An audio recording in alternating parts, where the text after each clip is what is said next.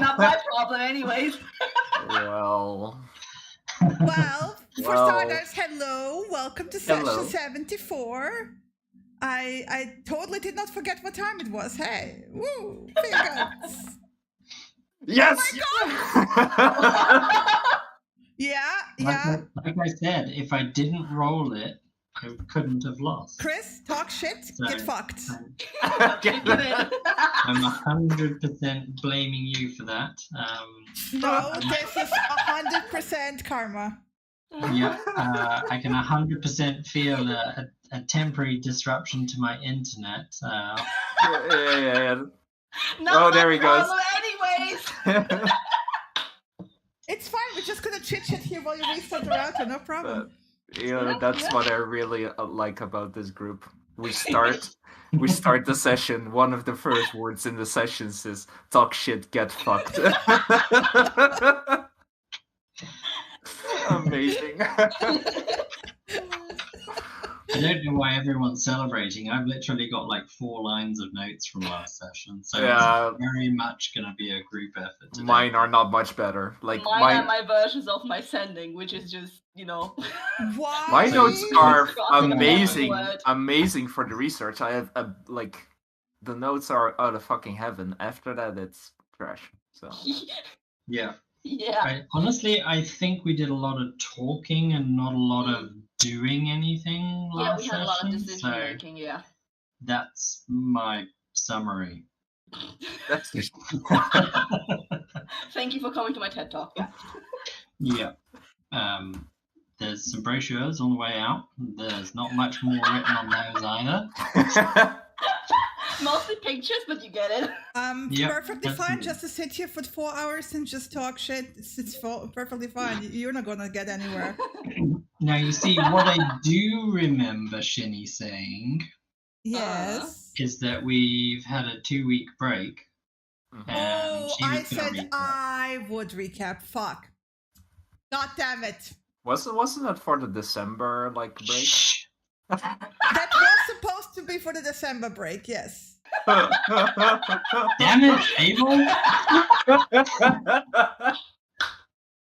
Yeah, it's we can make it a group effort. Close to having convinced her that it was perfect. I need somebody to start it off, though. I can start with the research because that was basically the first part.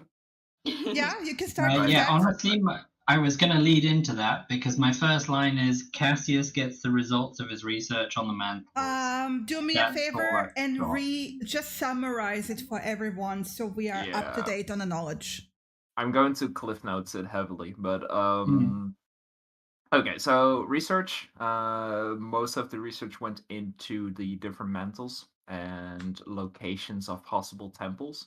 To summarize for basically all of them, if there was any information at all, for some of them there wasn't, but if there was any information, was from the outside world, like such delightful visits, locations you can visit, like the inside of a volcano, the deepest pit of the ocean, somewhere in the sky. So yeah, that's really useful. There were some, there were at least the names of all of them. We now have all of that. Basically, yeah, that's kind of like for the mantles, kind of all the descriptions of the temples. For some, it was a little bit more extensive than others. I'm not gonna take examples here. And specifically, I'm going to zoom in on one with the Father of Dragons, which was in a question by Samira, who was supposedly, or that was the previous name. He has now probably many names, but the Father doesn't give a fuck. The guy that stabbed Samira's patron. I don't know if I told you guys that. If he stabbed my patron. I don't know, did I? I did. I don't know if you told us in character. Yes. I think I did, because I told you guys about the flashing eyes, I think. Yeah, we were speculating on who the guy with the eye, the eyes and So that was the father of dragons, and we got like another creation myth, which is kind of a little bit of a reiteration of what we heard before, but was specifically the first of the like fathers and mothers, which was basically like the children of the elemental lords. Oh no, sorry, the Mantle of Life. The Mantle of Life creates the first proto-life forms and the first of each kind of like race: dragons, sauroids, amphibians, avians, fae, and shadow fae. And dragons were the first to be created of those, and he was obviously the very first. Yes, he was the first of the first, yeah. And then they kind of intermingled and formed all the sub-races, and most important takeaway, I guess, there is that the father or mother of every race-ish can feel all the descendants because they are like contained in all of them. That's how I wrote it down. Also about the Father of Dragons is that I told you guys that too in the vision I saw he is connected with Hildegard since I heard his voice. Yes, because he helped her also on her journey, right? Yeah. That's basically the information that I have from the research. The only thing of note, which was also happened in the meantime, is that Leda and Cassius had a little bit of communication, and that they found the discs, and that they found the compass, but not the chain that it belongs to, and they are they were going to the. You're not muted. Yeah, Don't worry about it. Keep going, Abel. I'll keep going. Yeah. Keep going. Keep going. I heard quiet. I was like, okay. Keep going. But yeah, that they were at the Shark Chieftain place, and he didn't want to release it, but he wanted to make a bargain that they find a way to undo the effects of aging on him specifically. Yes, but not necessarily aging itself. No, not like a fountain of youth, but no, the effects of aging, and then I have in caps lock letters Pendulum Taria aging thing. Yeah, that was my note on that. Yeah. And then Samira and Vieira came back, and someone else could take over. Yeah, I mean, I think the only thing I was going to summarize on top of all of that was the location of the temples is something the Guardian will know, because they've already done that trial. All those trials. Yes. Well, supposedly, yeah. Theory, she also has the ability to teleport to places she's been before. So potentially to the temples. Yeah. To help us. Presumably, we're planning to do the trial. Did we actually discuss whether we're planning to do the trials or not? I mean, at least I think what we said is that we might tag along with her if she's going to do it anyway, if she needs the Guardian, if she needs help. But if that was not already clear, definitely very interested in combined boons for reasons. Yes. I mean, you summed up most of what I've got written down, if I'm honest. Layla's letting Cassius know they found the discs on the 3rd. They were heading for the Shark Island off Galen. And then obviously they got there, and the Shark people want the amulet from Taria. We all reconvened in the inn. Yes. Still in God knows what the city is even called. Vanorum? Vanorum, yeah. That's right.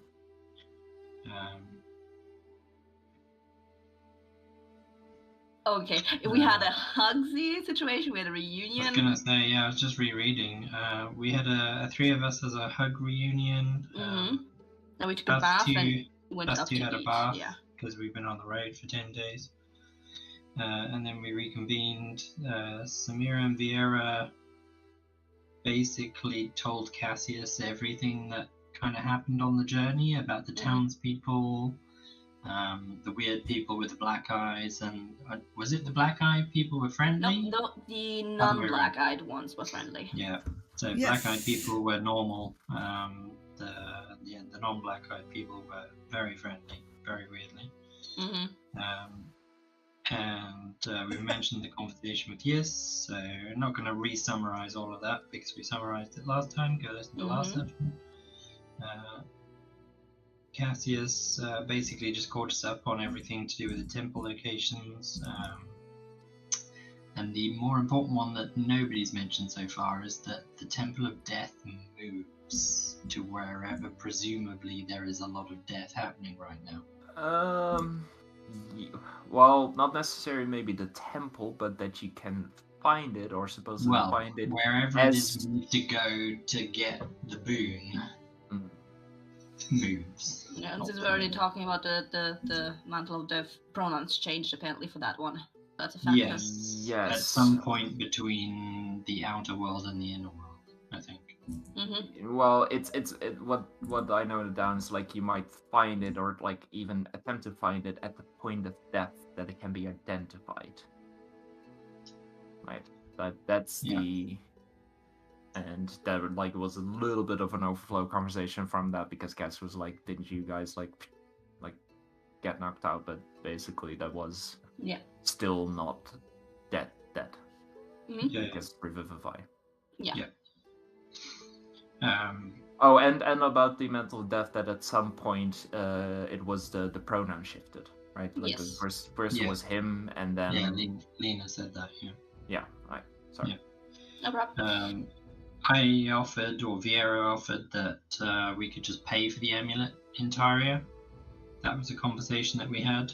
We came to the conclusion that we needed to talk to Mott and figure out better of whether we need to go to Taria first or whether we need to go to... Whatever. Whether we needed to go to Taria first or whether we needed to go to Tucson and get money first. We ultimately settled on Taria. With lots of messages going backwards and forwards to lots of different people. Motta was one of them. Seva was another. I think, didn't we speak to somebody else as well? Layla got a message and that led Cleo to message us. Something about her coming with a small army of sharks. Yeah. Well, she said an army of a small army of shark people. Yep. Yeah. And we're going to meet them in Penland. Yeah. Yes. Also, since you skipped over it, what we messaged with Motta and Seva about is that Motta once more got overwhelmed by the spiders because the cats got infested, I have no clue, and it's basically gone. So we have a plan, which is to, in the morning, communicate with Seva about a time where we are starting the extraction, where Seva will start her flooding to, put cats out of a misery as well, and we will basically help Motta get out because Motta got overrun by lots of little spideys. Yeah. Did anyone remember because the amulet we're supposed to find in this western town? Do you guys remember the name? Gaitan, wasn't it? No, Gaitan is Gaitan is the western town. Really? Yep.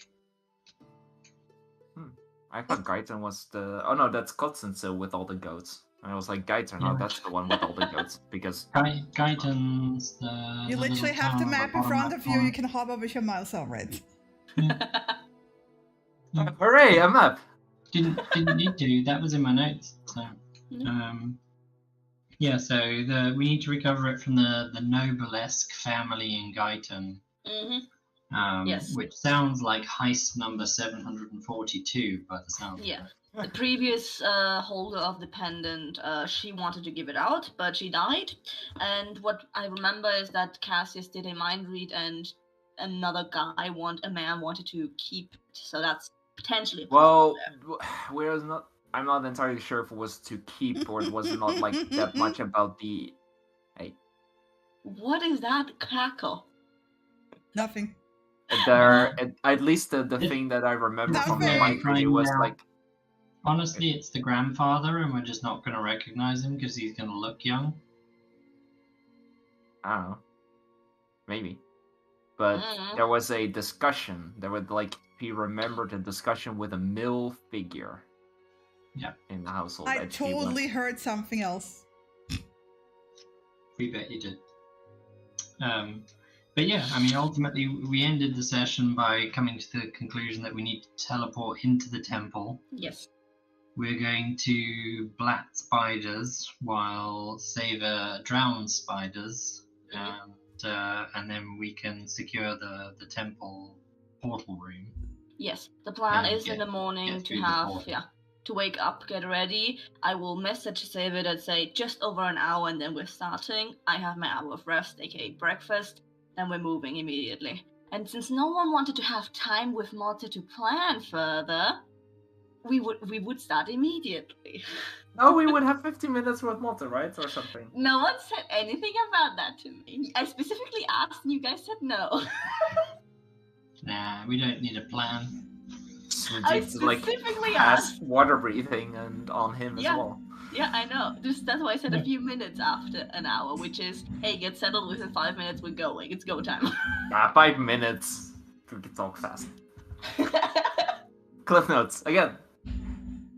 Absolutely. We'll be fine. Get ready for smash. That's all the words we need. So, do you want me to kick it off the prior night, or are we kicking it off in the morning at 6 a.m.? Since we all went to bed, I think the morning, right? Yeah. The morning, yeah. Yeah. Plan go. What is the plan right now? So it's 6 a.m. in the morning. Yeah. You wake up after you get a long rest, by the way, if you haven't done it yet. That reminds me, I was brewing a potion of healing, wasn't I? Yeah, you were also prepping your spells in the middle of, even before doing the long rest. Although you had literally 2 weeks to prep them. Because I knew that we were starting with plan go. We're ready to go. Now it's not like you didn't have 2 weeks to prep your spells in the meantime. No, I didn't. But anyway. Yes, you did. Anyway, so you had a more or less restful night, I hope. Yeah, you probably were tense about what's happening, what's going to happen. So you wake up. Take it away from there. Yeah, I'm just... we have one room, right? Or do we have multiple? Because no, Cassie only had one. I didn't pay for all the other rooms, but if you guys... I don't know if there were rooms. No. Okay, so one room, I guess. Yeah. The town was starting to fill up and be busy because of some reason. I doubt it time. Yeah. So the likelihood is all the other rooms have gone anyway by the time we're back. So. Very likely, yeah. So wake up and start to immediately get ready. Just, as fast and quick as possible. Packing, getting myself together, Does everybody have a potion of healing? Yes. One. No, but I do have my own healing if you don't have any. Well, I've got my healing too, so does Cassius, but here's a potion of healing anyway. Thank you. Just in case. It's obviously it's only a small one, but...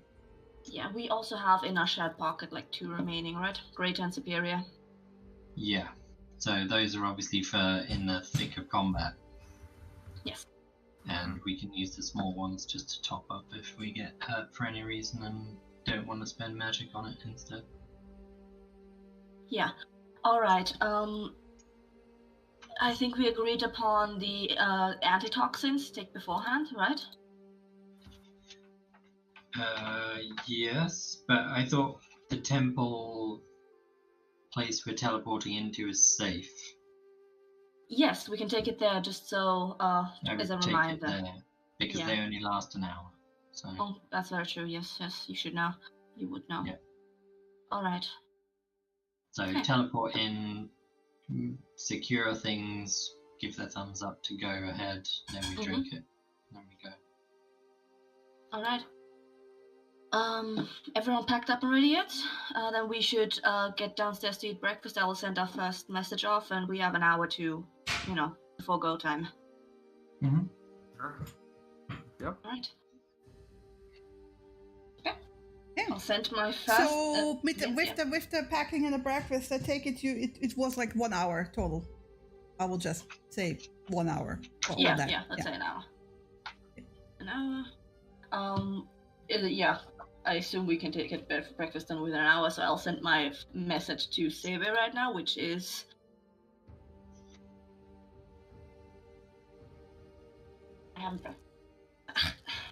Go time is in just over an hour. Prepare as we are starting the distraction. Soon as we arrived. Good luck. That's it.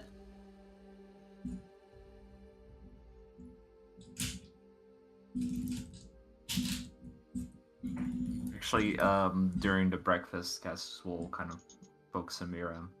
Mm-hmm. Yeah. Well, you're not poking her at the moment because she is listening to something else. After she is sending, she stopped glazing over. Okay. I would have hoped I could have saved my magic, but apparently she needs to go ahead then. I mean, she needs to know when you're starting it. She can't see. I gave her time. I give her time. I give her a timeline, a strict timeline. You know that people don't have wrist watches in this world, right? Yeah. Fine. Okay. Well, that's yeah, okay. You sent the message first, didn't you? And then we're going to sit and pack and have breakfast, so you're technically short resting for an hour. Yeah, but I think... Then I just meant I would have liked to be full up instead of we pop in there and then I get rid of one of my... half of my energy, basically. She wants you to send, one now. when we're... Yeah, exactly. Go now. Right. Yeah. You poked me? What did you need? A place to store the rest of my money. Again, coin parts, please. Sure, yeah. I sold the sword thing. Nobody here was interested in it, right? No, not really. Okay. You mean you sold the one sword that could destroy... I'm kidding. Yeah, that one. My bad. All So right, he hands you 100 platinum. I'm adding it. More money for us to spend. Shut up. He just looks at you. No, raises we're not joking about the it. spoon that he's eating his food with and points it at you. Careful. I mean, if we stopped off in Tucson, wouldn't need to. Apparently not, because apparently you're sitting on a dragon sword there. Yes. Yeah. Oh, well, goodness. Somebody in a bank probably is. Okay. Alright. Let's get ready, everyone. Some breakfast. Yep. Either it's gonna be very anticlimatory when we arrive there, or it's gonna fuck us over all over again. There's no middle ground between us. Nope. Do you remember what thing he said about how to use it? We just crush it? Yeah, right? he kind of said everyone hold the one crushing it. And I think he said, put it in between your teeth and crush it? As opposed to, between your boot heel? Could be, I don't know. You're supposed to eat it. Don't look at me, I wasn't there. Yeah. It's like a giant it's like a purple jawbreaker. You put it in your mouth and you're hum. Actually, I did do an identify, but I don't remember what. I think that was on the. You did? I don't remember you doing an identify. Yeah, it's actually it's a 19. No, there's an identify in chat, yeah. Yeah, there was one on top, and I remember I did want to identify both the potion and the pearl of teleportation. Let me. That was a 19, Oopsie. but I don't know. That was in the evening before. Why are you shushing us? I think I just like. She's actually going to give him some secret information about how it's not going to teleport us where we want to go. I'm trying to figure. No, wait. This is a 7th level spell. This pearl is probably above a 19. I would guess so. Yes. It would be very rare. Fuck. Rip. Alright. Let me double check. Now I just feel like you should identify it again, Cassius. I mean, this was all on the previous evening when we were doing sending stuff. You could have done it again. Yes. I'm giving you another roll, considering I completely zoned out on you rolling it all. Nah, what could possibly go wrong? Jim is totally paying attention to you. Oh, since before the long rest, the short rest is over, I would have touched Cassius and given him a spell. Since I get my. Oh, you roll a 25. Jesus fucking Christ. Yes, I did. Was it very rare? Let me check. That's actually... It's very rare, yes. Amazing. Natural 20. Okay. Yeah. So just on the DC. Yeah, nice. it works as the spell. The teleport spell. It's a one-time use. It's an ingestible. Therefore, doesn't have any other components but the somatic and the pearl itself. Uh-huh. Yeah, so Cassius would have told you that, yes, indeed, you eat it. Nice. As we're talking about that, I would have, cast this on Cassius. That would. Since I used all my 2 spells up before we re-short rested. Okay. I'm not telling you what I'm casting. I've never told anyone that what I'm casting. Yeah, no, I know. But I know, okay. Yeah. Okay. Just a pat on the shoulder. Yeah, you can't ask me if you wanna. But I don't feel she's just touching my shoulder. I mean, that's like, I don't feel anything, right? It's vocal and somatic, yeah. Yeah. You're gonna be alright. That's what you say? You're gonna be alright?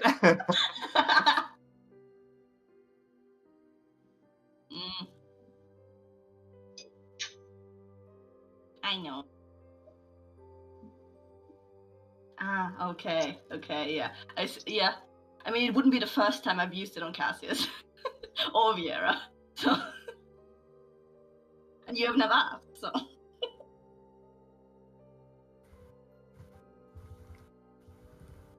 Yeah, 1 second, I'm typing something to you.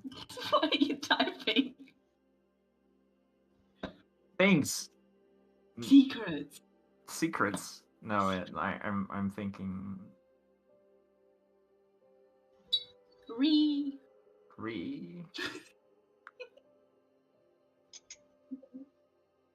Meantime.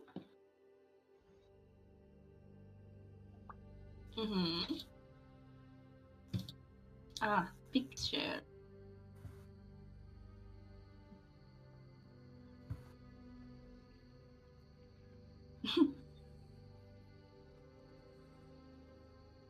Calm before the storm, huh? Well, there's certainly none of that here in real life. Oof. That's why we need the escapism. It's already dark. Thanks for the reminder. Not dark here yet, but it's just like, it honestly just looks like the sky is snow. That's what it looks like. I know, it's a nice blue. I actually think it is snowy. Aye.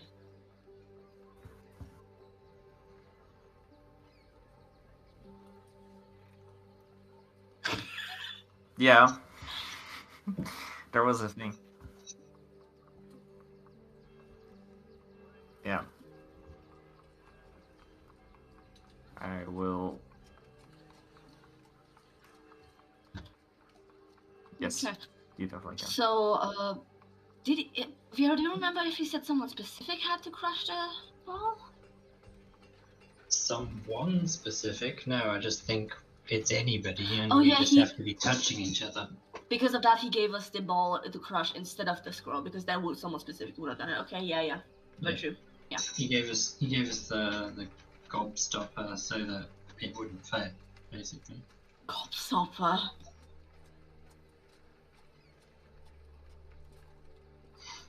Plus it's a jawbreaker. Jawbreaker, yeah. It goes in your gob, and it's a stopper. She's just invented a gobstopper. Amazing. You're making millions with that. Alright, yeah, do you have to prepare anything? Are you and Abrav good to go too? We're good. Alright, that's good. Perfect. As soon as Cassius has come out of his trance, we're good to go, I think. Yeah, that's right. You got your new clasp on you? Yes, of course. Good. All attuned. I'm assuming that's why you gave him something and not me. Yeah, like I told you, this is a bit more of a one done but higher version. Yeah.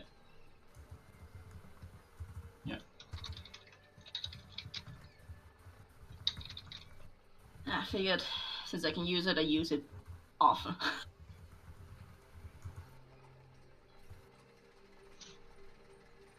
Fair enough.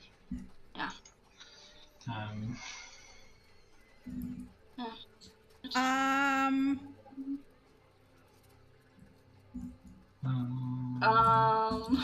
It's a tough one. Yeah. Tough nut to crack, huh? Well, I just remembered something and. As I. Alright.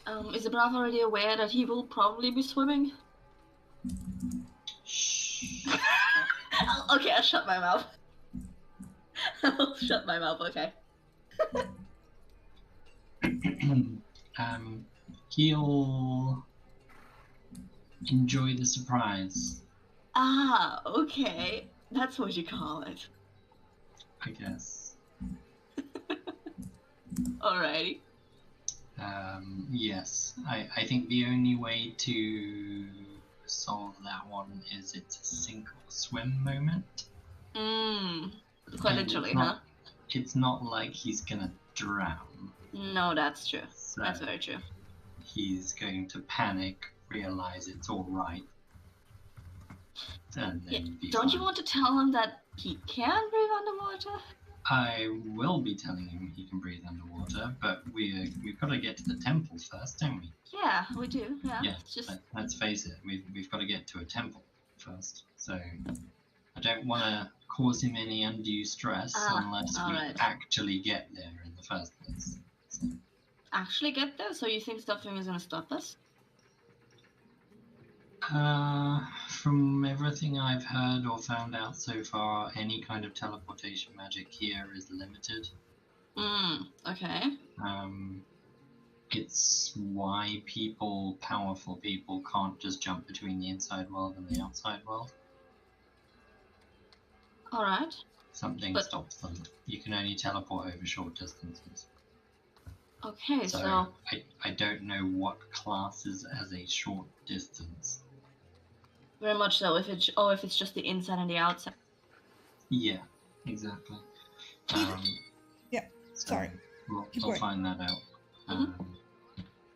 Because obviously one of the reasons the artifacts are useful is that they can take you. They show you a location, exactly where to go.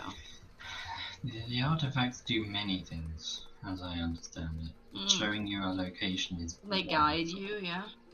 Yeah. They allow you to go on the journey in the first place? Something like that. So I think if you have the ability to teleport and the location is not on the inside, they might show you how to get to the outside. Could be. Yeah. And it might be you need to go to a certain place and then teleport to a certain place, but whatever it is, that's something else the artifacts, I think, allow you to do. which is obviously why everybody has been after them so much. Samira, as you reach out with your hand to touch Cassius and cast this spell, right? Cassius reflexively, it's actually a completely unconscious motion, to the point where like Cassius even is surprised, like shoots out with his hand and just basically, not brutally, but like grabs your wrist just to stop you. What? Cassius, take it from there. What were you about to do? What? Okay. What? And he kind of just like lets go of her hand, just like looking at his own hand, like, what the fuck? Did the spell basically, did the energy dissipate? No, you didn't go off. He stopped you before you could actually cast it. Okay. You were like about to do it, like you were already like doing the chant, and it just needed like the connect of like touching him, and he stopped you. It wasn't like counter spell. He just stopped you before you finished it. What did you do there, huh? Sorry, I just got a weird sense that I was good. What? I don't know. No, sorry, you were reaching out to me. Yeah. Right? Yeah. And I don't know, I just grabbed your hand because I felt like I'm already... What were you trying to do? That you were already... You had that? You felt you were... What? I don't... That you were already fine? What were you trying to do? I was... It wouldn't have been the first time I would have used it, only it's a spell that I know that keeps you safe. Right. It basically gets you back up again. Not up, but gets you back up again. Huh. Maybe... Yeah? I don't know, I just got a kind of a weird feeling from... And he kind of points to his back. Okay. That one. That I was... good, like, safe. Did you already have something like it? Shrugs. I mean, Samira, if you fire off your thing, you would pick up on the type of aura that you recognize from your own spell, right? Yeah. If you flash that. Yeah, I mean, yeah, if he says that something is already on him, then I would have done the magic awareness. Yeah, you can absolutely see an abjuration aura on him. Huh. When did that happen? I think you have something already on. Yeah. We did agree we're not using your ability as divination, right? You just pick up magic innately. Yeah, okay. Yeah. Yeah. I was just double checking myself for sanity. Yeah. Since when did you have that? I didn't know I have anything. I mean... The way you guys, you talk with people or you get weird as dreams, for me, stuff happens. Kind of like with the, when things are not longer on this plane and talking with them still. Yeah. That was also something, it was talked about, and then I just got a feeling. Like a sensation that I somehow knew the spell. Huh. This feels similar, but I haven't really paid attention to anything like it because I don't know. Maybe what was the last time you did it? Well, we went to the father, I think. Huh. I don't know, I was thinking maybe it's maybe because it kind of left over like I was in this pool, right? Yeah. With the sun. And maybe because something resonated there. And it left like a little bit more of his, I don't know, power in me? I really don't know. But you say it's some kind of spell that when you go down it brings you back up, and yeah. I mean, it feels like I already have something like that going. That's great to hear. That's very great to hear. So maybe, I don't know, use it on yourself. I think I'm good, really. Okay, I'm happy to hear that. Is it Brav here? I mean, yes. I'm using it all on Brav.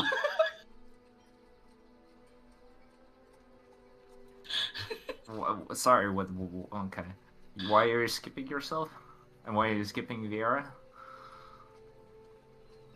Well, she has something. You have something already? What? Viera has something? I mean, it's not exactly that, but she got something similar for me. It was my gift to her. She got something similar enough. Okay. Yeah. Sorry, I kind of missed that. It's alright. It was my present from me to her. Planning to make, yeah. And yeah. And you said you have also something? I have the spell. Yeah, but why didn't you use it on yourself?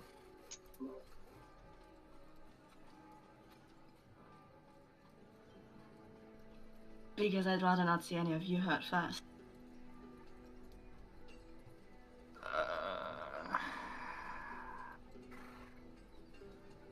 Sorry, but if I'm remembering correctly, the last time someone went down was you. Because she didn't run like I told her to. I did run. I did technically run. You ran into water with a tent, but not as far as you could have run. Tents can be replaced. Not the stuff that was in it, which is also everything that we gathered that we needed. I think we had that discussion before. I'm not looking at that part. But moving on. Yeah. I'm more like if Brav, when he gets hurt, he gets out, which is pretty smart. Well done teaching him. But it's not a hard trick to teach someone when they get hurt, if I'm honest. Seems like a bad student. I'm a bad student, but yeah. Didn't hear the sarcasm in my voice, but okay. Samira, you tend to go like more than any of us. But I'm already hardier than a lot of people. Yeah, but you like you and you and Viera, because Viera then's like, okay, well, let's go in. But yeah, well, you're like up in there swinging that big fucking stick. Like I never get hurt. Well, he's I'm pretty sure you were one of the ones who got hurt most last time. No, I'm not like lying on the floor bleeding. Vaguely recall healing Layla, you, and Samira. I was not very much on myself. I was fine. And we want you to stay fine. But I also want you to stay fine. And yeah, you're harder than us, but you're also in the thick of things, and sometimes when you're fighting, you're not really, how do you say it? Smartest? I know. You're involved in what you're doing, enthusiastically. A kind way to say. Yeah. So I mean, I get using it on Brav. I appreciate him as well, but really, you should also consider yourself, because if you stay up, you have like another chance to protect the rest of us. And because you also have healing. Very true. Brav doesn't have healing. Or does he? Not yet. Give it time. He'll be the smartest one in the group, and then we'll teach him spellcasting. I don't doubt it. But yeah, you're right. If I put it on myself, I can stand up and be there again. Yeah, that's right. You can heal. You can give someone a potion. I think it's just disregard everything else that I say, but the gist of it, it sounds like a better decision to me, tactically. Okay. If you say so, then I'll do it. And I use it on myself. Alright.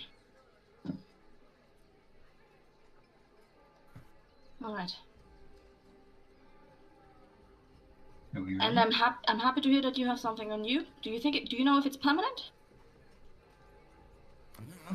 Let's find out. We still have our breakfast to go. This happened like in the first half of the show. Is that an invitation to beat you up? No. Okay. Maybe. How about I every so often check on you through my magic eye? Yeah, that sounds nice. Right? Very non-creepy. Yeah, I know. Yeah, again, sarcasm in voice doesn't come through this morning. Okay. The first question I've got is: are you both bringing your companions with? Yes. I'm bringing Bo, but if we're gonna be fighting and swimming, I'm not letting him come out. Okay. I've had a talk with Vinny. I've had a couple of training sessions with Vinny, and they know better now how to be involved, and they can. Okay. I'm assuming he doesn't need water breathing. Vinny doesn't breathe.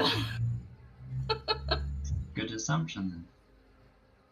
So as far as we know, it's us four and Motta that need breathing. Yes. And nobody else. Bo is also fine. He also doesn't okay? Breathe. Doesn't need to either. Perfect. That works out. We have, I think you said you have 2 extra. Yeah, we have, I think, 4 antitoxins, if I'm correct. So, should have every 4 of us have it. There's 2 in the bags, and you had 2. Yeah, so we have 4. Yeah. Right. Perfect. Yeah, we're all settled, and we'll finish up the crabs, and the hour is then over, and then we'll pop over. Perfect.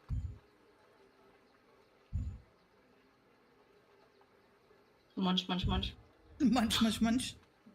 Yeah. Okay. That would be 7:30.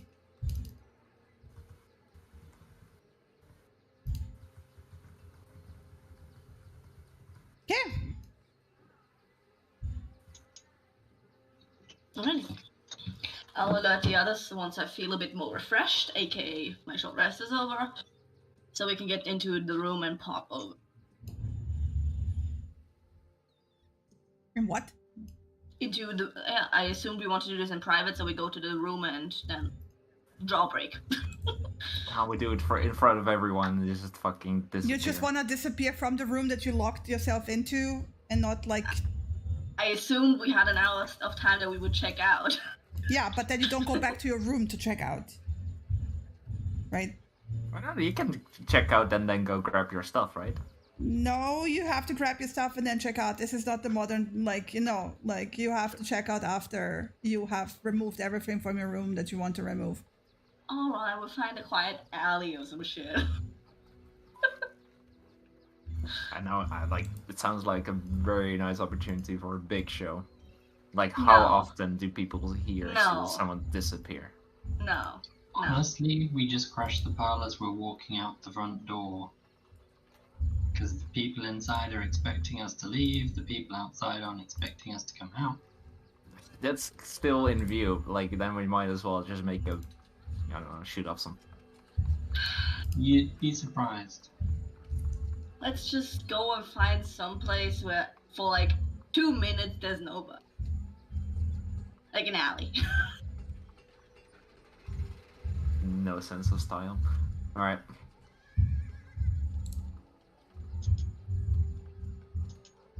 All right. I guess we make our way over to an alley.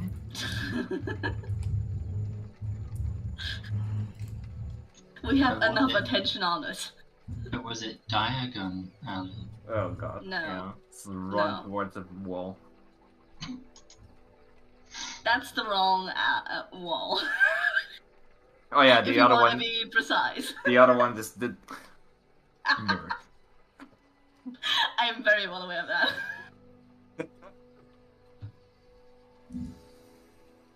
We go to a shady alley and make our shady retreat, escape, horizontally. Disappearance.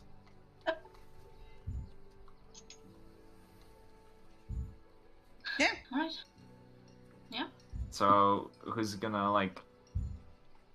Does one of you want to do the honors? I don't want anything of his in my mouth. Ooh, don't say it like that. Why did you have to say it like that? So bad. So bad. The real question is, who's going to have the better memory recall? And the answer is you, Cassius. Oh my god, you guys are... Put something of his in your mouth. I have to do the reading. I have to do the memorizing. Come on. And you have to do the ball in mouth. I have to do the ball in mouth. Yep. Time to get your ball in there. You're terrible people. I'm just saying that. You're just horrible people. Alright. Surround me. Touch me. Who wants to get fucking smushed by spiders? Do you want us to chant also? It'd just be weird. Yeah. Oh god. So, okay, are you doing it as you're leaving through the door? No, we're doing it in a shady alley. Okay, so Yeah. you're finding a shady alley. I'm not gonna make you roll for it. You're way experienced enough in this town to know where a shady alley can be found. You alright? Yeah, I was just I moved a bit weird and pressed my rib into my side. Yay. Yeah. Ooh, careful. Ignore me. It's fine.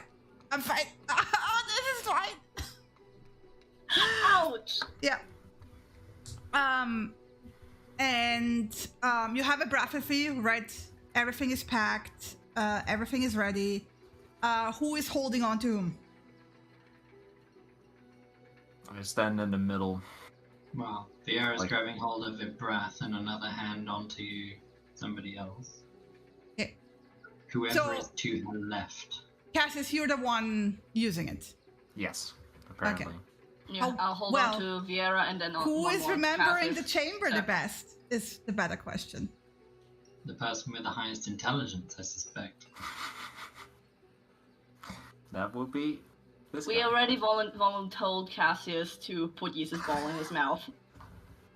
Cassius, how well do you think you remember it? Okay. Do I need to explain it or? Well, you viewed it once, right? Yes. And there was this main chamber with the big black crystal where the dagger was sticking out. Then just behind that was I don't know, like was it on that was there were most pillars like all strapped? around it. Yes. Yeah. And I am choosing the point that I want to teleport to is the one close to the wall where it was chucked into. So that was like this area in the back where we were fighting with the spiders, while Viera was a little bit more to the south, trying to wake up Motte. And we were because like, the area just was north of quite there. empty behind the pillars. That one was quite empty, yeah, yes. yeah. In the front there were like all these pillars and the crystal and shit, and I don't want to get in there. The pillars and the crystal were all in the middle. So everything around the edge towards the because it's a square room. It's a perfectly square room, right? Yeah.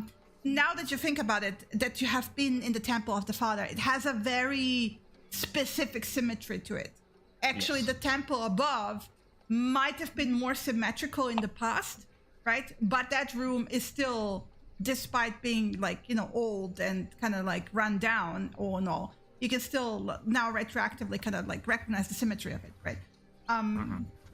So, like I said, there's the center with the crystal. There's the pillars around that center, and then the edges of the room are completely empty, and it's completely symmetrical. So, if the back is empty, so is the left. So is the right. So is the front. Right. Yeah, but I'm choosing the one close to where I was chucked in the portal, but not too close to the wall, like a little bit of a distance away from it. Yeah. Well. Roll me a history check. Oh god. I'm not proficient in history. I don't think anyone is proficient in history. You can throw everything you can possibly throw at it. You know, your fate point, your gift, your whatever. For this, I will actually pop Bo out very briefly for him to give me guidance. Because whatever you roll, you're allowed to add to your D100 for a teleport because you viewed it only once. You have to roll a D100. Oh god. What else can I add? You could choose to add... I mean, normally it's 2 to a D20, so would that be 10 to a D100? No, I think this is just the history check. Yeah, the history check. I'm letting him, for memory's sake, roll a history check. And you want to roll as high as possible because whatever you roll, I'm going to let you add to your D100 roll. And if the fate point, I can add it before, right? I can then add 2. You can add 2 to a check. Or you can re-roll it. Right. So then a question, another question. Yeah. Do you want an enhanced ability? Or an advantage? Advantage on the roll. I mean, that would be useful. Otherwise, I would say, with the fate point, if I use it for the +2, and if I then use the magical guidance from the sorcerer, do I still get the +2 or no? Because it's the magical guidance is an ability check that fails. You can spend 1 sorcery point to re-roll the d20. You must use the new roll, potentially turning the failure into a success. Yeah. So I could stacks with fate. So. It stacks with fate. Does that stack with enhance? I don't know. Well, enhance just gives you advantage. Advantage, yes. So he has to roll it again, and he would roll it again with advantage, right? Okay.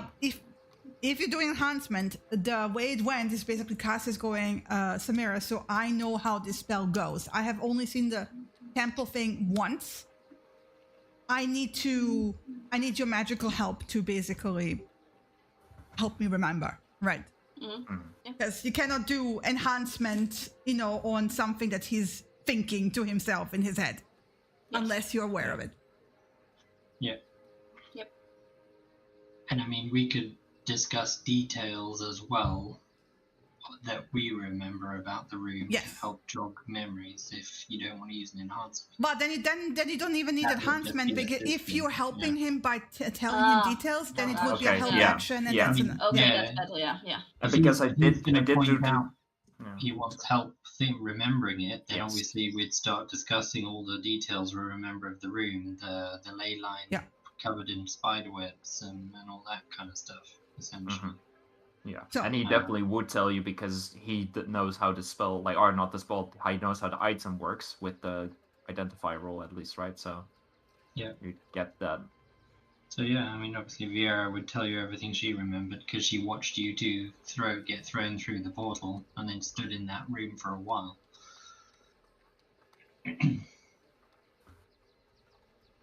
Okay.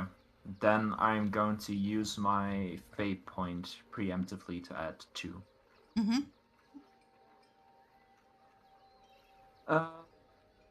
Okay, so it's going to be a history. And because you were fighting in there, you spent some time, and with the addition of people describing it, I'm also gonna use it seen casual instead of viewed once, by the way. You're rolling on that.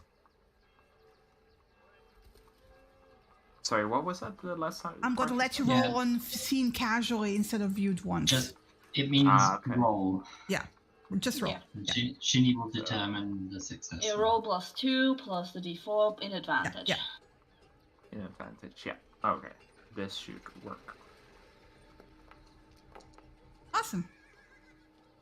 24. And now roll a d100 plus 24.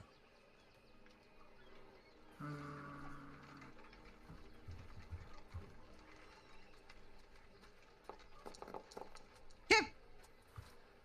I'm not going to explain anything. So basically, describe how you're using it, how you're getting ready, and then I'm going to take it from there.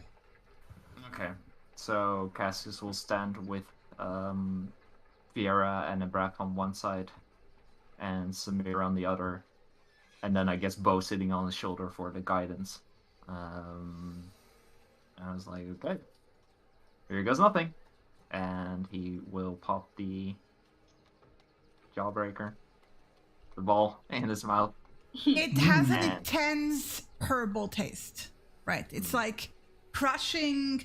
Imagine like it was initially very smooth to the point of shiny, right? You figure like it has been dipped into something to be glazed over, so it has like this hard shell, right? But the moment you crunch into it, it easily like crunches. But the thing is, like, imagine taking a spoonful of cinnamon into your mouth. Yeah. It has that consistency, which like immediately dries out your mouth, and you like inhale it, right? And it just coats everything. At the same time, as it's being crushed, you start feeling it first and then hearing that familiar hum. You have now experienced it often enough to know what's coming, right? Mm-hmm. And then you basically have this like, you know, inverted pressure of like, you know, like pop. And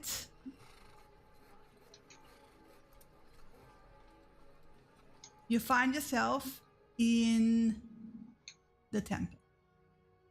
Oh, thank God. Exactly where you wanted. You did it. So, Cassius is coughing first because of the fucking cinnamon challenge. Yeah, slap him on the back. I offer him a water skin. Oh, the God, first that's thing, awful. yeah, roll me a Constitution saving throw. Well, you got it. Oh, amazing. Jade, wash your mouth off. Wash your mouth off. Yeah, okay, you recover really quickly. Smooths out. Casual. The first thing that you will notice is that it looks cleaner than before. It looks like Motte has in the meantime started like fixing it up, basically. There's also this like background. This room was initially completely dark. Now in the center above the crystal, it's like almost like he imbued a stone with like this like a cold white phosphorescent like veins going through the stone to like just give it more illumination. It is only around the central area, so like the rest of the room fades into blackness. But it emphasizes the structure, the crystal in the center, from where you have retrieved your dagger originally, if you remember. And as you appear around the corner from the front of the room, Motte steps out. Still the huge Mothman he is. Looks at you with his big sad moth eyes. The room looks clean. There's no cobwebs.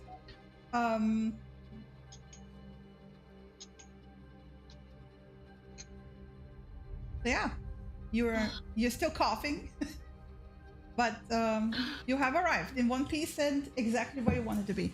The mirror is still set into the wall, by the way. Since you're there. Oh, yeah. Convenient. Well, Viera is immediately going to drop to one knee and start casting a spell. And she's going to... If I can find it. Yeah. I'm greeting Motte. Yeah, he greets you back. how are you doing? Have you hurt? Have you rested? No. Basically, he explains to you that like he's fine. He's not hurt. He has shut off, basically sealed the door, and if you look where the door was, there's just a smooth wall now. So he basically isolated this chamber entirely. And he explains that he added additional layers of stone to just like shut it further in. But he also cannot hold it forever. At some point, they will start burrowing through the stone. All right. Yeah, we hear. I mean, the way he explains it, he will explain like he might have been able to hold out for years, right? It wasn't like hyper urgent, but eventually the spiders wouldn't have been small spiders anymore. They would have been big spiders and the burrowing spiders. So, eventually it would have gone very wrong again. Yes. Since everyone's already here, Mortis, just so you know, everyone also, I'm casting the water breathing. Yeah. So Cassius and Samira get 15 maximum hit points. Ooh.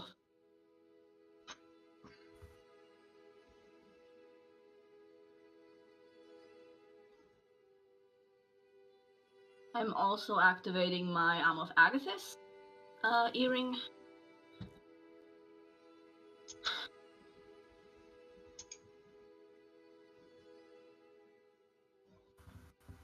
And start taking out the antitoxins from the bag. Hand one off to Cassius. One for myself, and Vera has the other two. Alright. Everybody get ready. Not whatever else you need to prepare. I'll contact Seve as soon as we Well, he's ready. Like, you have to tell him how do you want him to move the stone? Because like I said, it's like now you have to imagine the central chamber. Like imagine like a giant rock, and this chamber is a square empty space inside of a giant rock. But basically he thickened the walls quite a bit. And there is like no natural, like you cannot just push a door open. There is no door. It's just rock, right? Yeah. Is it possible for him to interconnect all of the passages that the spiders are in so that they all sink down to a bottom point vertically? And the spiders are encouraged to go that way to try and burrow to get closer, because then Zeva is going to drown them by flooding. He will warn you that whatever shifting he does, they will pick up immediately because of tremor sense. Yeah. So but it's not like you haven't been moving walls anyway. No, he thickened it. This is what they're aware of anyway. But if he starts moving something else, they will become immediately aware, right? He will just warn you about that. But like, yes, he can actually shift the entire temple structure, but that's him out. Like that's all he can do then, right? Yeah. Because it's if he needs to move the entire temple structure and funnel everything into one thing. It's not for us to tell him. He knows the temple and he knows it better than we do. Seva is going to flood the tunnels, do whatever he thinks is best to help flood the tunnels to kill the spiders. He can open all the doors. This is like relatively easy. How many do you know approximate numbers? No, he didn't go out to count them. So you don't have any kind of that. He just knows it's too many. Okay. I guess I don't know exactly where, like, they would be called to it if you open something, right? Because of their tremor thing.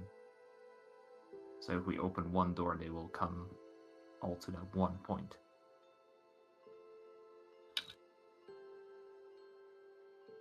Well, they might also move away from it. We don't know. I don't think we should open all doors at once and let ourselves get surrounded. We should funnel them. Yes. Through. Open one, start distracting from there, and we move. I don't think we need to go anywhere. Seva's going to flood the tunnels. All he has to do is make sure that she can flood them from the top. Well, we also need to provide. We need to provide a distraction, so that all the spiders outside, because otherwise she cannot get close enough. Yes, she cannot get close enough, or she will get targeted. We need to be here causing a ruckus. So that is a fixed point. That is how she can help. Yeah.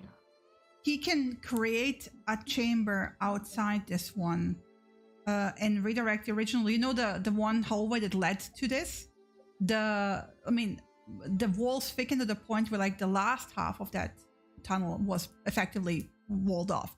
But there's still the other half that led from the stairs. He can like redirect it to an additional small chamber where he can pop you into, and you can take it from there. And they have to then come down the stairs. They have no other way to come down. It's the only way down to this chamber.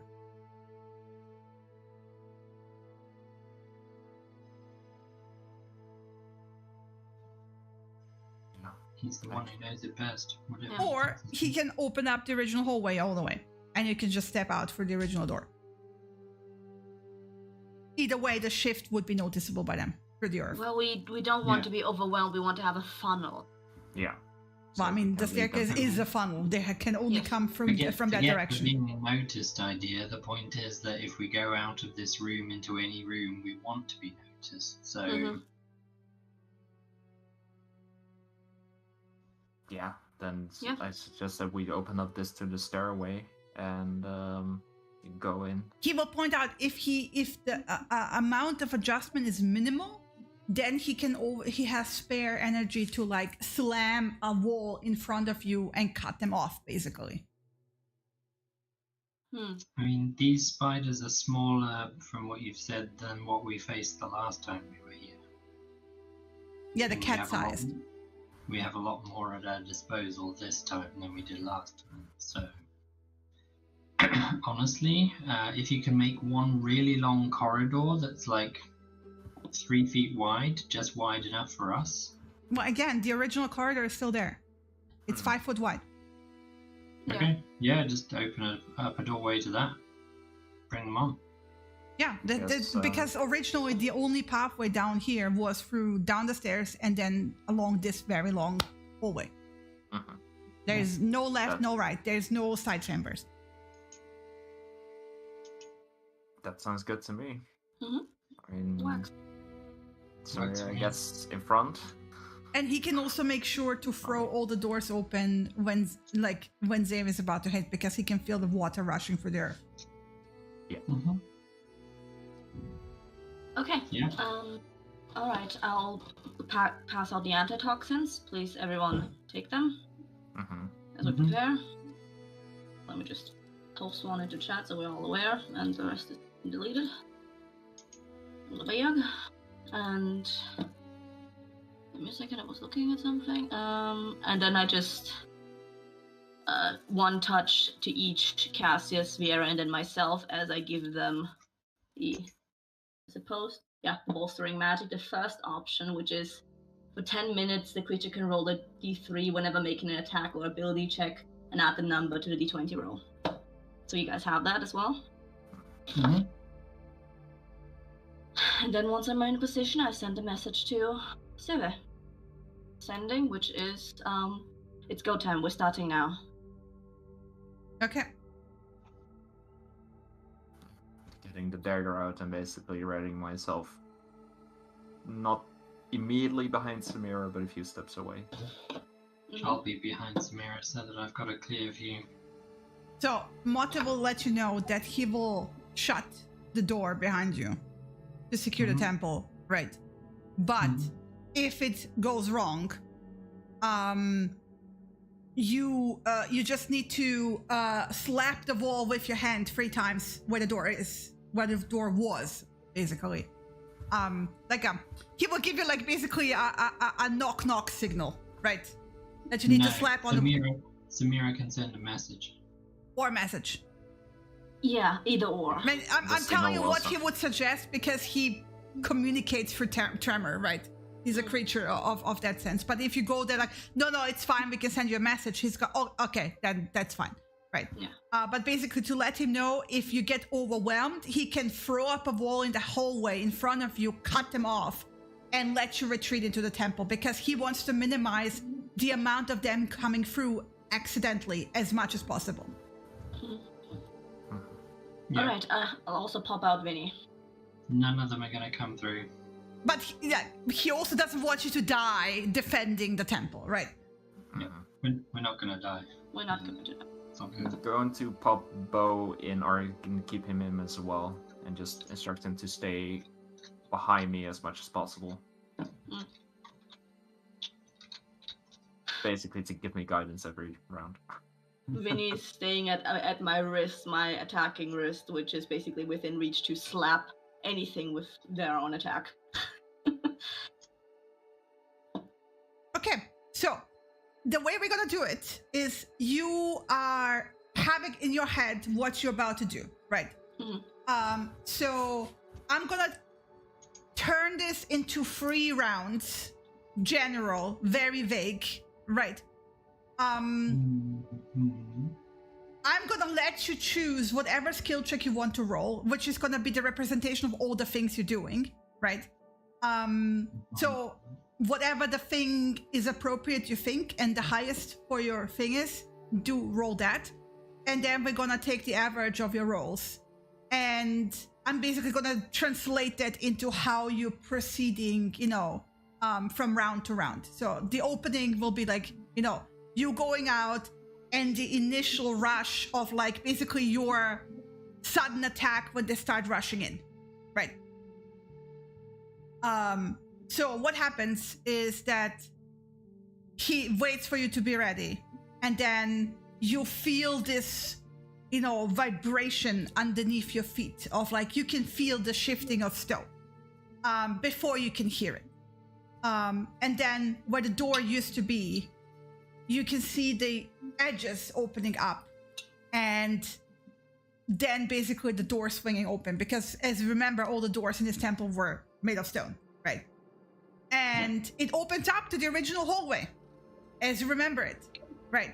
And you step out, and he slams the door shut, and the door just disappears. It just merges with the wall. So roll me your checks now, because this is the first round. This is you getting basically prepared. And then you're gonna, basically your check will be how it fires off as they start rushing in. Because we're gonna do this narratively. Mm-hmm. If you're using any spells, spend the spell points for it. Well, this is the first check before they get here. Yeah. This is the first check before they get here and when they're rushing in. This is like... because you're not doing anything before they get there. You start doing it when they arrive, right? Mm-hmm. And what I'll be doing is prepping with my abilities, basically, which is the rage prep and, So you're raging? Okay. I'm raging and I'm holding an attack action. Well, we're not doing it action by action by action. I know, but that's basically what I'll be doing. So I don't really have much I can do. Pick an ability like, I don't know, constitution check or strength check or athletics, something that you think would represent the things you're picking as like a summary of it. You know what I mean? Yeah. Intimidating them to attack you. If all your stuff is strength related, then like pick something that reflects that. Like athletics would be a good general check, right?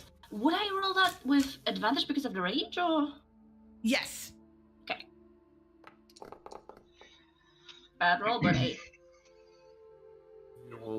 Cassie will be casting haste on Samira. So that sounds like something dexterity related, or not? No, that's more like magic related. So you're masterminding it.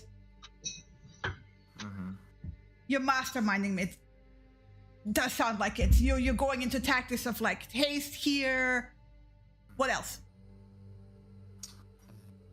Then stealthing himself. So he's gonna. There's no stealth. Really like you literally cannot hide in anything. It's an open hallway. The open. Yeah. Then I guess so. The first is haste, and then for himself, he's going to basically take a ready stance, light on his feet. So you can use a bonus action to assist somebody as well, can't you? With the mastermind, actually, yeah. So basically, tactically trying to control what you can control. Yeah, you're tactically helping us and positioning yourself. So So casting haste on Samira and trying to go into 8 Viera. What kind of skill check you think would represent the most here in this situation, the masterminding direction? You know what? Persuasion. I think persuasion is you're guiding your team. Yes, and the magic is also charisma. Performance or persuasion? I think both are appropriate. Then I'm going for persuasion.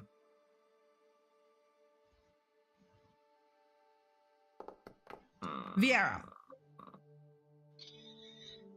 With that, would I have guidance from Bo per round? Yes. Don't forget, you guys have that D3 that you can use whenever.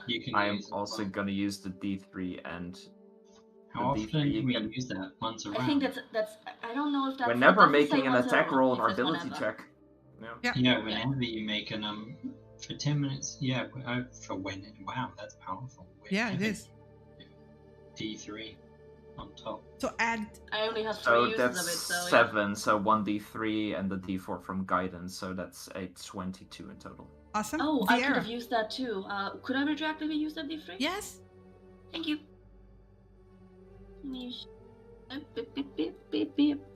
That's just an 18 now. It's something. It's 18. 18.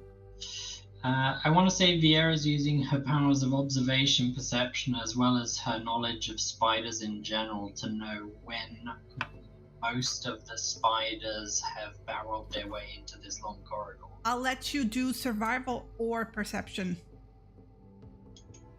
No brain. And if you go with survival, I'm giving you advantage, actually. I will still go with perception. Mm-hmm.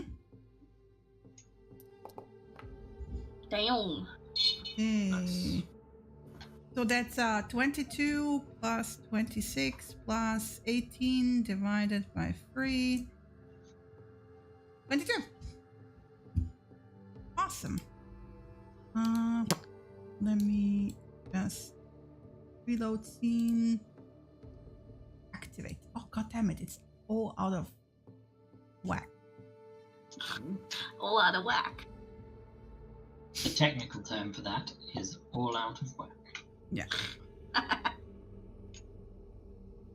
Let me switch the music.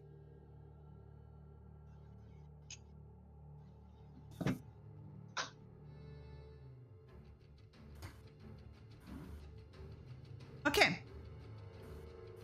There is a moment of silence. Because, it takes them, they do sense the vibrations, but the intervention, the shifting of stone that Mata did was not that huge, right? It was quick in that sense. So you had a moment, of several turns, actually, where you could get ready, do the spells you needed to cast, prepare yourselves, mentally get adjusted to the space. By the way, here too, Mata added the illumination from, in through the cracks of stone. So it's not completely, it's dim, but it's not complete dark. Basically, he's trying to accommodate as much as possible without expanding himself too much. Because he's not an uber powerful spirit, just more powerful as you used to be, when you arrived here. So yeah, and you can hear the skittering first. And because it's a very long hallway, the way it manifests of you seeing them is that the end of the hallway, the far end, starts going rapidly darker and the darkness coming closer. And as it gets closer, you realize this is because the walls, the ceiling, the floor are covered in spiders to the point of them covering the illumination from the cracks in the stone. They're not huge, but they're many, basically spilling into the hallway towards you. And then you may describe your first very effective impact as you start firing. What are you doing?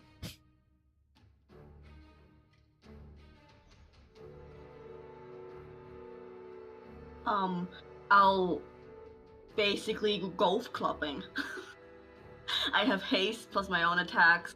I want to point out that golf clubbing, you're literally swinging into sand, right? They're like swarm, right? They're not like individual one creature jumping at you at a time.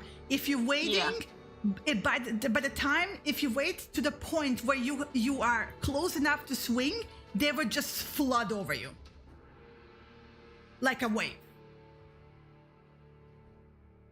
Just want to point it out. Yeah, then seeing the wave, seeing it get darker, I would pop off a light, so that everything around me gets burned and there's light for everyone else. So where does the 10-foot radius start? It's a 10-foot. It's on me. On you?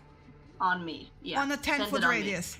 Okay, yes. I want to. Okay, then I'm letting the others to go first, because if they're 10 feet away from you, they're way close, right? So let's go with Cassius and Viera first then. What are you doing?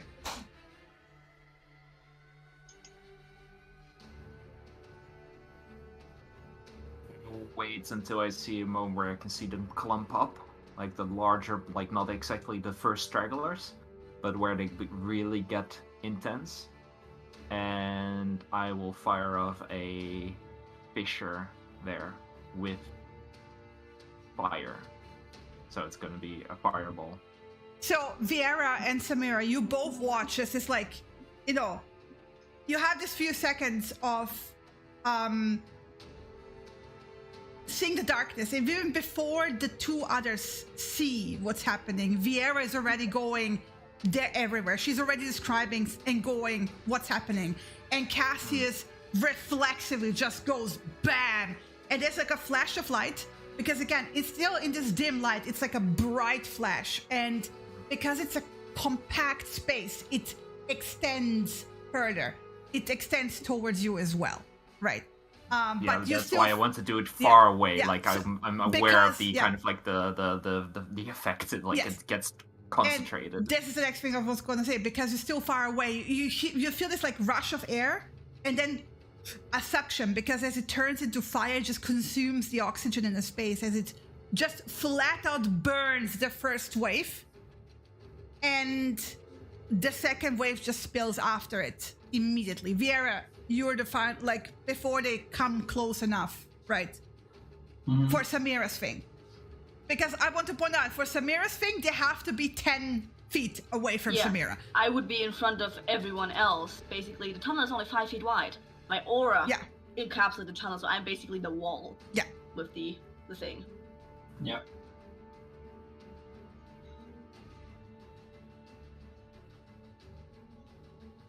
What's the damage on that, by the way?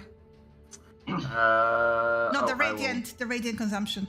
Oh. Lena. Oh, it's just everyone gets 4 radiant, and just 4. 4, okay. But everyone gets burned.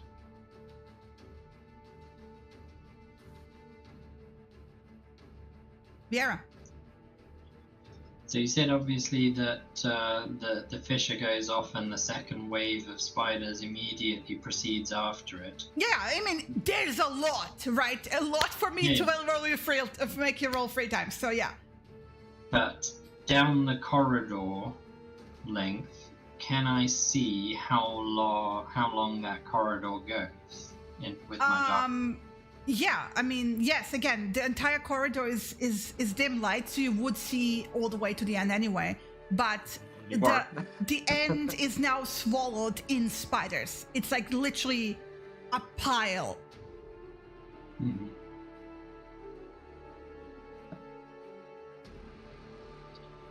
I think originally it was good to have 100 feet long, as far as I remember, the whole way. Yeah, that's fine.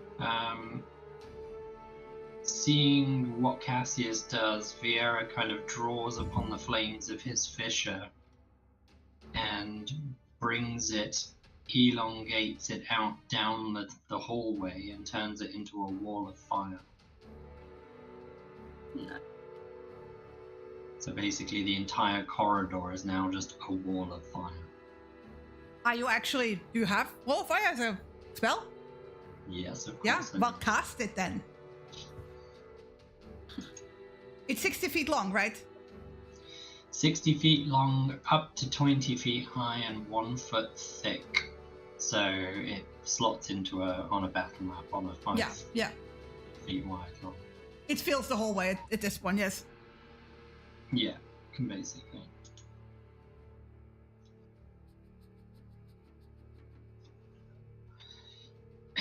No, I don't want to put down a spell template. So, I will say that for a good minute you're holding this wall of fire, right? Yeah. You hear... It's 1 minute.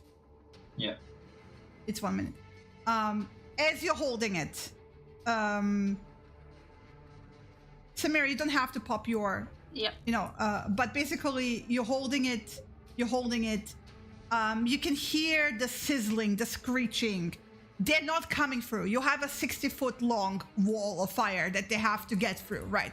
Yeah. The idea was to center it back as far as possible, so that it hit as many going in the opposite direction as possible. Yes. So like you're hitting a lot, and you can feel like you can hear the sizzling. You can hear kind of this like screeching as they like all die as they keep rushing for. It's a mindless mob being pushed in like as much as possible, and your wall of fire sizzles out, and because it's 60 feet, right? Within that one action span, they flood downwards again and hit that radiance from Samira, because she's slightly ahead of you, stops them dead as they start impacting at the edge. Some of them manage to jump through, and you see them sizzling, and just turning into powder as the radiant just destroys them. They're anywhere between hand-sized and cat-sized, but if you want it in hit points, it's anywhere from 1 to 4 hit points, right? Mm-hmm. So whatever you're doing right now is all more than enough to kill them. It's just that there's so many, they keep coming still. Let's go round 2. What are you doing?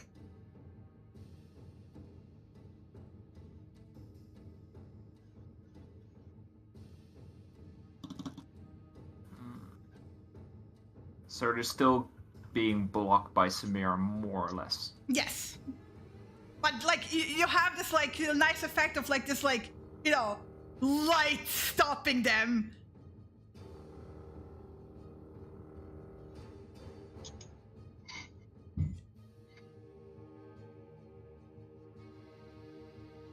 How long does your radiant thing last, by the way? The radiant thing lasts, let me look. 1 minute. 1 minute, yeah. So yeah. So she bought you 1 minute.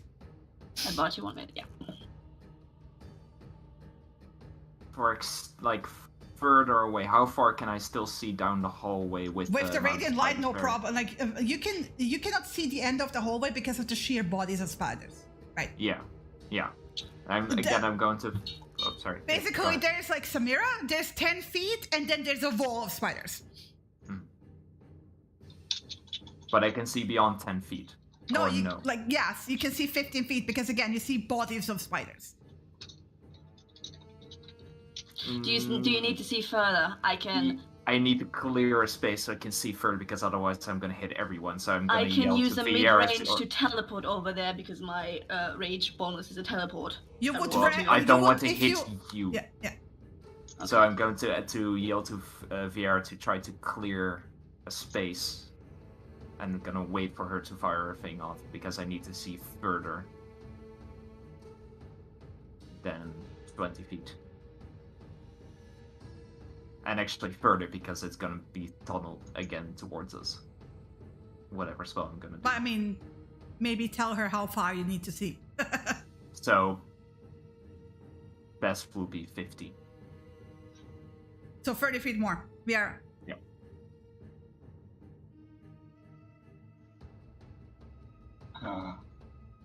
I don't have light or anything like that. No clear space from the spiders. Like, clear them out.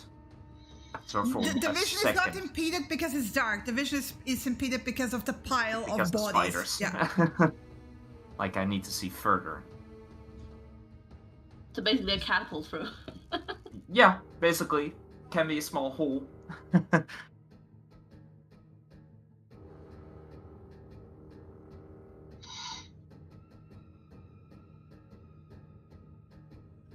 So this is round 2. Yeah. What was Samira doing in round 2? Samira is standing in the front ahead of you, I assume good 10, 20 feet. How far ahead are you?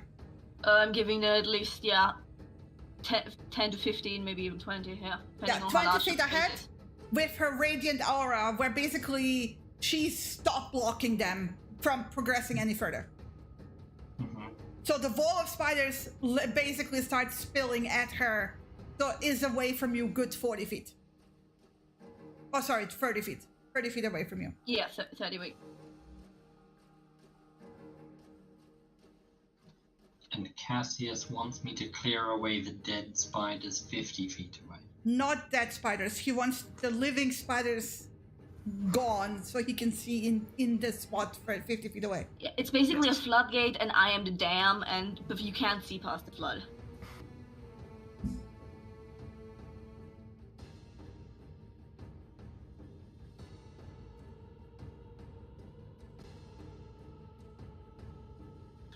Abba might need to draw it.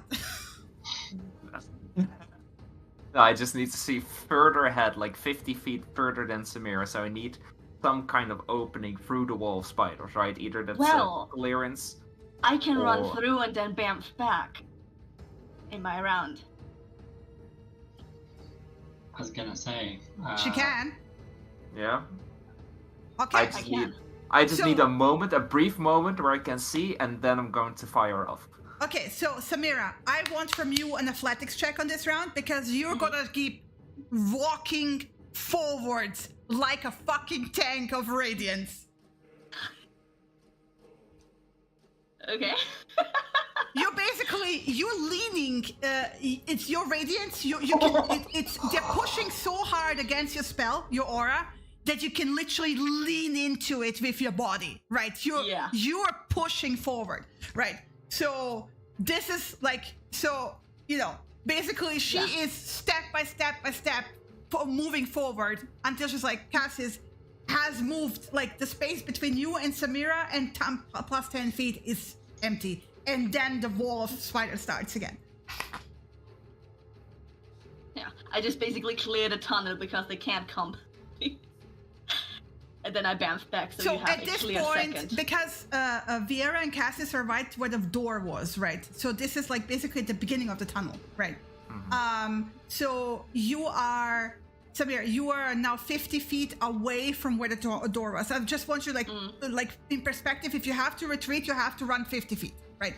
Yeah, I am hasted, so I have 80 feet plus I have a 30 feet bonus. Okay, just write down somewhere mentally if you would need to run 50 feet, okay? Anyway, you have 60 feet of clear vision, Cassius. Well, I was waiting for her. I'm waiting for her to bamf out. Give me your now, and I bamf immediately. Like now. Bamf. And I shoot out another fissure. This time it's going to be lightning to crackle down the hallway, basically. Okay. I mean, it's as effective as fire. You don't have to change the element. Flavor. Yeah, okay. Why not? Now I'm back to 20 feet before you guys, because I have enough movement to hold my station. Okay. So, are you doing anything else? Because, again, we're not doing turn by turn by turn. So, on top of Cassius, you did your... So, Cassius is still doing your... masterminding. I'm still trying to... Yes. Any directions for Viera after... Because you didn't tell them what you're doing. You just said you need more space, right? Yes. So... After that direction, I'm gonna, tell Viera to hold again until they swell up and do another big thing. Okay. So basically, he's telling you what he's gonna do once Samira bends back. So Cassius, you can roll me another persuasion. Okay.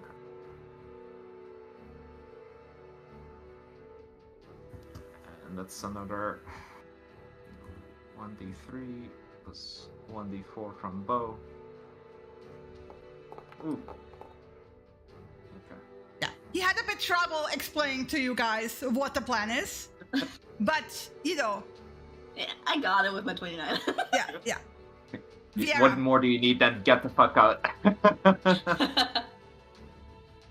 Viera, so you're not sure what he's gonna do. You kind of feel like he's gonna do the same fire thing again, the way he explained it. Yeah. I think not fully understanding what he wants, but he just told me he wants space and as much as he can get. So obviously Samira's done her bull rush and teleported back. Viera's going to do essentially the same thing by wild shaping into a rhino. Ooh. After she's run past Samira, and then basically trample down the corridor as much as she can for 30 feet, and then she's gonna wild shape back into herself and use Misty Step to teleport literally like 2 feet behind Samira and then back up again. Okay, roll me. Oh, this is an athletics. Yeah, this is an athletics. I'm assuming it's an athletics as With a the rhino. Yeah. So I get +5. Yeah. Don't forget the D3. Yeah.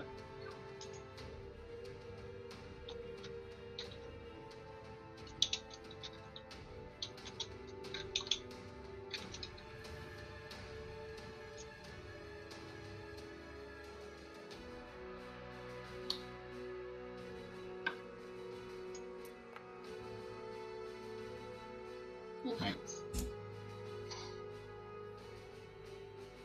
Okay. So, this is the first injuries we're getting because so we have this thing of, you watch Samira basically brute walking step by step. Like you can see her, it takes effort, right? So for the entire duration of that minute, where she's holding this radiant spell, she's pushing them back, and Cass is very focused on her, momentum forward as he's waiting for her to to go now and then bamf out and then him dropping the thing. So you see slight sweat going down his forehead, being super focused. There's still spiders basically making it through the barrier and long enough to spill through and then just sizzle out because the radiance just evaporates them. And Viera is readying herself to basically rush into the vacuum of what she assumes is another fireball, to squish them further and then bamf back. And however, it's one thing to swoop in a spell, which is from a distance. You are running now bodily into another mass of bodies, right? So the initial rush is you're a rhino. You basically barely fit into this space, but you fit still. And you have this thing of when you imagine coffee in a tube, and if you push it back, it's soft, and then it hardens because you're compressing it. Mm-hmm. That's what it feels like, because it's hundreds of tiny spiders and you bull rush into them, and which is great, but as you slam into the final the compression, you feel the impact yourself, and your skin is thick enough for them not to be able to bite you, but you basically get a bit of a dizziness, from compacting the spider bodies and running that into that before you can teleport back. So however, all that damage is easily absorbed into your rhino form. So no problem, right? So you bounce back. FYI, I also detracted the damage I took from my own radiant damage, yes. but I'm good. Yeah. So yeah. Anyway, this is basically you're not aware, but immediately, but you start, Vera, you're the first one. Like after you bounce back, you start feeling the vibration in the floor of the water starting to rush into the caverns above.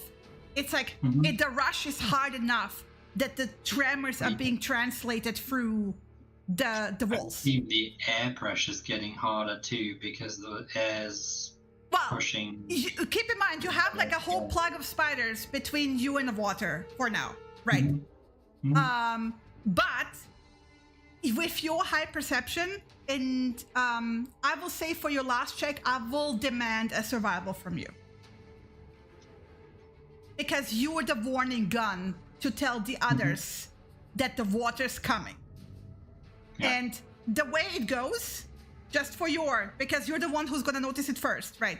The way it goes, the water will flush the spiders at you along with the water.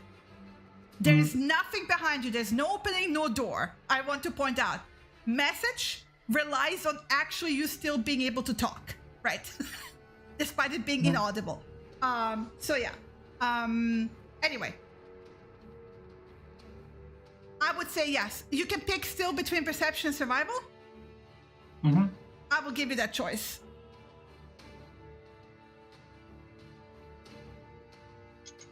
So we're on the final check now? Yes. Do I still get advantage with survival? Yes.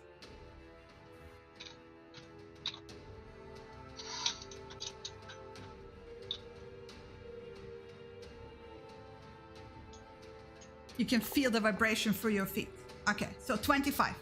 So basically, you're telling them the water is coming, and it's way high enough for you to basically explain what's about to happen. Yeah. So basically, brace yourself for the water.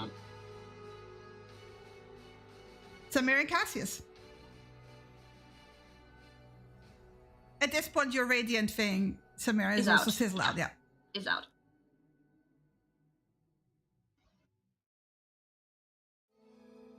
First of all, I'm waiting to see if there's any other orders coming.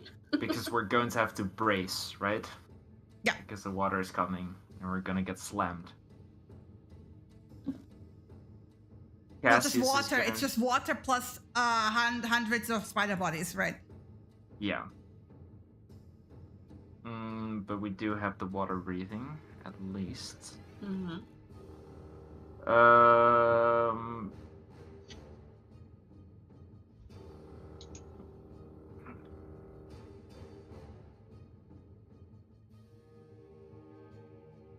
This is stupid. This is probably stupid.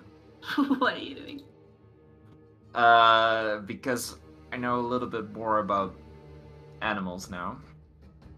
So Viera, and also how polymorph works. I'm going to tell Samira to do what she needs to do and then get behind me. And I'm going to then use polymorph on myself to turn into a... What did I see? A giant toad. Ooh. I don't know for that what would be a skill. No, I'm gonna you're gonna do the masterminding still. So, because you're kind of telling them your plan, you're directing them, you're telling them what you're about to do. So they can adjust accordingly, right? Yeah. All right. I'm doing a combination of the spells you're casting plus, the ability to say I have plus the check. Just to add the narrative flavor. Like you're 15 tanked on explaining, Vera, what the fuck you're actually doing. Okay. So 25 I'm gonna plus... turn into a giant toad. Okay, so Samira, because he told you to go behind him, you know that based on his explanation of what his plan is, him just sitting there, it's not like he's glued to the spot, right? Yeah. There will be a wall of water and spiders basically ramming him in the face. Yes. And you two, which are two now squishy women, are standing behind. Right. This is not ideal. This is not ideal. Okay, what the fuck am I doing here? Because I'm still raging. I can't. You're still use raging. spells. Yep. Yeah, I can't use spells because of that. What I will be doing though is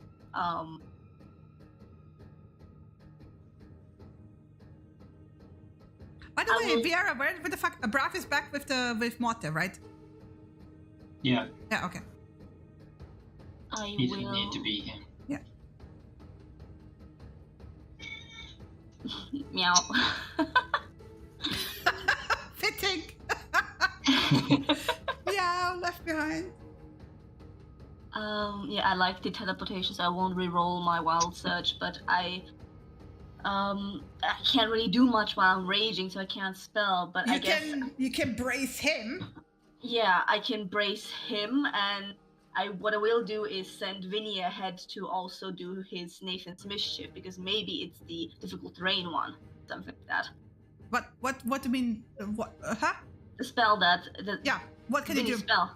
I will send while I brace Cassius, I will send Vinny ahead because Vinny doesn't have to brace. Yes.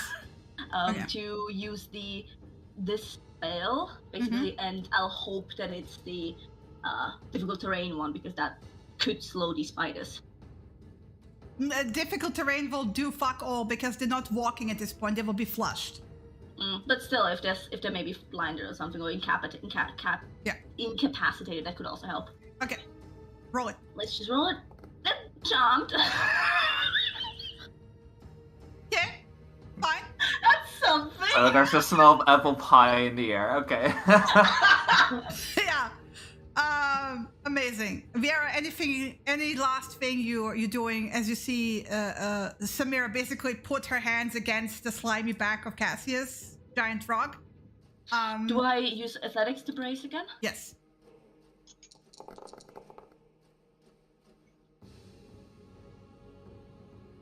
And there's the smell of apple pie, a nice send-off. Do I? Don't I? Do I? Don't I?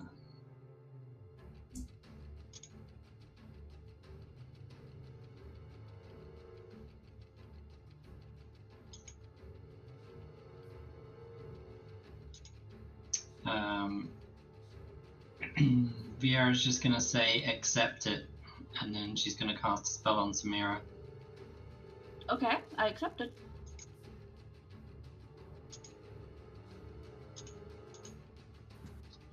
Ooh. And she's gonna polymorph her into a... Where is it? A giant octopus.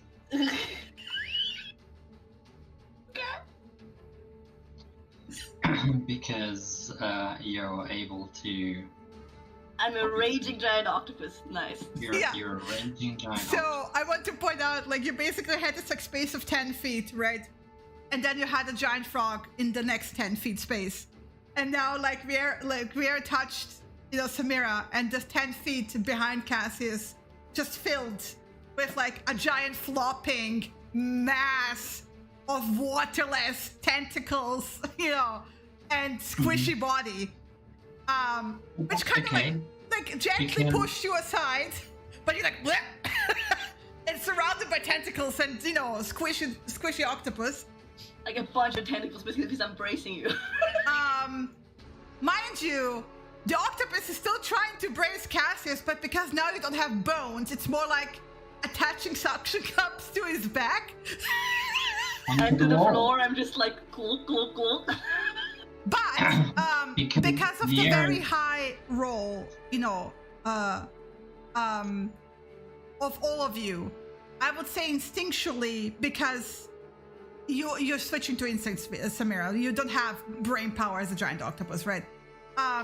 You realize that you have these suction cups, so you like reach out with your tentacles past Cassius, and attach like a whole bunch of tentacles to the walls and brace him that way. You're basically hugging him from behind.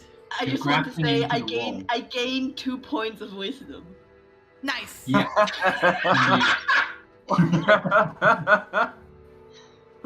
Nice. So, like, come on, I gained 5 points of strength as a toad, so. which is great. Yeah. So yeah. So basically, Cassius, you get like suddenly hugged by tentacles from behind, and then Viera wild shapes into a giant octopus to do the same thing. oh my god. Okay. Oh god. I mean, to be fair, octopuses can fit into small cracks like easily because they don't have bones at all. Yeah. That's the idea. Okay, so,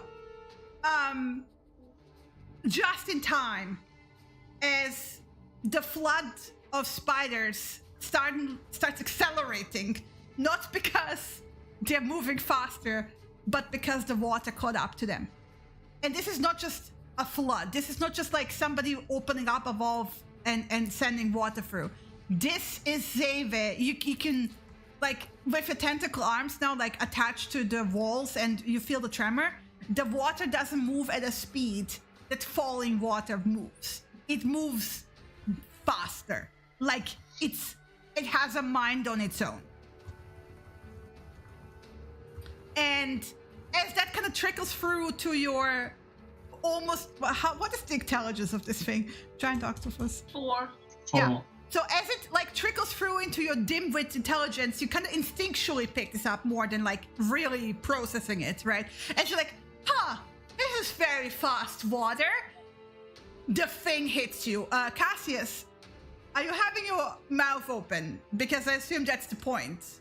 Yep. Yeah. So you go, right? So you're getting like deep throat gagged with way too many spiders and water all at once. If it was possible for a frog to choke, you're choking now. But also, you know how frogs are basically also kind of like balloon animals? Oh no. Yeah. So you start I want you to actually do me a Constitution saving throw because this might be a bit too much on like swallowing. As the frog, yeah. Yeah. And you don't get the D3 because that's a saving throw. Wait. Hey, no available uses. You're a liar.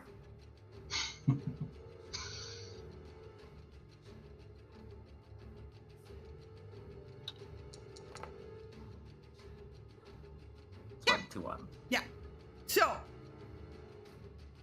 your saving throw is high enough to basically be you are closing your mouth as it hits you, so you're actually not getting this like whole rush into your mouth.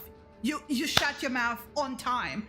You get like water and spiders and like, oh yeah, nom nom nom. And by the way, because they're charmed as well, they're not even trying to fight it, right? It's just like, we love you, and just happily are being nom. Yeah, I love being eaten.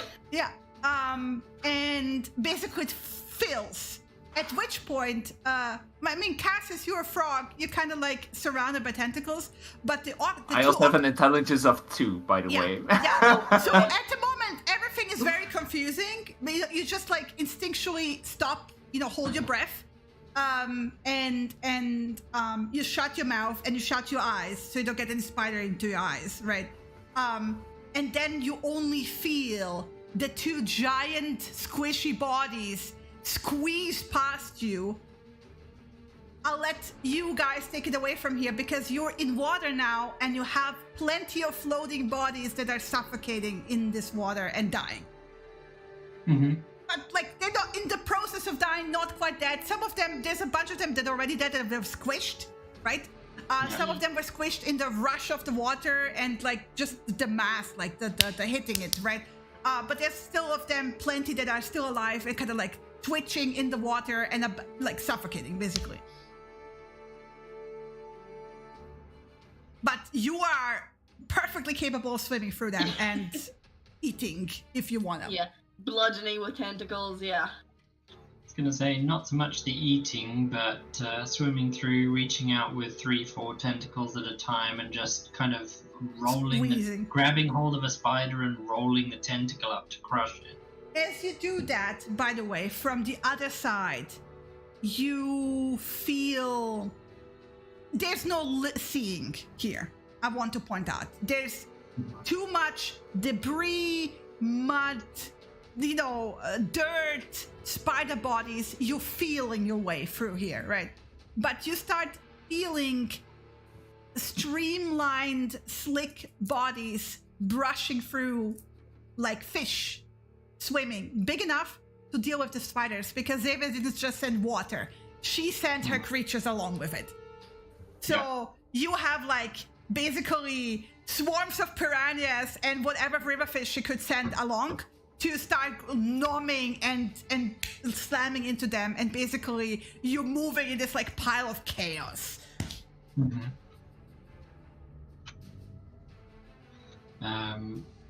As Viera's the only one with any sort of intelligence at this point.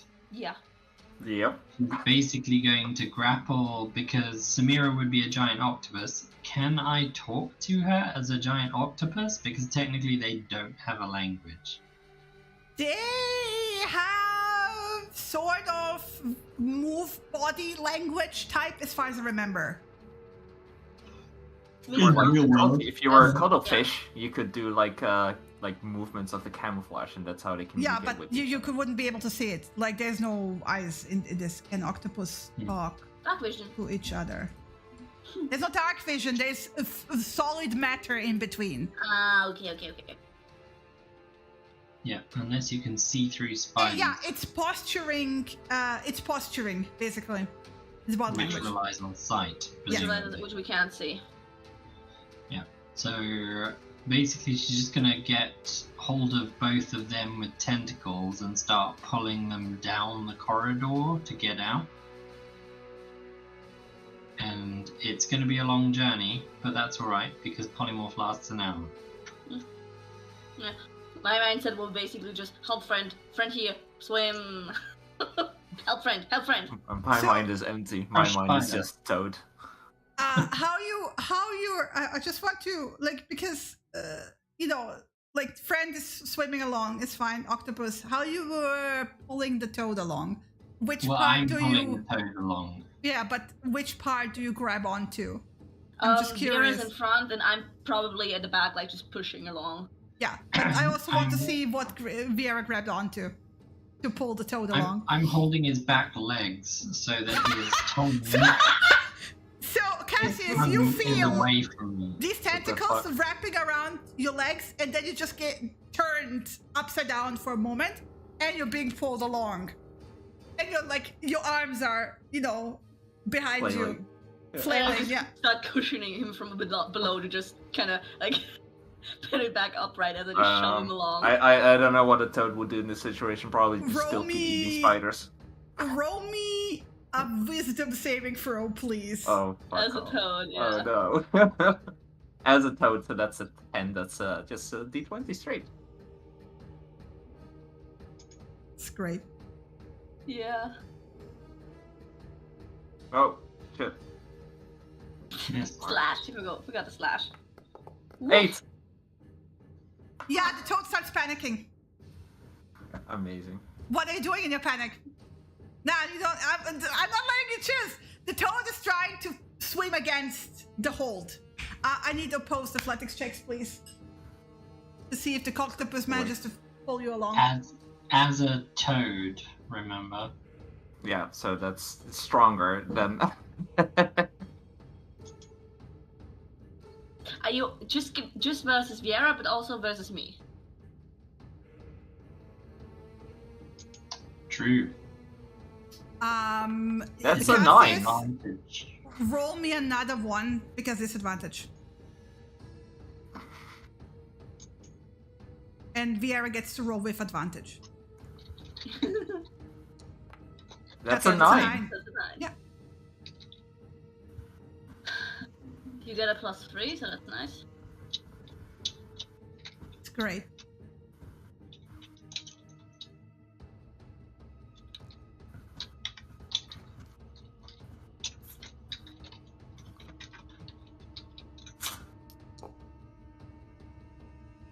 Still beats it. Still beats it. So it slows you a tiny bit down, right? Mm-hmm. But yeah, the help from Samira does help. So where are you headed, actually? I don't know. I'm asking Basically, Vera. Yeah. to the surface where Zeva is. As you swim up, you go up the stairs. And basically this is you get to the right is the big room where the pile of bodies was in the corner, right? That was flushed, by the way, along with everything else, right? Lovely. So you're swimming in a cocktail of debris, mud, bones, spider web, which dissolves in water anyway, and spider bodies, and then the occasional fish in between, right? So it's very confusing in principle. But if you remember, the spirit Motte sunk the temple and cut off any big exits. The burrows that were done are like small holes. And although you are squishy, they're like, I don't know, 20 to 30 centimeters across. They're not big enough for you to actually fit through those openings. They're just like, there are plenty of them, plenty enough for Zeva to like push the fish and the water down through those openings. But none of them are big enough for you to swim upwards through any of them. Yeah, I'm just checking something. And especially not Cassius and his big frog body.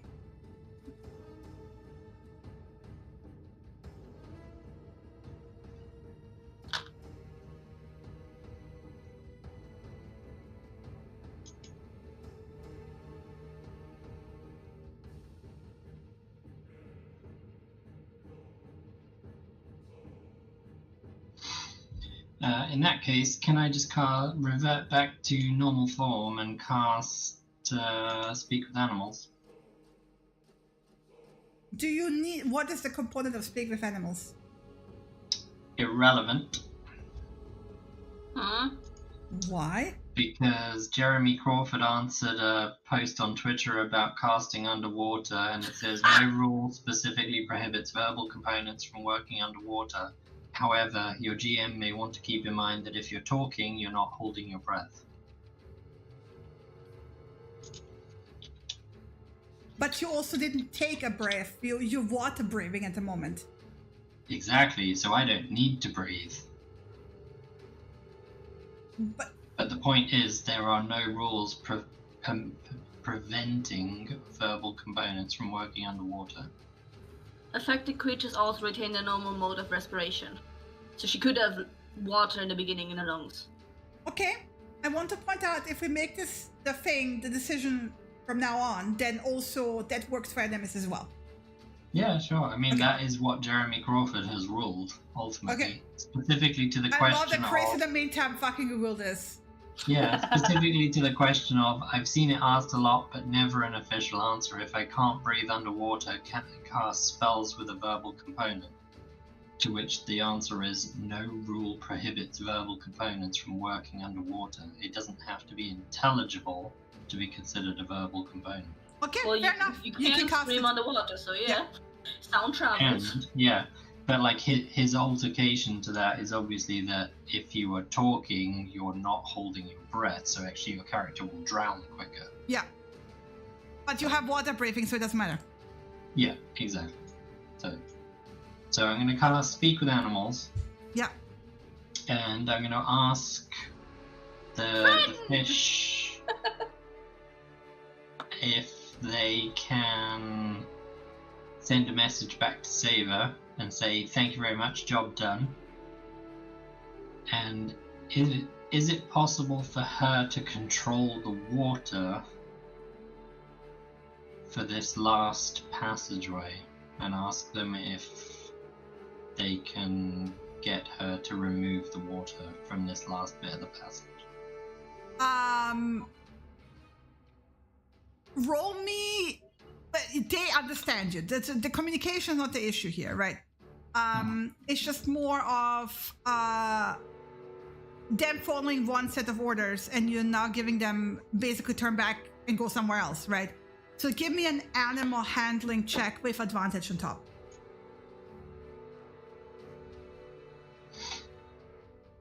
As a giant octopus. Okay. Revert it back, right? So. Yes.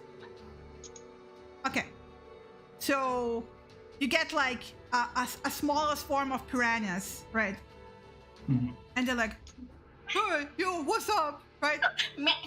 They're like, meh. But at different times, right? And you know, one of them is still like chewing on a smaller spider. Like there's like legs, you know, from the little bit that you can see. It's very difficult to see between all the teeth. Yeah. They basically the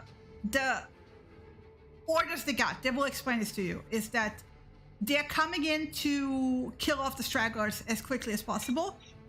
And once nothing is moving, she will retract the water.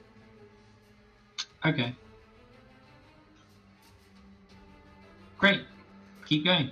Because right now, she has her friends in here, and she doesn't want to leave them on dry land, right? Yeah, of course. In which case, she's going to turn to the giant toad and say, "You can stop struggling now. Everything is all right." Friend! Roll me... I'll let you use the same 23 for that. Cassius. Roll me another wisdom saving throw with advantage this time. Oh god. It's going to be worse. Oh wait, sorry. That's my saving from it, so it's... Straight up D20. Mm-hmm. Well, it's 2d20, so... Yeah, but what was the advantage? Yeah. So let's see. So you calm down. Ooh, 19. Smartest fucking toad. Yes. Toad's gonna look at you. It's kind of like float in the water. It's kind of just like float in the water. Yeah, because you had breakfast. You had breakfast, so you're actually not hungry, right? No, and I heard stop struggling, so he's going to stop struggling. So you have now like a giant toad, it's like just like gently bobbing side to side as like the bodies of like swimming past him and stuff like that, right? Mm-hmm. He's not gently bobbing, he's still being grasped by the tentacles. Because I never let go. Okay, I mean, you were pushing him with your head as you were swimming. Yeah, and then Vera will obviously turn to Samira and say, "Hi friend, everything okay?" Friend, yes. So Samira, as you like, so you basically tentacle hug them both now. Yeah, I'm very cuddly right now. Yeah. Veritable octopus. Amazing. So you're gonna hover like this for not a good like a few minutes, right? No panic about the water breathing. You don't have to worry about any of that. And then eventually,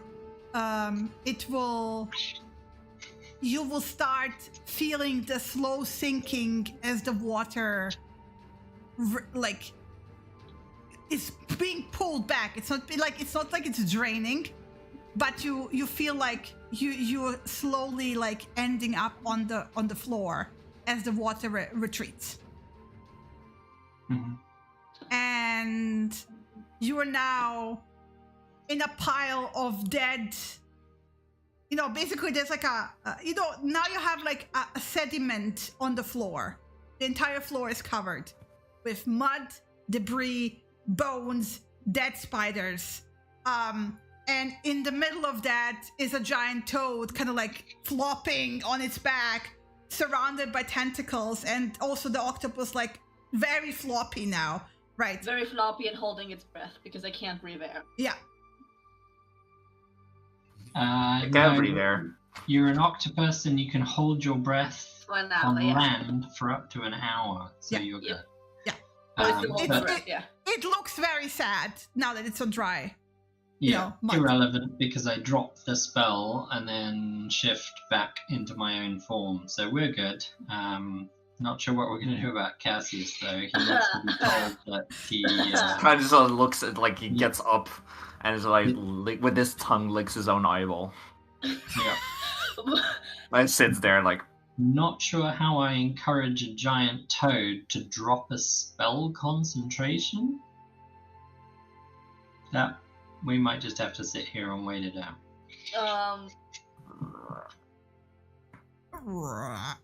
That was just a very couple of strange minutes. Yes. Good thing you accepted it. Apologize if that was your first experience being an octopus. It was my first experience being anything else than myself. Yeah, but ultimately it was because... it helped, I guess. Well, I knew that you'd be a little bit more flexible in water and not easily squashable by a giant toad against the back wall with water pressure.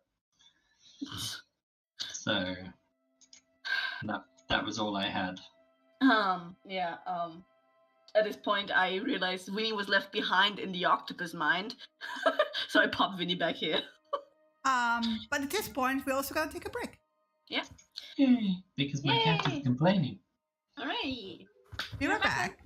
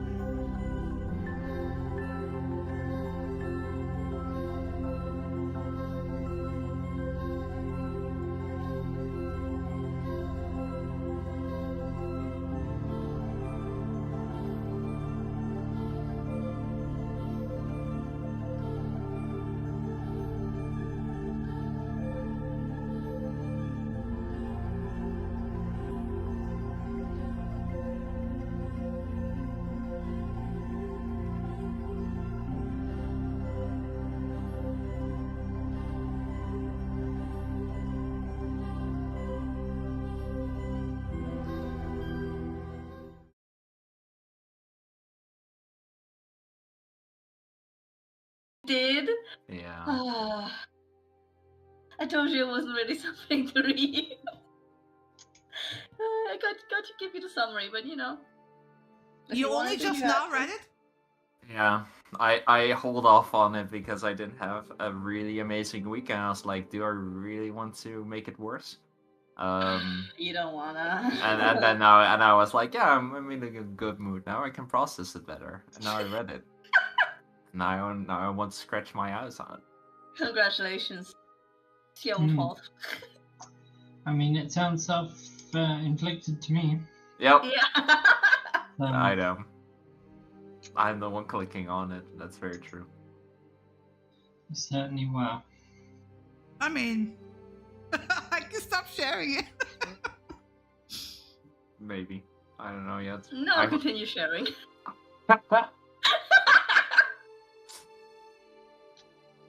It's only slightly masochistic, but that's okay. It's a train wreck I want to see to its finish. I don't think it has a conclusion. I think they're just gonna keep spiraling around each other like this. I know, that's why it's so fascinating. Yeah. Don't worry, there's more. I will give you more in the future, in the near future. No, Alas, in the meantime, you are in a sludge of mud, bones, and dead spiders. Doesn't smell great, by the way, because this is swamp water. Give a fuck, I'm a toad. I love swamp water. Yep. Oh yeah, you haven't turned back yet. Yeah. So obviously Viera's still got speak with animals going.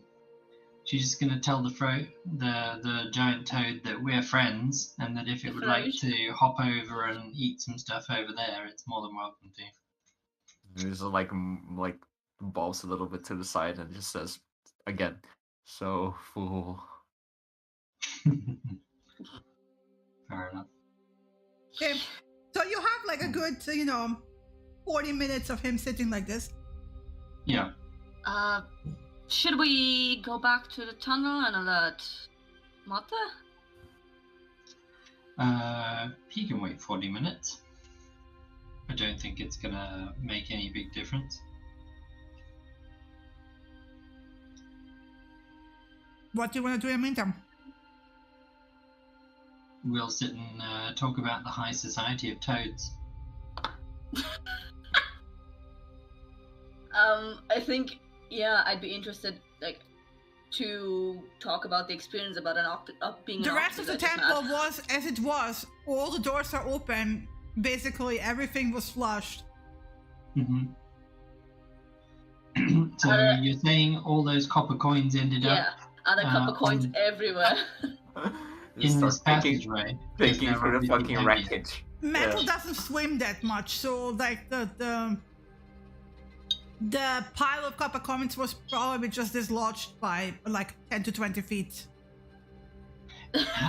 At level 10, can I turn myself into a magnetic earth elemental?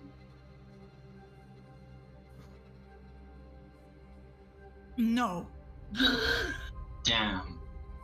You mean I can't become a lodestone? No, because you turn yourself literally into the stat block of an earth elemental, which doesn't have magnetic abilities. Do we start shoveling copper coins? What are we doing? Well, there's no coins here, so... Yeah, but we have 40 minutes until this... We'll take a 40-minute wander through the corpse piles of spiders to see if there's anything interesting. You're moving at half speed because you need to at least travel for an hour for your ranger thing to kick in. So it's difficult terrain. You're literally wading knee deep. Yeah, okay. Except that I personally am never affected by difficult terrain. Yeah. You know what's happening here? You know that scene with with Legolas? Across the top of the mud?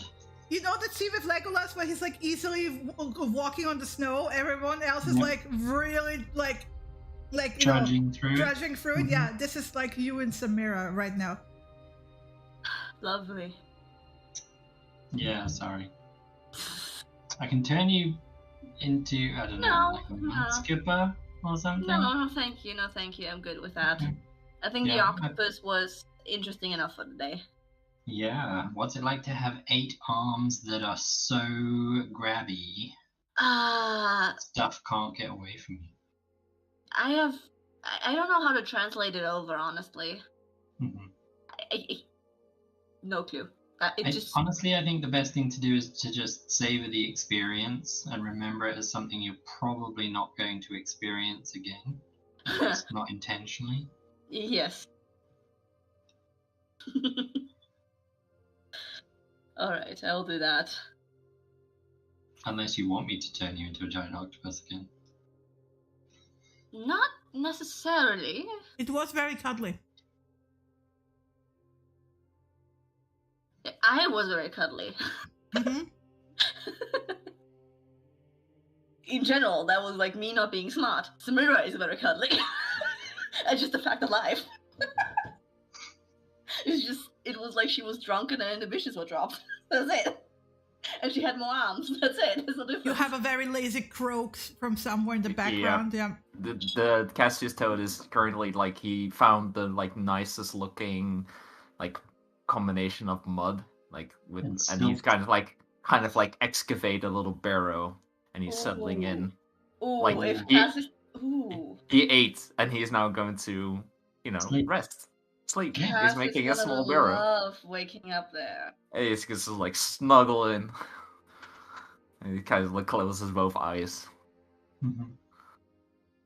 Yeah. I mean, I want to point out Cassius has been very stressed lately, right? And that stress has gone on for like more than a week, like weeks, perhaps. You don't remember the last time, like you feel content right now. Life is good. You in your mud pile. Yeah, this is my. You're sated. You're content. This is like a short vacation for Cassius. A staycation, huh? Alright, we have 40 minutes till we hear his screams as he wakes up in mud. Well, in that case, we won't miss it when it happens, so let's go explore a little bit. Yeah, I'll follow your lead. We'll just explore as much as we can in 20 minutes-ish, and then turn around and start heading back.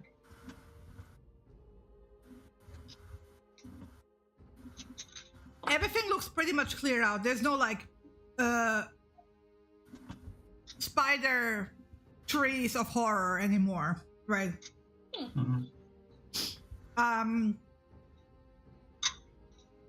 The cracks of light are throughout the entire space now. So it's like dim light everywhere, pretty much. But like the floor is just covered, right? Mm-hmm. You don't make it far enough to get anywhere interesting in 20 minutes. Okay. Alright.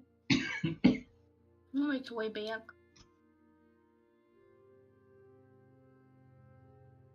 Cassius. Mm-hmm. Yes. You turn back. Yeah, there's a lot of screaming. And Well, digging out. Yeah. Get out of the mud is flicking things away and... Yeah, you're covered. Like basically... Wretches. Is like... You know that scene from The Predator where he like covers himself in mud entirely? Yeah. That's you now. Never fucking doing that again. What did you expect would happen? I don't know. You were a toad by own choice, so... Yeah. I thought not getting squished by water. It was good, yeah. You ate a bunch.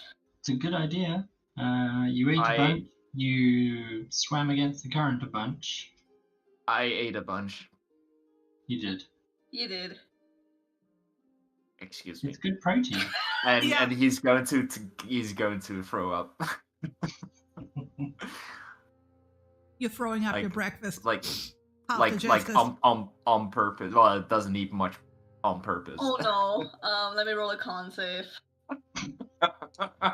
I'm good. There's no sympathetic vomiting.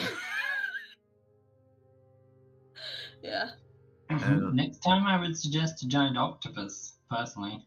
And he kind of just like sits down in the mud at this point. He doesn't care anymore. Have a fetish for spiders, and you can crush 8 at a time with your tentacles.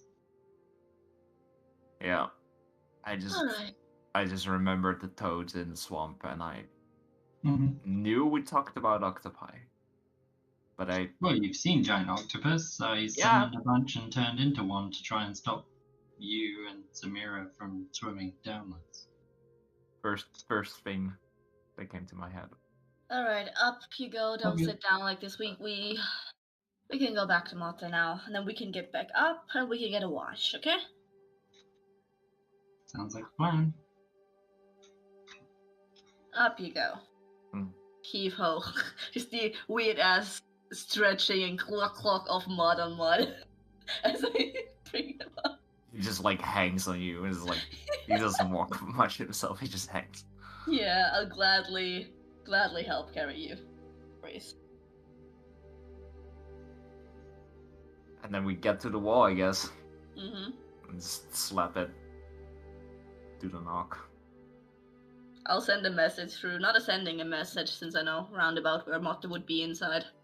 And again, there's first the outline of a door, and then the door, a bit slower, starts pushing outwards from the room, right?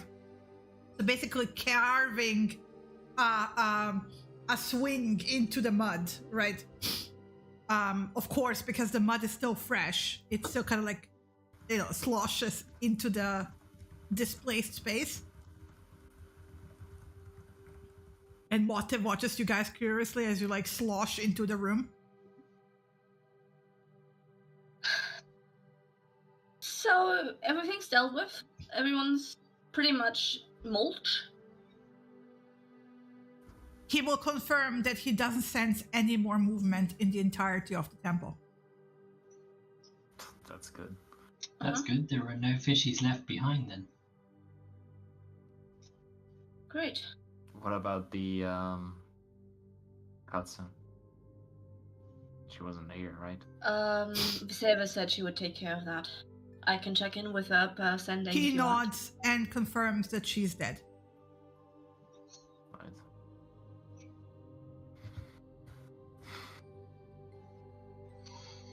Well, I guess at least she's not suffering anymore. If she was even still alive. Yeah. Alright,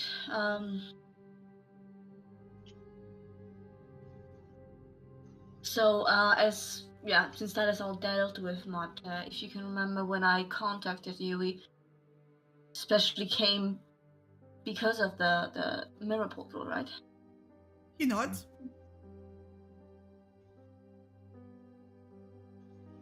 I mean, he will absolutely open it up for you if you want to. Yeah. Wait, he doesn't know how to open it up. No, never mind. He will give you access. Like he promised, like there, the portal is yours. Thank you.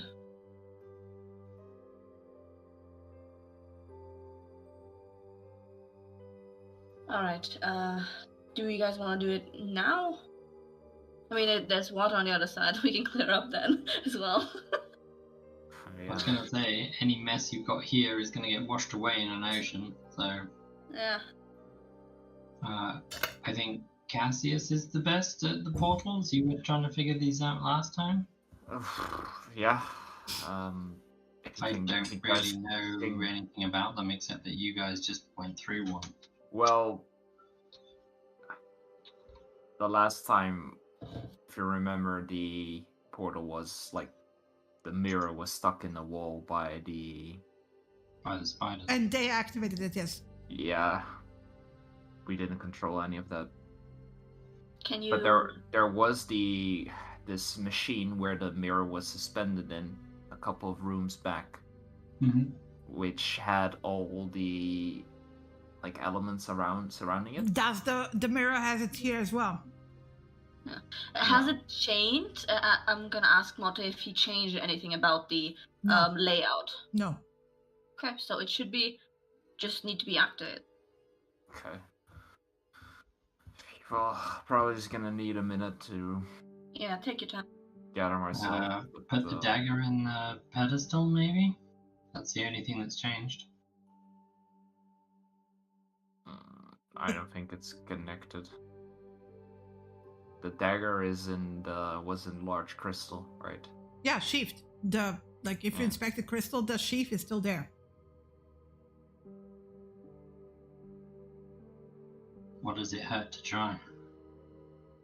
You will also have identify. The mirror is technically a magical object.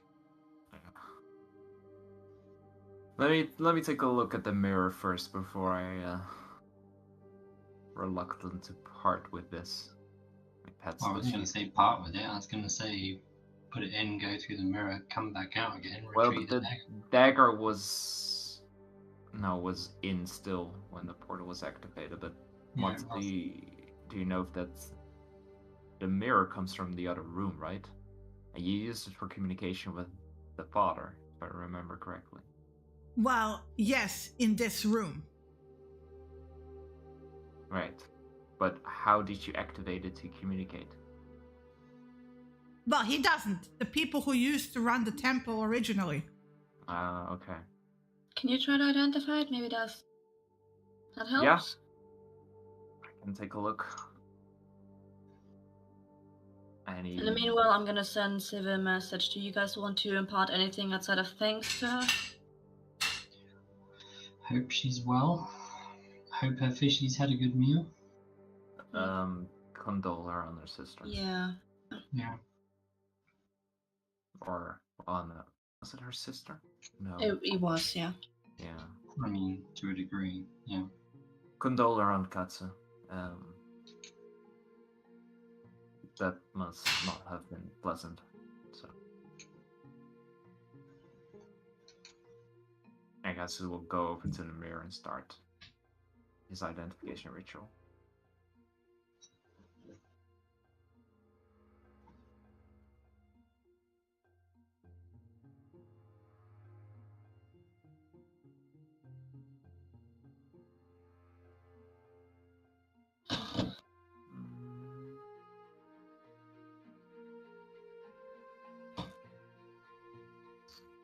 Technically, could I get also a bow with guidance to help on this? Because it's an ability check? Yes. Amazing. I love that gif, Lena, by the way. Disgusting.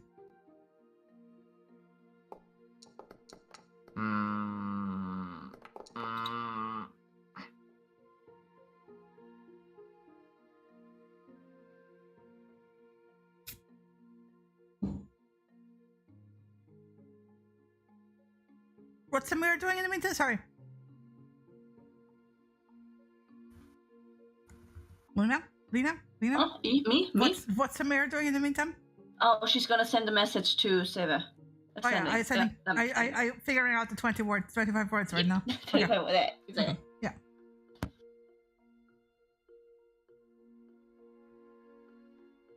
You can also do me a history check to see if you remember from that battle what they were doing.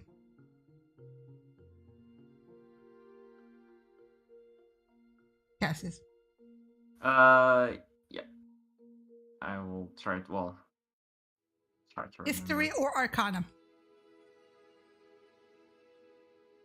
Doesn't matter. I think I should try to focus on what he remembers, because it's not necessarily that Arcana oriented.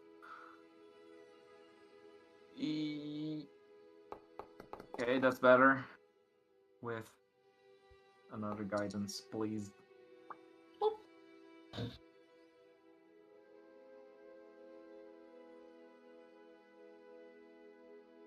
She doesn't respond, by the way, through your head. Yeah. Samira, because a cubby opens up on the side of the wall, and she steps out. The Motte was like, elevator moving her downwards. Okay, like message and ding ding. She's here. Yeah, ding ding, she's here. And she will step out looking, like her young self. And we'll look around, look through the open door with the sludge, and like nod. And then she will nod at you, kind of bow her head, and she will say, "Thank you. Mott and I will take care of our sister and give her the proper burial." And she will kind of explain that in the future, she has decided that she will move her house above this temple because they can't move the temple because of the crystal. But Motte will basically arrange for a nice depression above so she can make a very comfortable lake. Cool. It's probably for the best. Mm-hmm. And once you guys are gone, they will still preserve the temple, but they will permanently flood it. Well, if we need to, we can contact you all again. That is no problem. And yes, safety numbers and all.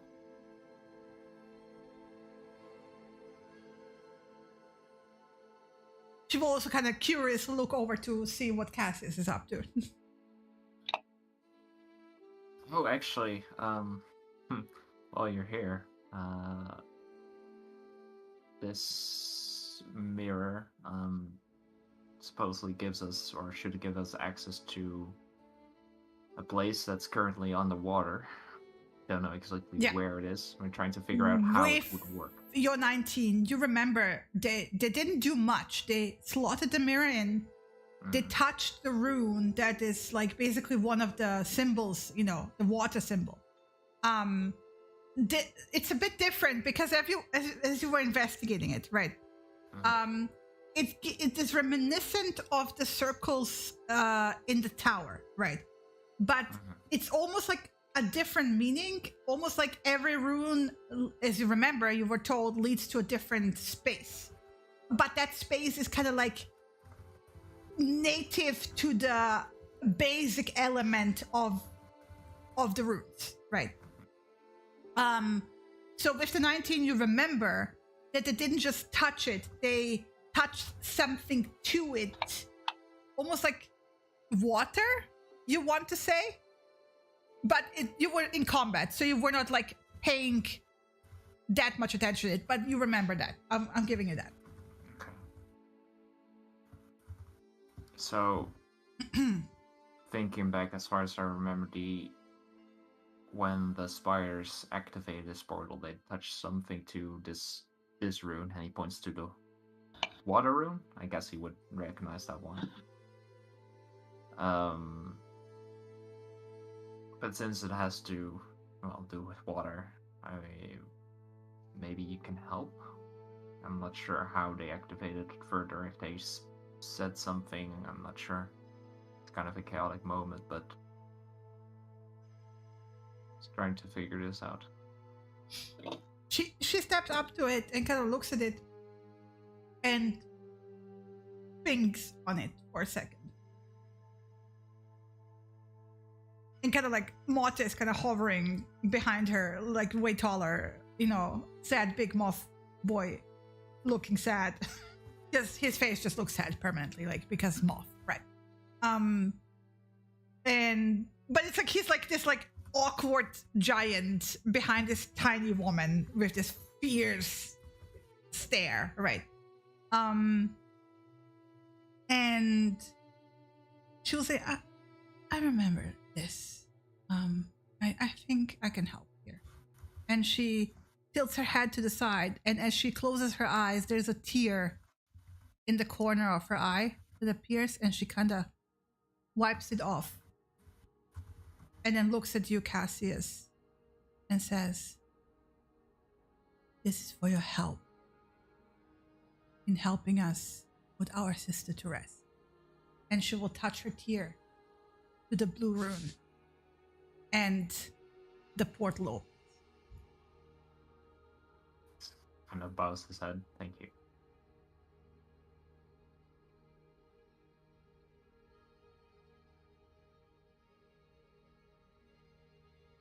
And then they will let you to it because that was the deal. They will let you deal with this, and then after that, the temple is theirs again. So basically, they're not like making you hurry, but they're lingering because it's basically like an indirect. We're waiting for you to be done so we can move on with mourning our sister and dealing with our things. Yeah. All right, we all can breathe underwater. Let's just go through then.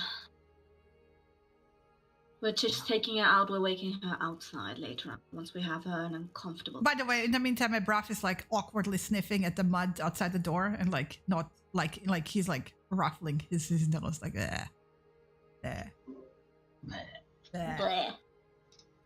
Yeah, wish you there. He's doing like the when cats do the open mouth braving thing when they're like not happy. Yeah, that. All right, I'll step through the portal. Well, there we go again, and Cassius follows her. As if by magic, Liara steps through too. It's quite a temperature difference, by the way. Disagrees. Brett definitely disagrees. Temperature, yeah?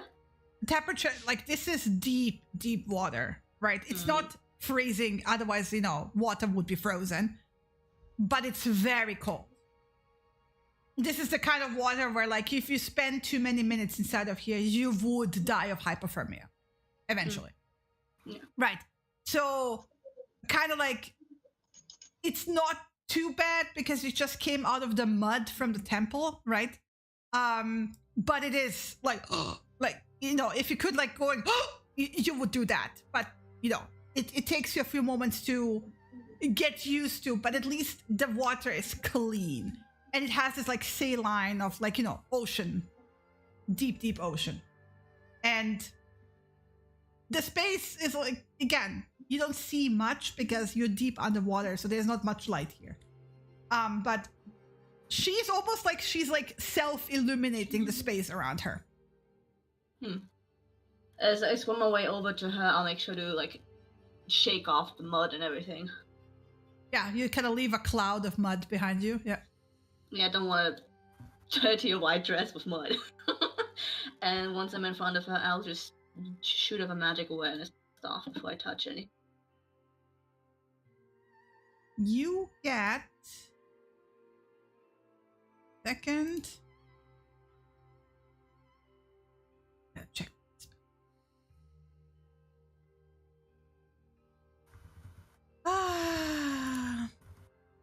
I don't remember what the name of the spell is. God damn it. Chris, do you remember what the magic stasis spell is? I think it's a 9th level spell. Isn't it just called something like temporal stasis? No. It's the older one, temporal stasis. Older spell. Temporal stasis is the only one I remember.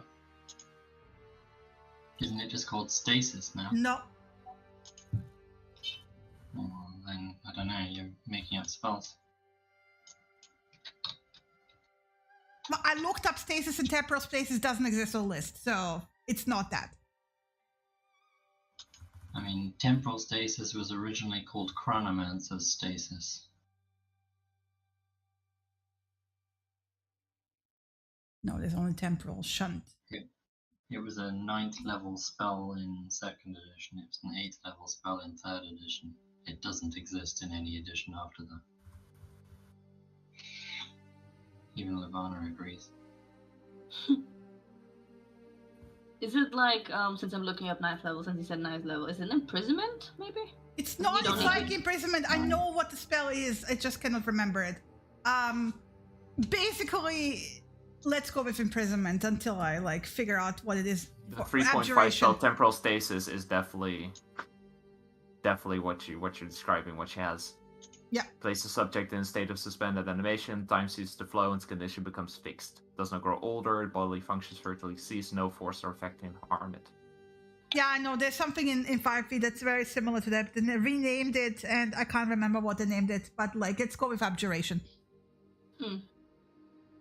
Okay, yeah, that doesn't seem harmful to me. I'm used to abjuration being something protective. If anything, it's a barrier or something. So I just reach forward slowly to kind of gather her into a princess hole and try to swim with her towards the portal back. No problem. Yeah. While she's doing that, now we have time to actually look around. I'm gonna take a little look around this chamber while swimming. It's still very empty. Yeah. Alright. I forgot you did have to slot the dagger back in, by the way. I totally, god damn it. Okay. Right. It's basically like a key thing, key. I was gonna confirm that, and then it slipped my mind. But yeah, the dagger is sheathed back. Feeling very naked without his dagger. Guess this will follow swimming her back for the portal. Yeah. You're just sloshing around the room. Also, that tiny octopus high five is adorable. All right. I'll just make sure the others, keep an eye on the others, that they make their way as well to the portal back.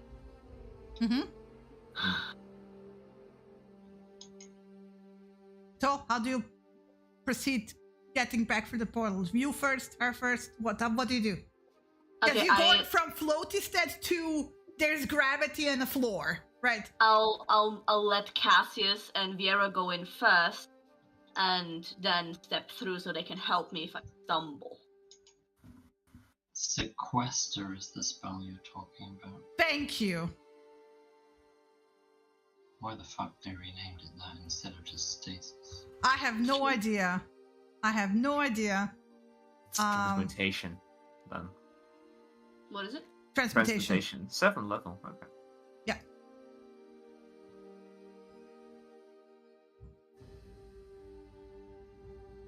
But also can't be targeted by divination spells. Oh yeah, it's not a divination spell. Never mind.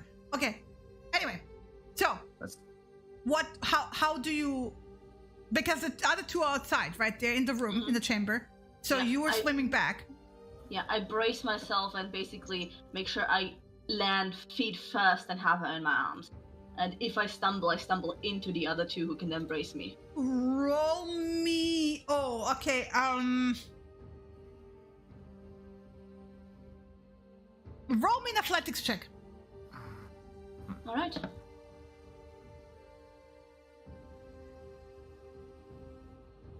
Would I get advantage because of the other two? Of the what? The other two on the other side. I mean, Cassius is moving through the room and just checking out stuff. Viera is there.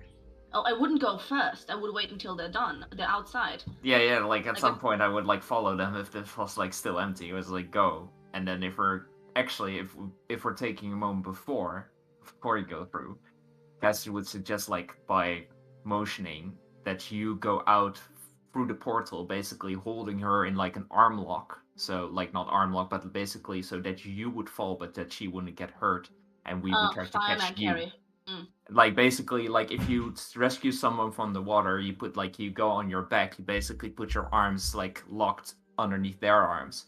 But if you fall, then out of the portal, if you swim backwards, you will get the brunt of the fall. Mm-hmm. She will not get hurt. So it's basically a trust fall into you guys. Yeah. Okay, so you guys are ready. She comes out backwards. You kind of reach forward with your arms and just cushion the fall and basically put them down, both of them. And the portal closes. Yeah, you have. She's soaked, just as Samira is. You know, the dress is basically sticking to her hair, but she's not moving. Still, right? Yeah, as since she's on the floor currently, I just let her rest for a second while I take out one of my outfits, basically a cloak or something to throw over her. Before you do try, can we get her dry? Can we get rid of the water completely? Can we do that? I'll look again at Zera. I don't know if I'm asking too much, but could you get rid of the water that's on her? She shakes her head. Okay. What she did was a lot of magic for one day. Yeah. Yeah. All right, we can dry her off later on, but just so she's not in this, I'm just gonna throw something on over her. So she's a bit bundled. Yeah. Basically a blanket. Yeah. Why do I say a blanket? I throw my blanket around her. Yeah. And just once more hold her in my arms to basically carry her around. Let's look to the others. So. Yeah. Get her to a more comfortable place before we wake her. Yes. Let's imagine she's cold. If we get it warm first and the spell doesn't affect her now. Like set up a camp or something. Yeah, if we dart. I mean, she's not affected by anything as far as I know. As now, because the spell's still on her, but if she wakes up and she's going to be freezing, so why don't we get upstairs, set a campfire up, get her dry, then wake her up? Yes, that's what I would suggest. We need to leave. Thank you for the aid again, Sebe and Marta. It's good to see you well. I think we should let you guys to your burial. Marta, can you transport us upstairs again? Wait, one more thing. Cassius holds up his finger and points towards the dagger and looks at Marta. Is it okay if I take that again? What? Yeah, that's okay. Yeah, he will. So Cassius will go to retrieve the dagger. Sheath it back in. Sorry, go ahead. If you transport us back up, Marta, we'd leave you to your morning. That's basically he held out for that. He tried to preserve what he had to basically give you a final, drive up. So you get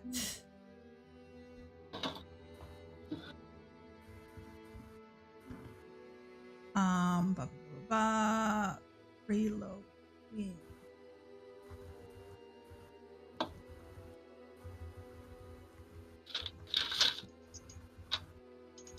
There you go.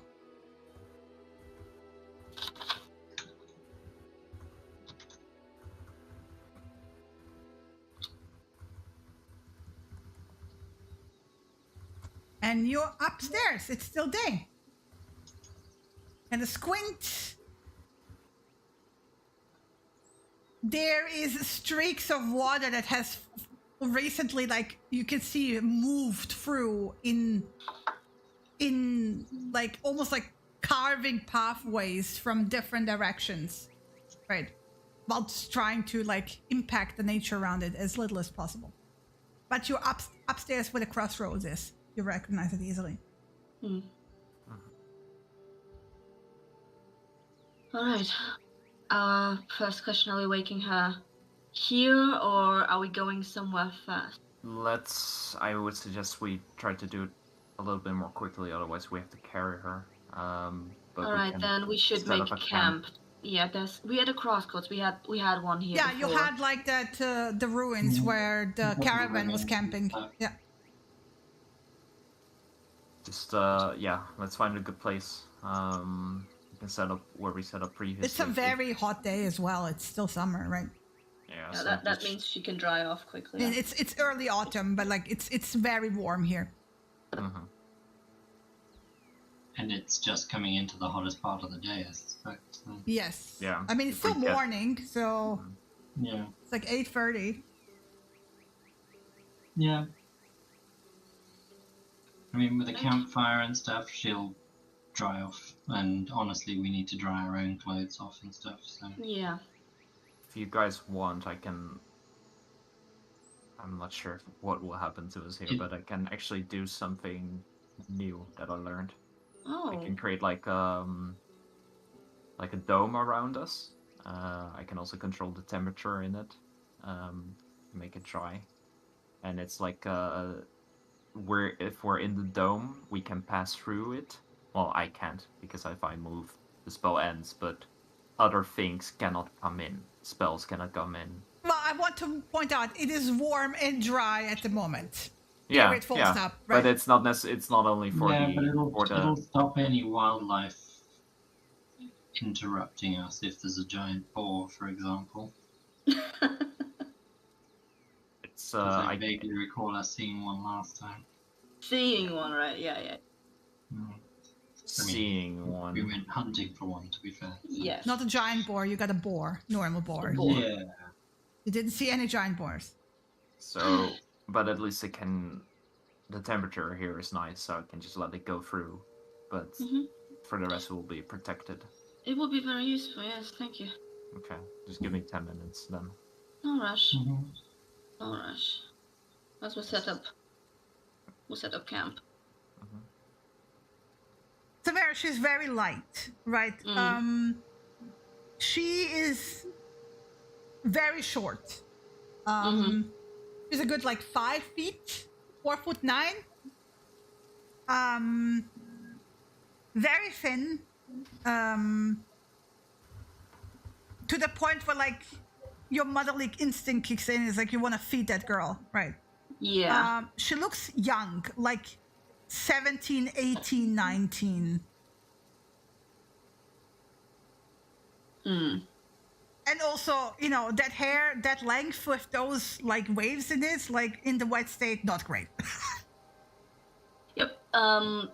Her clothes and everything can dry off with the air. Now that you have her, because I assume automatically that you were the one carrying her, right? As you put her down, she has a necklace around her neck,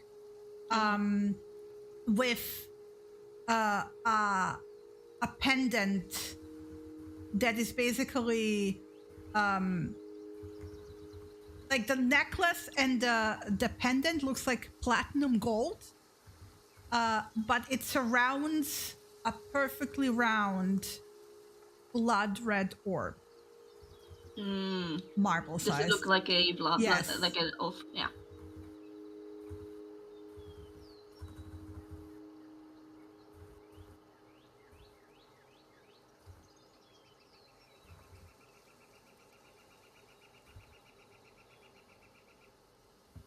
All right. What I'll be doing then during the next half an hour probably is make sure she can dry off. I'm not changing her or anything. I'm just setting a set of my own clothing aside for her when she wakes up. But I will take care of her hair, so drying it and combing it. Yeah, I want to point out, if you're air drying things, hair that length, clothing, especially if you're not hanging them up, right? Doesn't dry within 15 minutes to an hour. It takes hours for stuff to get dry. Yeah. What I'll be with her hair, I will obviously be using cloth to press the water out, and then that'll be What's Viera doing in the meantime? Because Cassius is doing the tiny hut. What's Viera doing? She's gonna go hunting for food. And to be fair, Samira, if you can also full on take the dress off and then hang it up to dry and just wrap her in a blanket, that's also a thing. I don't want to I don't want to dredge too much onto her. That seems to be too private. Yeah. She doesn't feel the cold and wetness now. I just want to point out that drying clothing on somebody's body that is not actively trying to dry, hang it up to dry, is gonna take way longer for it to dry.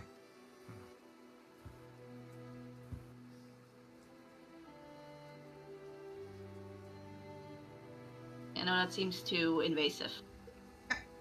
I'm just saying, it's not gonna be dry in an hour. I know. I very much am aware of that, but it seems too invasive to do that to her. So I'm just doing what I can without undressing her. Set of clothing aside for when she wakes up. Bundle her up in the meanwhile. Comb and braid her hair. Let's give it an hour for at least. While Viera is hunting. Viera, do me a survival with advantage.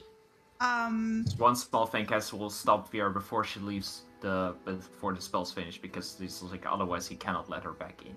Yes. Because when the spell's cast, but everyone. Basically, you have a very quiet hour between Cassius and Samira. There you go.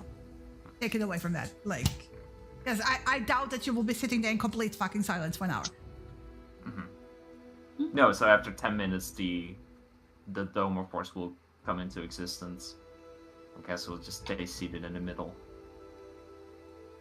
Close his book. Well, that was definitely something. Yeah, that's that dealt with.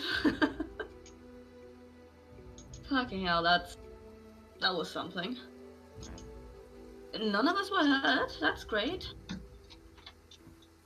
No, actually, it went quite well. Mm-hmm. The only thing that actually happened was the you throwing up at the end there, and I hope you're alright now. Yeah, I guess. I just don't like the idea. However much justice or cosmic justice it is for me eating spiders, it's not a pleasant thought. I can imagine. It's it's good to get out of there with all of us intact. Yes, very much so. I'm relieved. Did not expect this to go that well. But we had the help of Savers for one. Yeah, no, that was. Otherwise, I don't think how we would have made it. We would have made it. We had a good head start at the beginning, but there was just a fuck. There was too many. I'm exhausted. Ooh, so I bad? always reserve a little bit for, when somebody goes. But I just have basically that left. Oh wow. Okay, that hard for you guys. Okay. It's the spells that we flung out are not easy. Yeah, I have no comparison to it. I made that, so yeah. I'm happy that it ended then, at that point. Yeah. No, we did what we had to do. We held out. Yeah, exactly. We made it out. And she seems to be doing alright too. We got her no problem. Yeah. Finor or Finor? We'll have to ask her how to pronounce that. I have no clue. Yeah, we'll have to think about how to approach waking her up. Yeah. He told me, but he said it would be... Like, how would it be for her? Did he specify? As if no time at all had passed. Okay. And to be... I can only say that we should be gentle. Not only because of his advice, but also... She looks so young. I get the feeling that those are appearances. If she is what we think she is. What do you mean, what do we think she is? I mean, she's the guardian, right? Yeah, but we know she is. She's not some sort of spirit either. She's an outsider. Well, but things that we don't know, like how long has she been the guardian for? Does that extend her life in any way? The mantles are removed from time. Is she the same? Or is she different? Did she age? She might be 200 years old. We don't know. That's a question to ask her then, yeah. Well, not the first one, but I'm just saying she might be. And if she is the guardian, then she is definitely more capable than... I am not denying that now. So, yes, we should be gentle, but also not treat her like a little girl. No, I wouldn't. I didn't mean that. I just meant, you know what I meant. Yeah, no, I do. Alright. Do we need to prepare anything else. When do we want to wake? We shouldn't wait too long. Do we know when Layla and the others will be arriving? I can still send her a message today. Yeah, if you want to check in to see if there's a timetable or something. Yeah, but only if you want to, of course. It's fine. No, of course, but even then, we shouldn't wait too long. We should. Yeah, of course. Get her situated. Maybe we take her. If we go to Guyton, we take her with. We get her in an inn, and we do our business there while she recovers. I assume we'd have to explain a lot, yes, and she'd need to recover, yeah. There's definitely a lot to explain, more than we can explain now, but... Okay. I'll send a message to Layla. Yeah.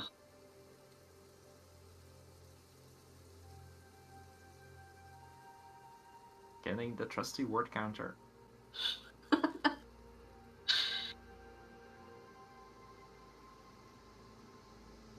Yeah, and at this point, once Fenua is settled in how much as I can without changing her, I take care of my own self and change.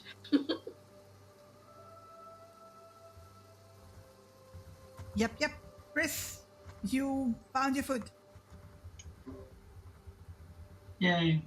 I did message, but I don't think you're paying attention to chat. No, I did pick it up, but I suspected she's away for a full hour collecting that. Yeah. So. Yeah. She returns with an old boar that looks like it's just died from old age. And a couple of fish from our river. Nice. You scared the boar to death. No, the boar died of old age. Nice. And she merely, on either end. She merely watched it as it gave out, and then went over to make sure it was at peace, and then picked it up.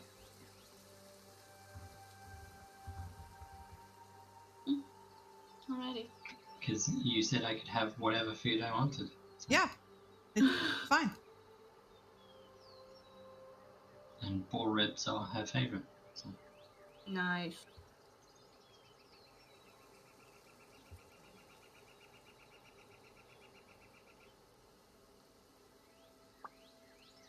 Okay, yeah.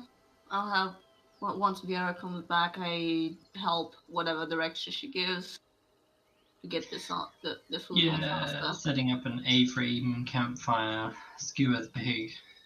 Yeah. Get it up set fast. Smoke the fish. Mm-hmm. And try not to stick too many wet fingers into Cassius's ears. Because he's not around. He's mentally checked out, yeah. Yep. Hmm. But yeah, otherwise just kind of prepare food and stuff. Yeah. And ask what the plan is so far, because obviously she's been on for an hour. Well, he's checking in with Layla to see what's going on over there, how they're looking, especially time-wise. Mm-hmm. And yeah, I think we'll have a bit of a rest here. See when we're gonna wake up Fenua. I'm still unsure what if I'm presumably here. Not here? You don't want to wake her here? No, I would say we wake her here. Oh yeah. Here. Yeah. Yeah, have some food prepared for them, and hopefully she's Yeah, I imagine she might be hungry after that. I don't know. In any case, food is always a comfort. Yeah. A nice campfire is always a comfort. She can change and then we can just, I assume, answer a lot of questions. Yeah. She might not be steady on her feet. Yeah. For a bit. So I can sit and rest for an hour or so, and then obviously I can turn into a horse. Yeah, I can have Finn also, which carries 2. Yeah, either or. Yeah. But that's more in the future once we've talked. Yeah. And then we need to go to Gaitan to get a necklace, so yeah, we can, I guess, under the guise of getting her to an inn to get her some rest first, and then we'll let her sleep a night, and then answer any questions in the morning and just give her a slow start to everything, basically. But that gives us tonight to acquire the necklace, presumably. Yeah, that would be best. And then she doesn't need to know about the necklace, and we can leave Gaitan on our way. Oh, you're back? You checked back in, Cassius? Wait. I mean, I was like silent, but like sending is very short. So like I was like, I cannot like accompany the conversation. I want to join in, and I'm waiting. She's slow. Layla's slow, not the GM. I do as I always do. Continue conversation, and mid word it pings in. Yeah. It's normal.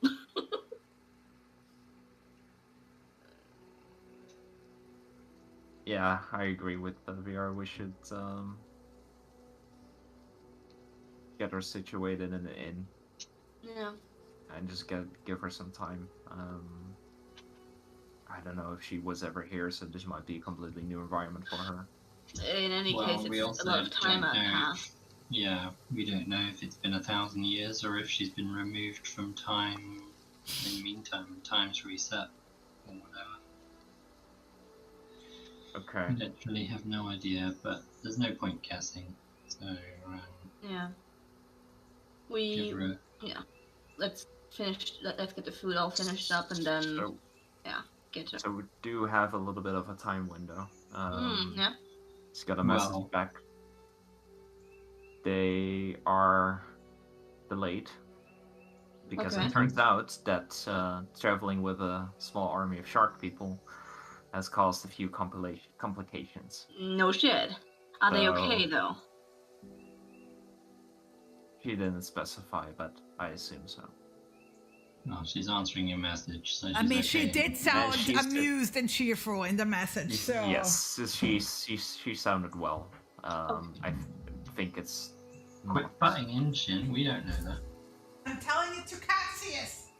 Yeah. But she will be. They will be there.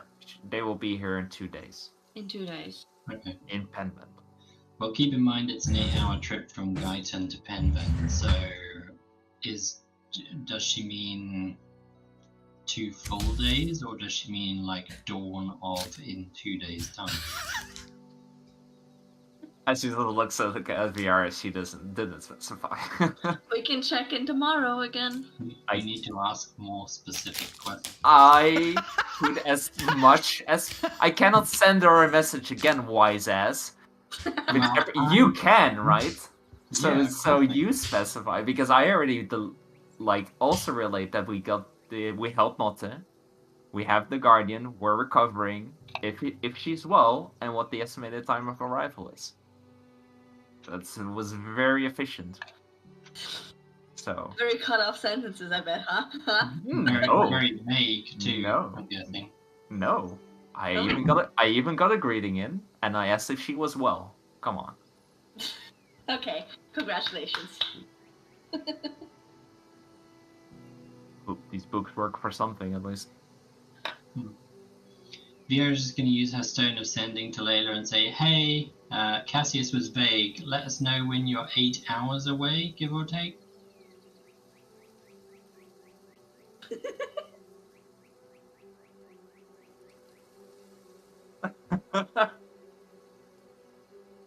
Because she can contact you as well, so you know. Yeah. Makes sense. Layla on the other end is now happily juggling 2 sending stones and making sure she uses the correct one to send the reply to. Yeah, that would be awkward for you. Read it in chat, Chris. Yeah, I did. Yeah, that wasn't vague at all. Don't know what the problem was. So that gives us an 8-hour warning, which is the amount of time it takes to travel from Gaitan to Penvent. Mm-hmm. All right. Perfect. Right. So we've got until we get that warning to get the necklace. Cool. I suggest we don't dally. So. Well, we should also, yes, not dally, but we should also rest. Yeah, I mean, I'm not particularly stressed. We should take today to, Well, yeah, get we're this going to take today. out. We're going to wake her up. We're going to stroll to Guyton. We're going to get into an inn. We're going to let her chill, get everyone cleaned up properly.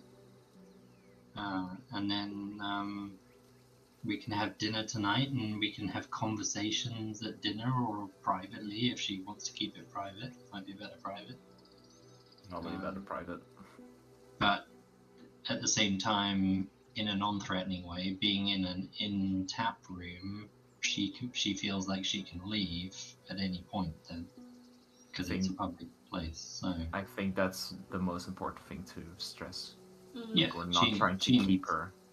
She needs to feel safe as well as get her orientation from what the hell just happened. Yeah. So obviously the ground rules are no talking about Ys. Mm-hmm. She obviously knows that we've spoken to him because, well, assuming the stasis means she still remembers. I would imagine so. But obviously no mentioning Ys. She knows that we've spoken to him because he literally was the only person with a potion to wake her up. So she knows we've spoken to him. There's no need to mention him if she doesn't ask, basically. Yeah. And we just give her a little bit of time to reorient herself, or kind of figure out what it is, and she knows that she's only supposed to be woken up if the situation's an emergency. So we'll wait for her to get her bearings, and then give her the story of what it is that's happening. And then she will know that's why we've woken her up. And by all sounds of it, she's the guardian, she's the one who knows what to do. She can then tell us what she needs to do, if she even needs to involve us any further. Right. Mm-hmm. Alright. Do we want to wake her now then? One more thing before we wake her up.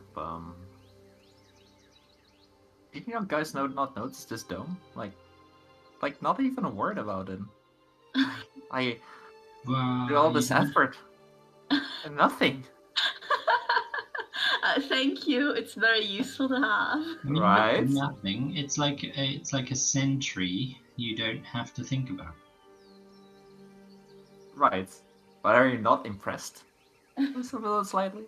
I assume you learned it from scrolls writing again? I assume he learned it from the dwarf, because the dwarf can do this too.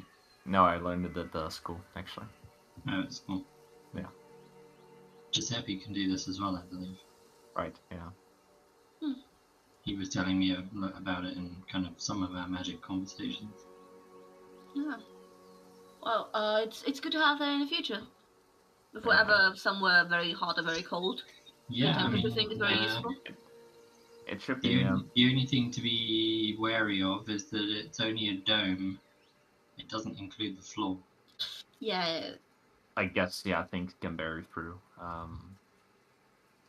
But and of course, if something happens around us, we would still be fucked. So it will not help in every situation, but at least it can keep us comfortable. It can probably also be dispelled if someone knows it's there. Oh, for sure. It's not that high of a level of magic, but... Yeah, but it keeps the riffraff out, doesn't it? So yeah. Stop somebody from breaking into your tower inn room at night if you're on the ground floor. So Cassius is only taking ground floor inn rooms from now on? I mean, if we put the bed in front of the door, I can yeah, I could put it up. I just need to stay in. I cannot just block off an Aethers and go out because if you're going to put it up before you go to sleep, then you know at least for the 8 hours you're asleep, then you're fine. Yeah. Right. Okay, but that was your only point to make right now, right? Yes. Okay.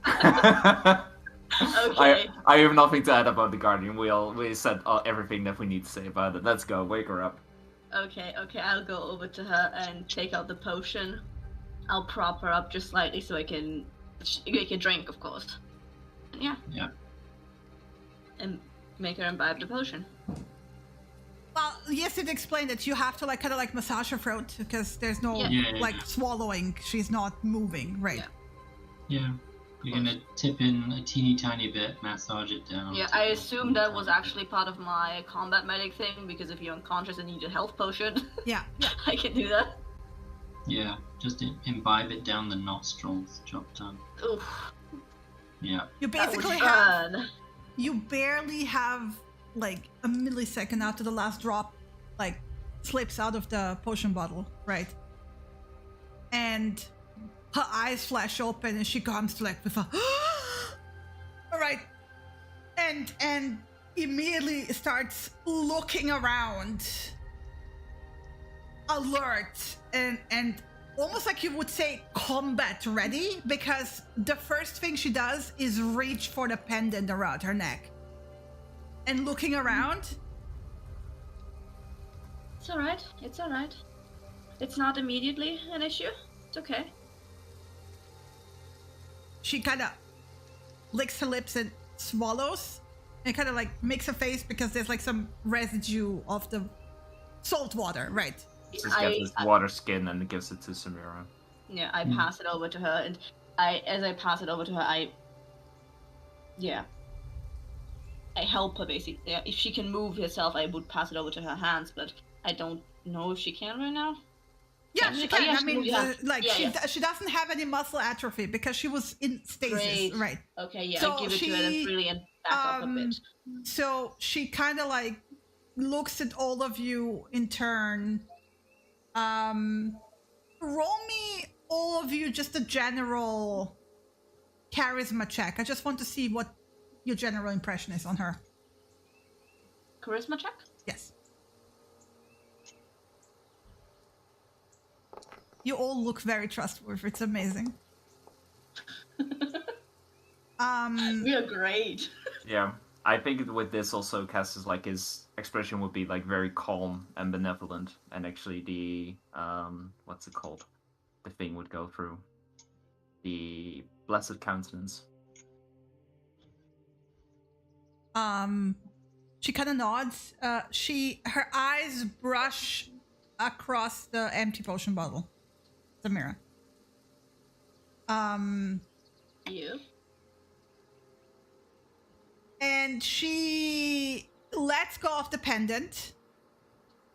And takes the water skin and kind of nods, and very quietly she has this young voice. She definitely on top of the appearance, you would peg her somewhere between 17 to 19, right?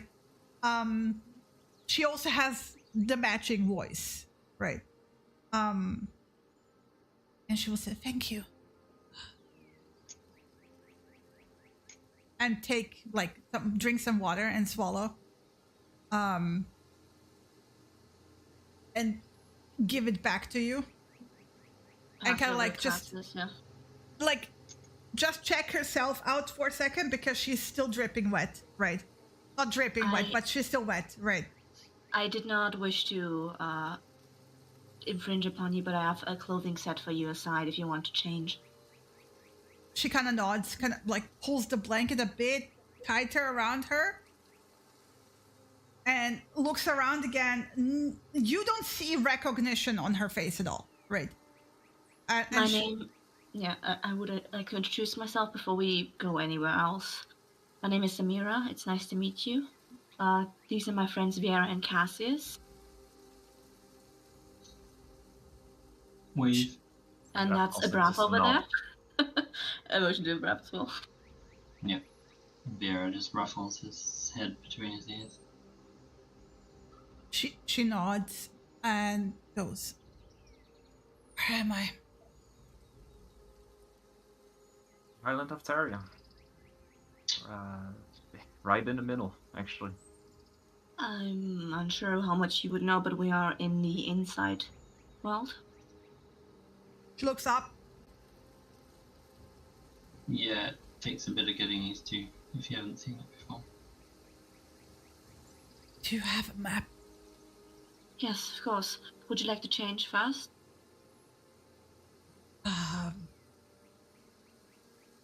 She looks around and looks. Is this a tiny hut? It is. She nods. I'll step out of it if you don't mind. Sure. And she kind of like gets up. She's not struggling. Again, there's no muscle atrophy, right? It's just a bit awkward because she's like, moist.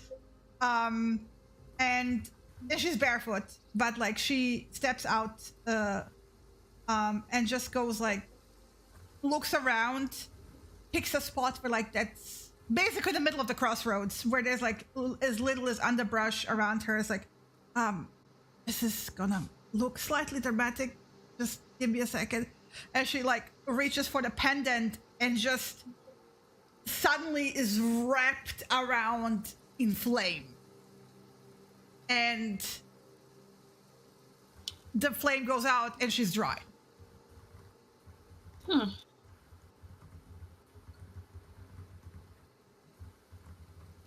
That's very useful. Yes, it is. My name is Finn. Nice to meet you, Finn. Nice to meet you. Although I assume you already know that. Well, introductions are always nice to have firsthand. She nods. Kind of gives you like a tiny smile, which is like, I kind of like, it's the kind of smile that's like polite, right? Because she doesn't know you people, but she understands that there's only way for her to wake up, right? So I have these set of clothing set aside. They should somewhat fit you. Get changed, and we can settle down with some food we have cooked up, and then we can talk. I have a map ready for them as well.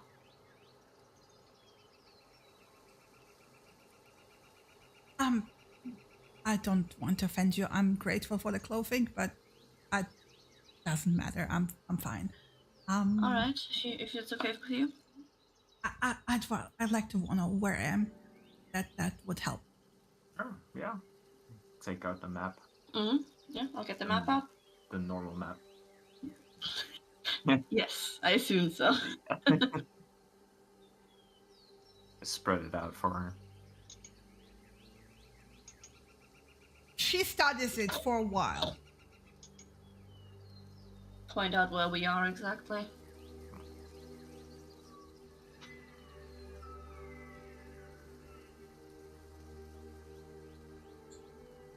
The more she studies it, the more confused she looks, by the way.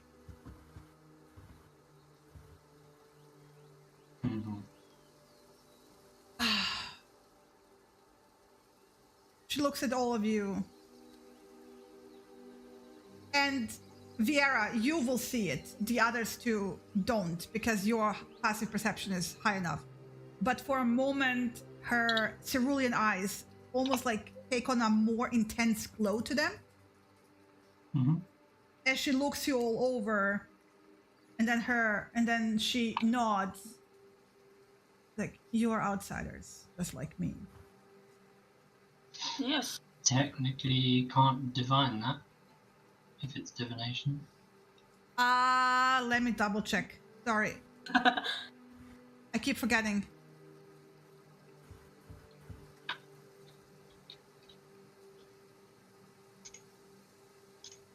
And it's not divination.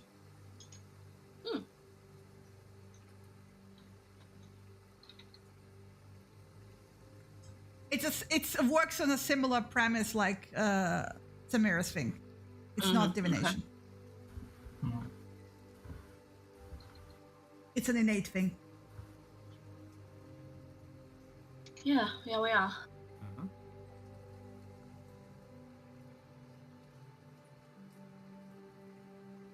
All right, so you probably woke me up for a reason. Yeah. Probably. Yeah, pretty much. So does anyone want to start off the story? Depends on where. But, Start with the fact she doesn't recognize the world or where she is in it. So, it's probably been a while. It's probably been a different iteration. But I don't know how much you know. Well, in your iteration, was there an inside and an outside world? Oh yes, it was. Just the inside looked different. Probably did. You were brought out of a temple of the Father, which is so far underground it's been buried. And flooded now.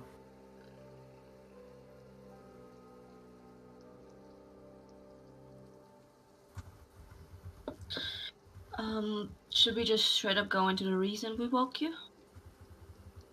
She nods. Right. A couple of weeks ago, there was, I don't know for what exactly, some sort of necrotic means, a nightmare, dragon nightmare? What the fuck it was? Woke?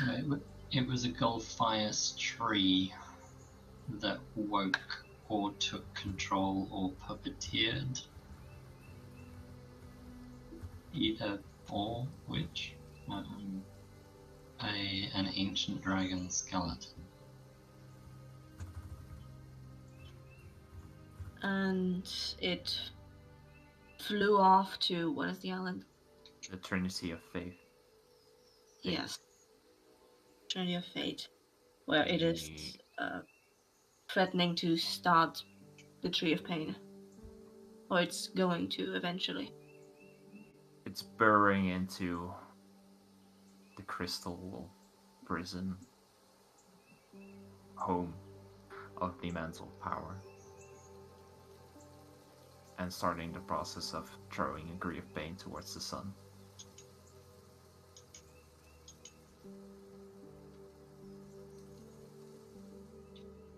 We have tried to find an answer what we could do to stop that from happening, and we were told that finding boons from the mantles and everything is the best possible way, and that you could perhaps be of aid.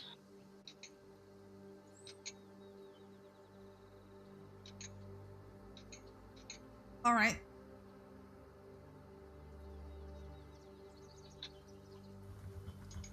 Of aid? Yeah. How?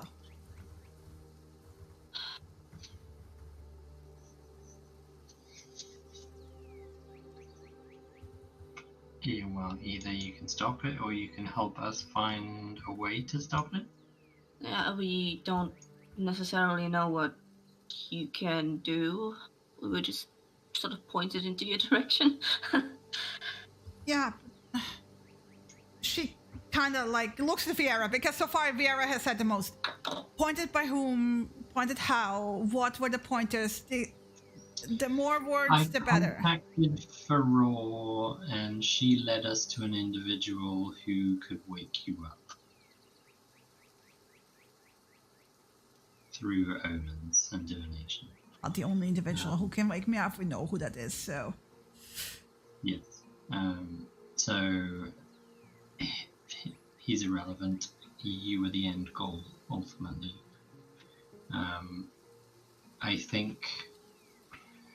succinctly, whatever this thing is trying to tap into the mantle of power to grow this Tree of Pain, and you were the individual who could stop this from happening.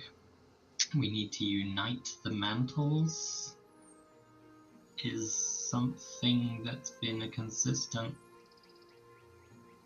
kind of goal. Unite or get their boons. Yeah. We were to go into your question, who told us this? We talked with both the father and I communicated with the son. And they also both pointed in this direction of going to the temples of each of the mantles and getting their combined boon to help. I see. All right. I know what you have to do. I don't know the exact location, not on this map. She kind of looks over it. I don't have my magic to show you to overlap this map right now. She kind of vaguely gestures over the left side, right? The continent where the Elven lands are. Like, there was a much bigger continent on that side.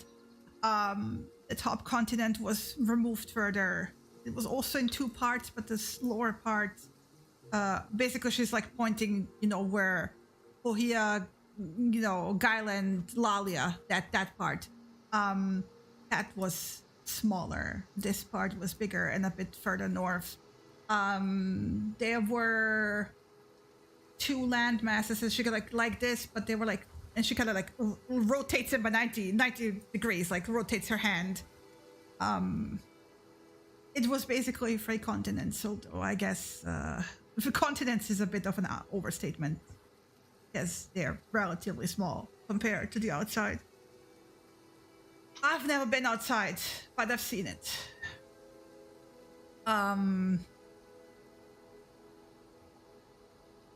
She kind of like points towards where the ocean is on the right side, like beneath the landmass, basically. If the Temple of Earth is where I think it is, it's probably underwater. I don't know. I would need to investigate. I don't have any clues to go by where they might be in this world. I used to have tools for that, but who knows where they are. Do you speak of the artifacts? Because we are... Do you have them? Not yet, all of them. We are gathering them. Yeah. Then it will be no problem at all. Our companions are currently getting the other half, yes. What is this in this iteration? The compass. Who did you speak to? Like, she looks at VR. Did you speak to Aurora? Didn't speak to her, no. I communed and she gave me a sign as to who I needed to speak to. So you didn't see her actually in person? Aurora's on the outside world as far as I understand it, but we can ask for Tiffany. Tiffany kind of very reluctantly steps out of the bushes, kind of like avoiding eye contact with Finn. Finn kind of like looks at her. Hi. And sighs. Hi. Awkward wave at Finn. Finn kind of awkwardly waves at her. And kind of like rubs her forehead. Well, hey, you two know each other. That's a start. It's the first time I see Tiffany this shy. Yeah. Welcome to our group of friends.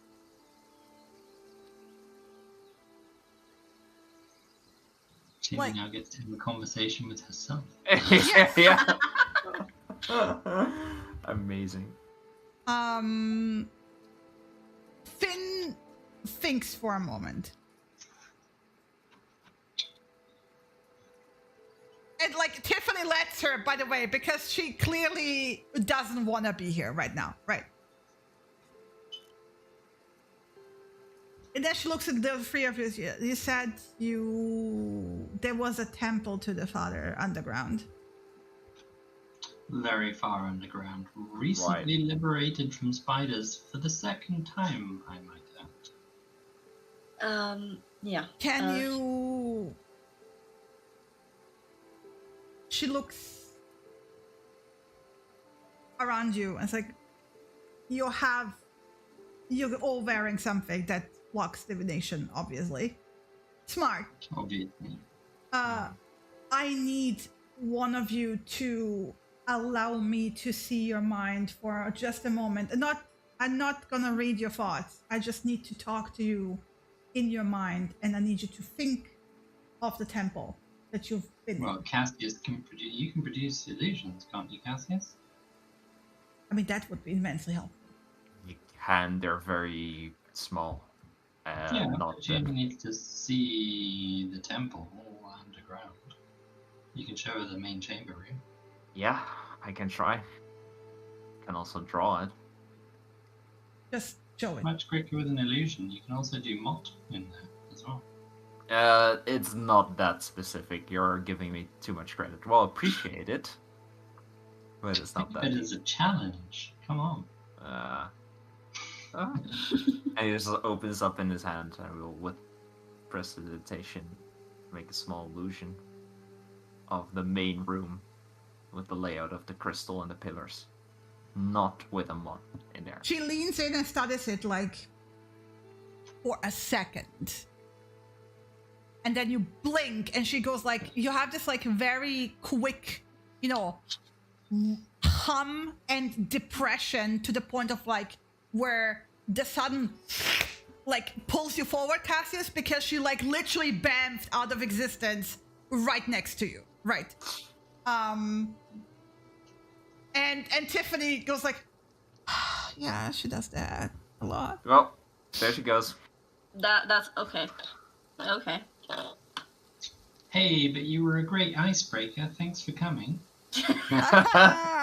Icebreaker, more like ice creator. I was like, hey, I get to hang out with you guys. What's the deal here? Yeah, what's the story? You've Spill never it. mentioned her Spill it, before. girl.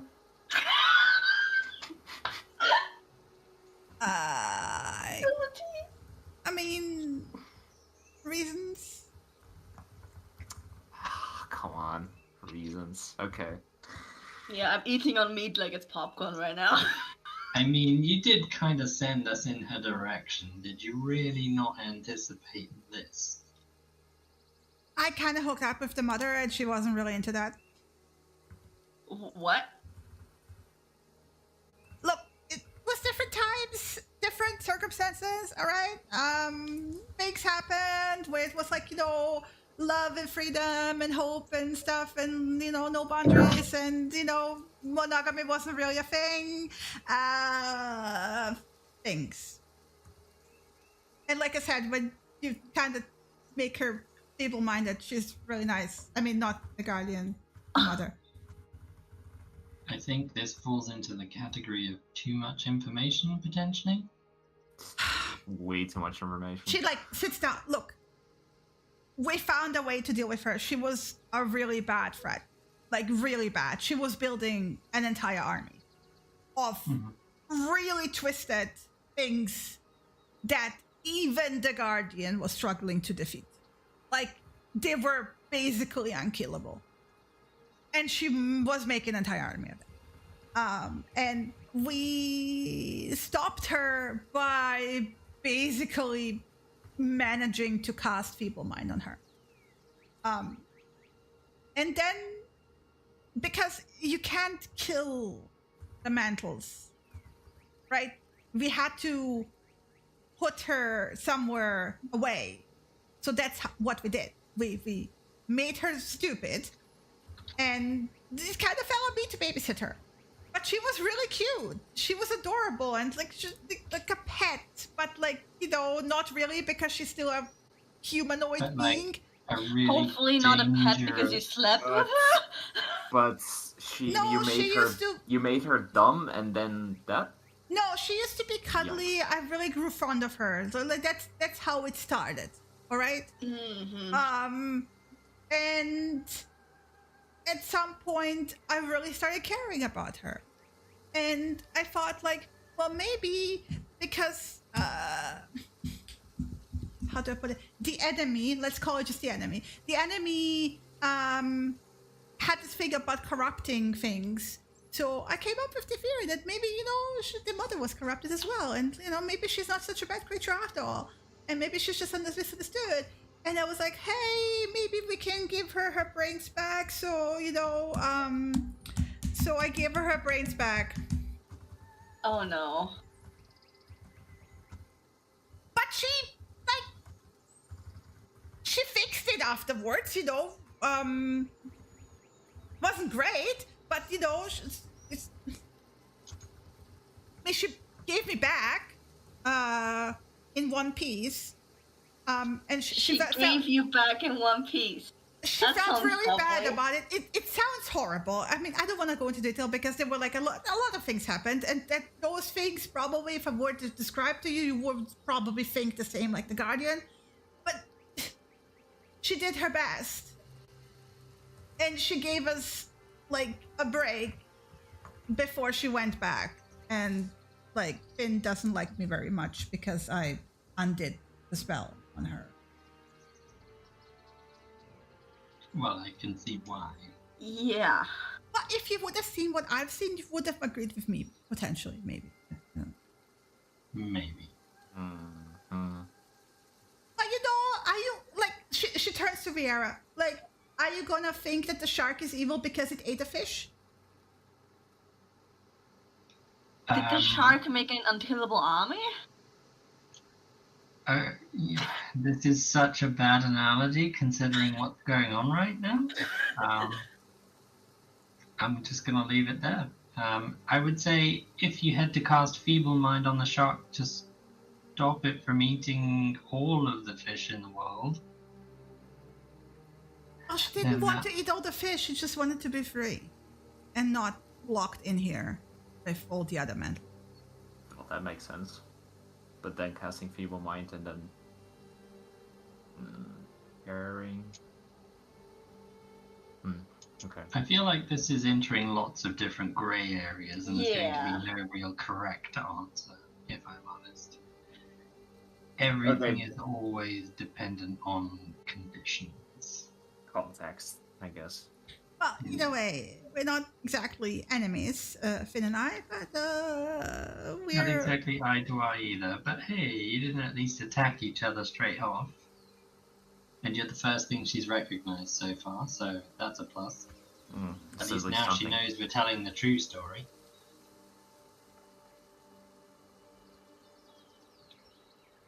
I mean, she seemed to believe you anyway, but yeah. Anyway, maybe I should leave before she comes back? Bye, nice to see you. Finn appears behind her and goes like, maybe you should just shut your mouth.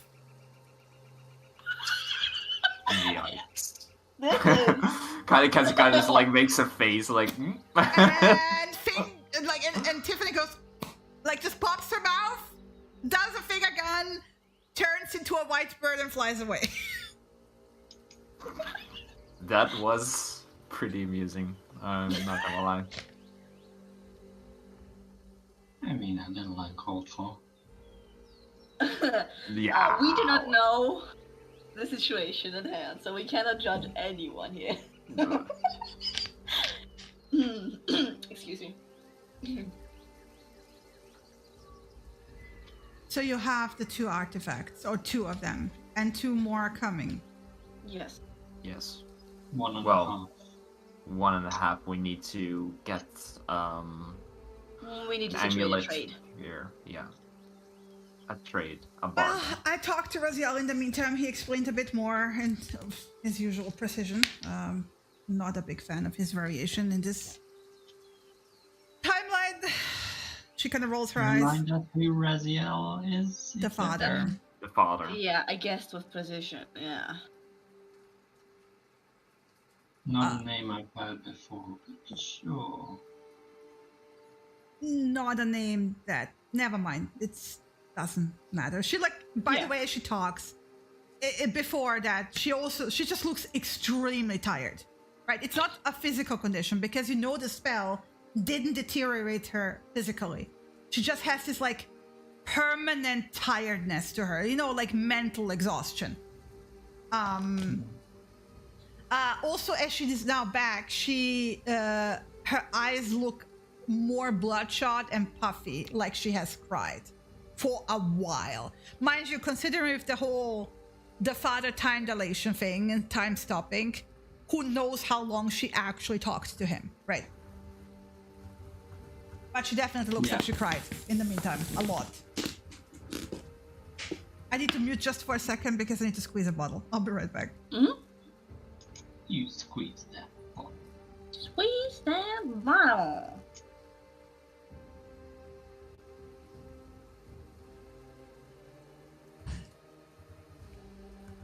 She's still barefoot, right?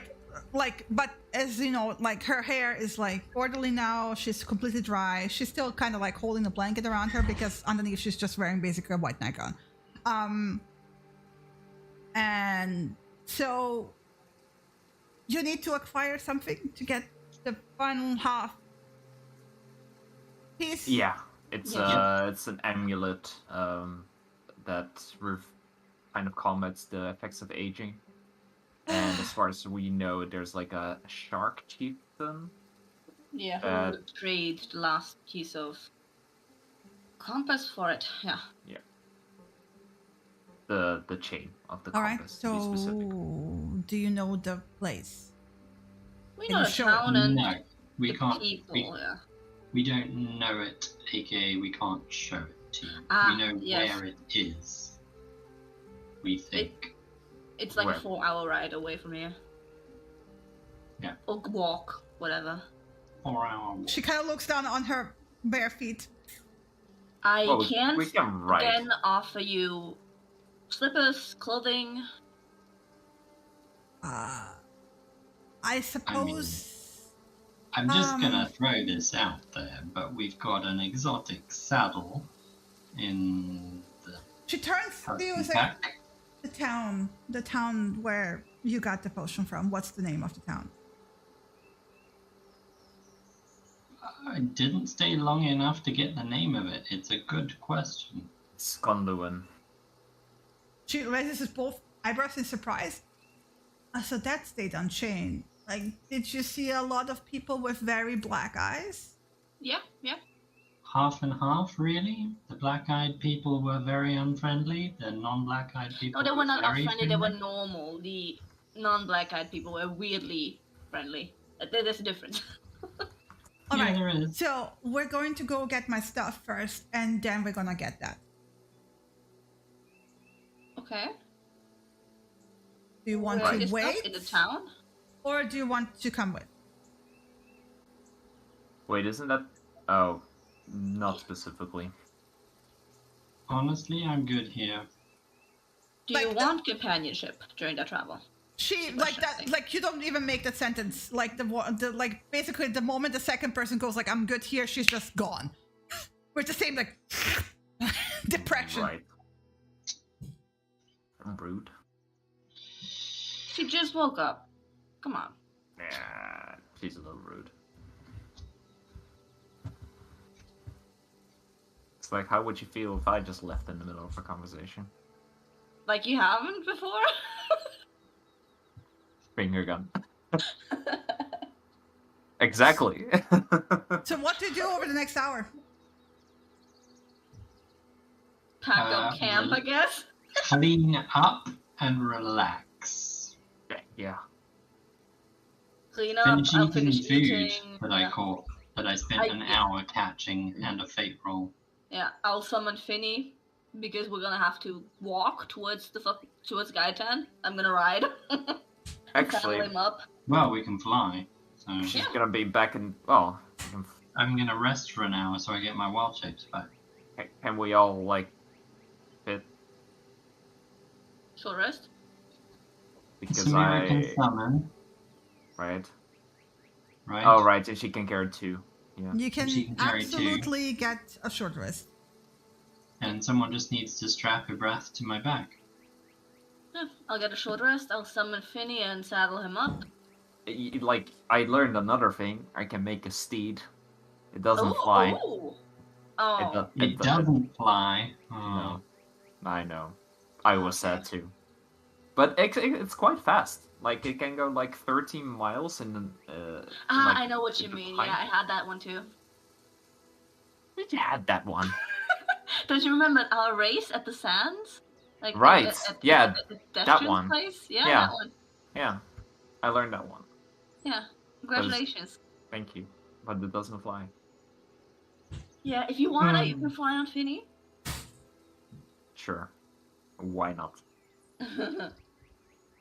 Get on this spooky ghost griffin. Apologize to Finny, please. I'm sorry, spooky shadow griffin. Because he can understand common. Oh, can he? Yeah. Can he also just can't speak it. He squints at you menacingly. Hi. I'm assuming this whole conversation with Finn took place in common. Yeah. I mean, yes. I'm assuming. I mean, since we didn't say anything. I don't talk in Celestial in front of you, I'm sorry. Good to know. Only sometimes when I need to gossip about you with Samira. Oh, don't say that, you're right. She was supposed Alright, to I know. talk about you two to Ibrath all the time. I know, he told me. We're very well aware. Yeah. He also told me that he wasn't very impressed with you. Why not? Something about you need to learn more about animal instincts in general. Like, I think his exact words were, "I need to teach you to hunt." Ooh, Right. buddy. I'm not gonna hunt for him, he can hunt himself. Well, it's not for him specifically. He basically said you can't feed yourself. I think it was more a case of like, you need a few just general life skills to round yourself out. My life skills, yeah. Whenever do you need to hunt in a city when it's not for people? You don't need to hunt in a city, and I can hunt for people in a city. Done that, easy. Been there, done that, yeah. Yeah. So he's just not seen me do it. Well, you did spend like 95% of the time he was with you with your nose in a book. So. Sure. Yeah. Very true. Yes. He just has the wrong impression of me. Like most people do. It's fine. Sure. Yeah. Yeah, let's go with that.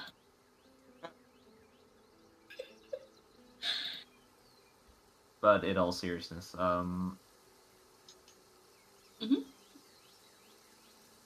So for this amulet, right? Yes. We know so far. What was her name again? It was something double-barrel-ish, like Lady Debuchamp. Yeah, something like that. If only you would have a character wall to look it up. I'm scrolling. No, it's loading. I'm playing in character, not remembering, because I sure as fuck wouldn't remember like 4 months later after speaking to 15,000 other people. Oh, Bullback. Yeah, the Bullback. Lady the Bullback. The bull is bulbs. See, it was a Deboback. There we go. Emmeline Bullback. Relevant now. Yeah. Yes, but her family is supposedly still alive. Well, I suspect they probably just got the biggest house in the town. Not sure. Like, I'm not sure if they were like the biggest, because I kind of did some research on. I tried to look for her family history in Penman. Oh, okay. And they came from like another continent not so long ago, but long enough for a family to set root. And they're fairly affluent, but not necessarily like the richest on the island. Okay. Why are you so surprised? She had a thing I wanted. I mean, she was sponsoring the tournament thing, which seemed like a big deal, so I assumed she was the big deal. I don't think she's the biggest deal, but at least her family is wealthy enough, yeah. Yeah. I get the impression that Guyton is sort of like their town. Doesn't necessarily that town sort of grew up around them. Yeah, but she wasn't really like completely sponsoring. She was just giving away the amulet as a prize, like the festival and things were going around. Yeah, but she was the only person giving away a prize that we knew of. True. But it seemed like she wanted to, well, not necessarily get rid of the amulet, but at least pass it along.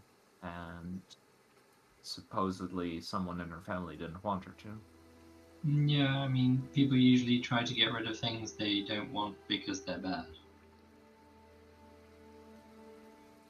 I'm not sure bad. Maybe she lived a life of having the amulet and realized it wasn't all it cracked up to be. Sure.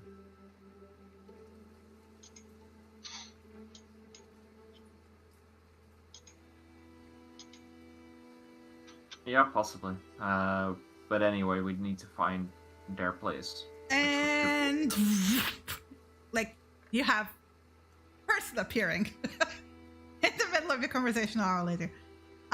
She looks like it's still the long red hair, right? It's, by the way, it's ridiculously long. It goes like down beneath like her butt, right? It's really long. And considering it's curly hair, if it were straightened out, it would be even longer, right? It's like Samira, you know, and Viera, you too, because you have long hair. Yeah. But like how heavy hair can be because your hair is already long. Hers is even longer, right?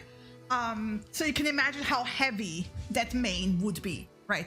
Especially on a body that looks actually like it can't really support that, right? I think at this point, Viera's just going to, having noticed all of this, obviously, she's going to sidle up next to her and kind of compare hair lengths. The funny thing is she's 4'9", by the way. Yeah. She's now wearing boots with slight heels, just she's 5'1". Her hair is longer, technically.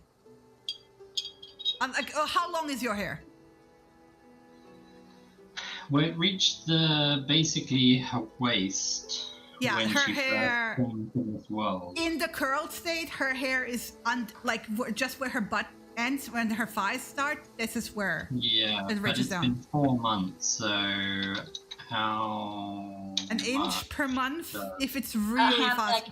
Like 4 months is about a hand length. Yeah. If your hair grows fast, it's a hand So I mean, Viera's isn't far off hers. She's also differently dressed. You know Sucker Punch, the movie? Nope. Yes. Nobody gets your references. I get this one. Moving on. I will just... Give me a second. Oh no, that outfit, really? The school uniform. Oh god. But not the shoes, right? Also, it's not like...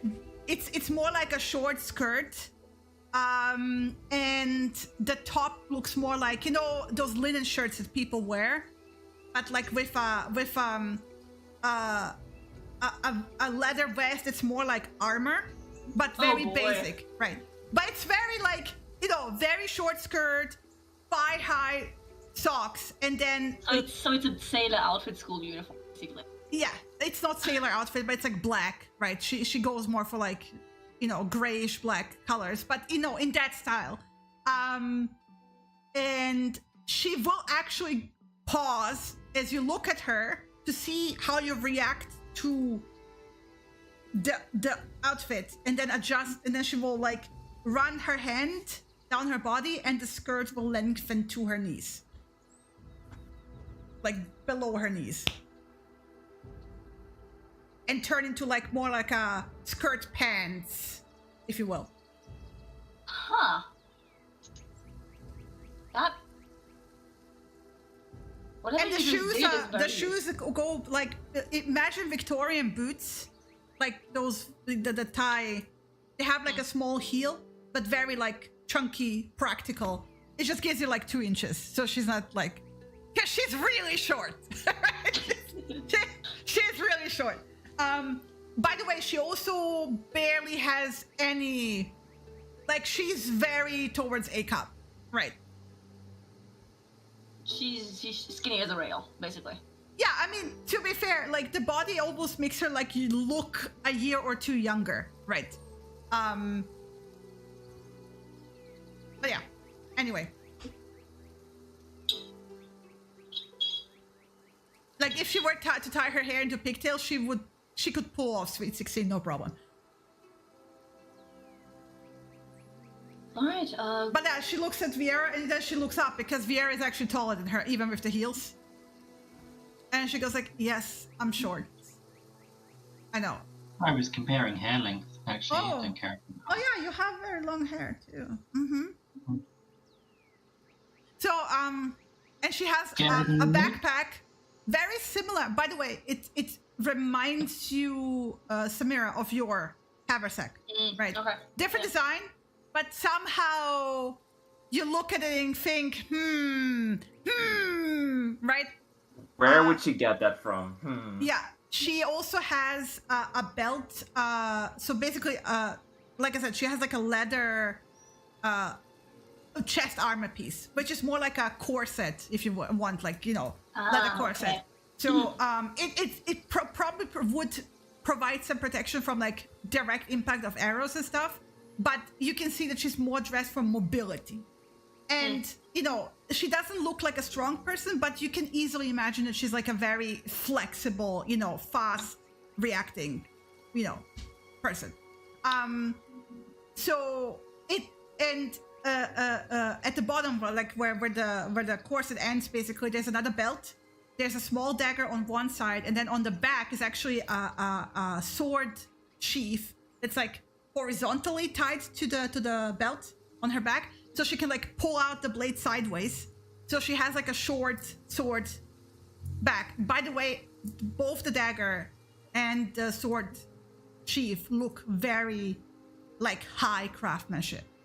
And I mean like master high, right? It looks like, Samira, you look and like you start wondering what the weapons look like that are sheathed in, you know, holsters like that. Yeah. Not as good as my bow. But also on the Not front, as good as my dagger. she has a book, a leather tome strapped to the belt, in like literally within reach, so she can like pull it out quickly, almost, right? And she has that backpack, and she looks around and goes, so, sorry about this. Had to get my gear. Had to talk to certain merchants. She kind of blinks at that. Look, I'm sorry for disappearing. I guess I'm more used to talking to people who are actually used to that. And I'm also kind of used to people letting me or expecting me to take the lead. And I also realize that that might not be the most polite thing to do. So I'm more than happy to follow your lead. It's all right. It's a lot is happening. so well, this is clearly not the world I left. And therefore... It's not the world we left either. To be fair, we've only been here 4 months, so... Yep. Yes. But you come with as well. To put it into perspective. Then you're following in my footsteps, which is not a great thing either, but I get it. You want to make this your home and you want to make it safe, so you're kind of getting involved. We don't really have much choice. We're kind of here now anyway. We're here, we don't want to die, basically, is it? Basically. Well, we don't want the world to get reset and for us to suddenly not be here, or maybe not I reminded him that he made me a promise, and even if that technically... It's complicated, but he's bound to that. There's no reset. I just don't want the Tree of Pain happening. Yeah, us neither. I'm assuming certain merchants don't want the Tree of Pain happening either, so... I don't want to talk about him. It's alright. Can we assume that we can at least count on them for assistance with items or goods if we should need it? Yes, he is reliable for that. He did say he would stay in the same place. Good. That's very convenient of him. Fantastic. At least we didn't have to deal with genocide this time around. Yeah, but that can be fun sometimes too. No. Anyway. What? Wow. No. Okay. New side. Okay. That's a leap. That's a leap. Okay. And I mean, what's think I of don't know why you're surprised, motions, Mira. We genocided spiders twice. Doesn't count. Sorry, what were you saying, Finn? Think of motions towards Vieira's like dark humor. I like that. Gotta live a little. So we need to get this fourth half of an artifact. Okay. As we walk and talk, can we walk and talk? It's like, how We long? can fly and talk. Well, then I'd you rather can we walk and talk because then we have some time for you to like run me through all the things that happened, and because I have questions. I mean, we can talk you through what we know. Obviously, we have no idea time frame wise when you went into stasis. Trust me, it's really difficult to explain this without making your not literally. Making yeah, your when hands you explode. are going into stasis or are still in stasis or was never in stasis. Yeah, blah. We get it. Yeah. Well, not really, but Well, at least I can see that you have talked to the father a few times. yes. Some Too of many us times. more than others. Shut up! Shut up! Now that's what I call humor. Amazing. You get the first small smile from her, by the way. Yeah. So over the next 4 hours, Walk and talk. yeah, she's trying to get a gather on who of the big people you talk to, right? So she will even like toss some names and she's like, did you talk to Grigori? Okay, you didn't talk to Grigori. Okay, fine. Did you talk to Vinces? Okay, you didn't talk to Vinces. Like, yeah, okay, did you talk to Tiffany? You kind of like had like a very ominous conversation with Aurora. Did you talk to Din? Did you talk to Parl? Did you? No. She kind of like, the way she talks about them like they were hanging out like friends, right? Yeah. Unsurprisingly. Yeah. But in those 4 hours, do you have any questions for her? Well, okay, she doesn't want to talk about immersions, but predominantly about the boons that these temples grant. Like, how does that work? What does it do? How does it manifest? Is it literally a wish? Because that's something we've heard. Essentially, can she explain why the temple boons together will be something that we can use to stop whatever's happening? Okay, so she will, as you talk, right, as you walk, she'll be like, so when I arrived here, it kind of looked different, but basically, I didn't even know at first that it was a boon by the elements to begin with, so it took me a while to like figure it out. But basically, each on their own has only power over their own domain. So whatever things they can grant, they can only grant them within their domain. So if you want something from fire, it can only be granted within the realm of fire. If you wish for something that is outside the realm, they cannot grant it to you. They're not omnipotent. They can only, they don't even have unlimited power within their own element. Even that has its limitation. It's like, I would think of them less as deities, but more like as literal representations of their element.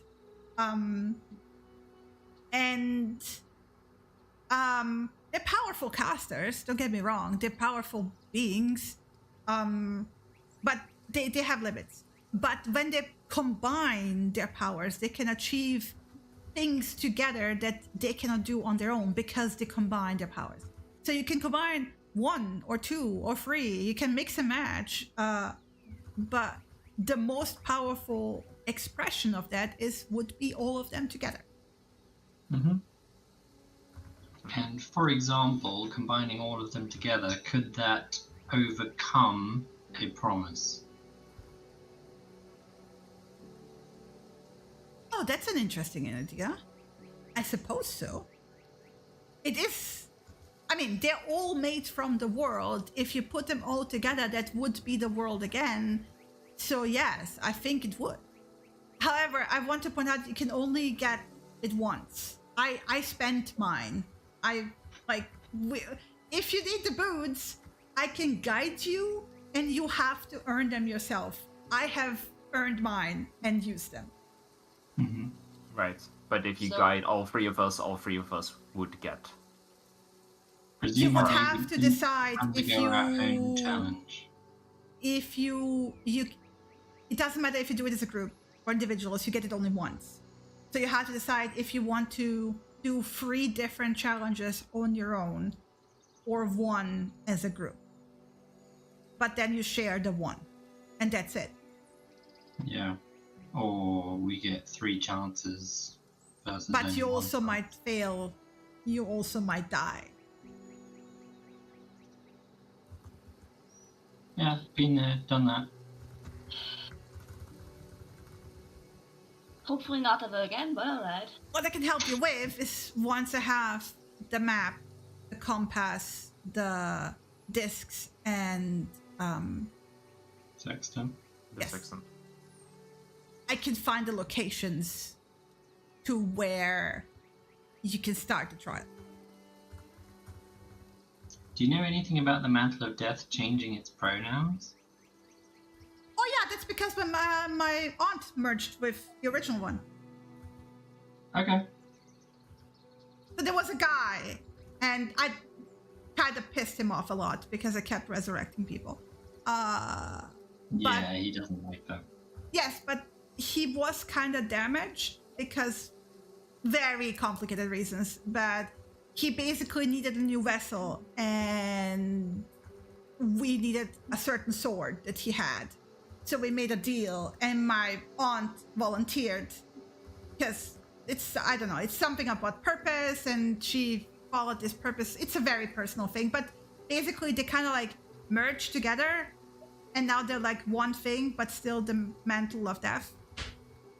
Because you can't really like take it away from a mantle, if you know what I mean.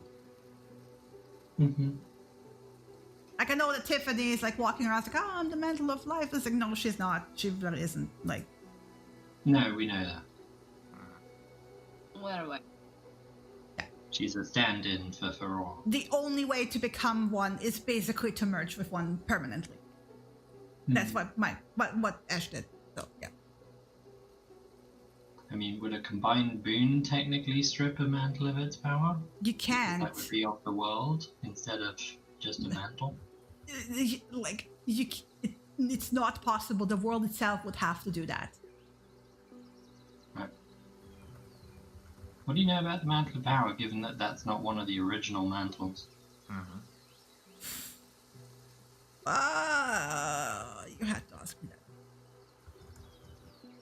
I mean, you said any questions. He used to be a king and a wizard, a very powerful one. Oh, surprise.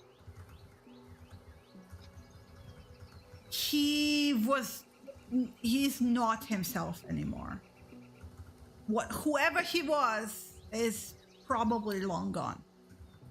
And whatever is left is a twisted, corrupted version of the man. Because absolute power corrupts? Give me whoever wants an insight check.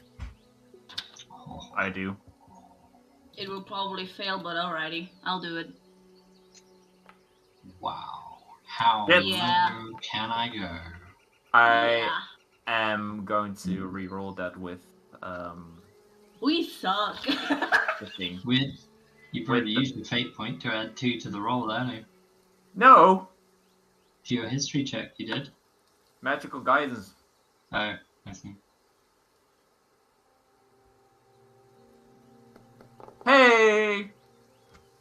So Slightly more now. I'm gonna type this out.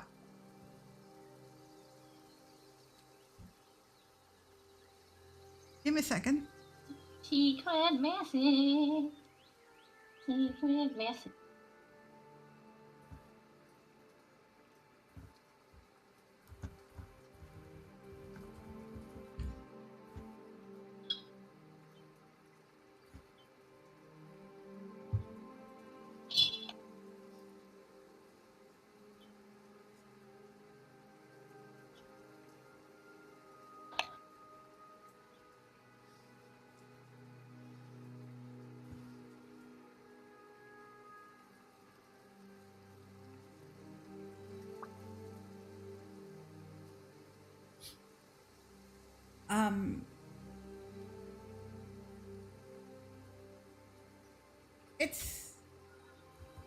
what he did to become the mantle is impressive.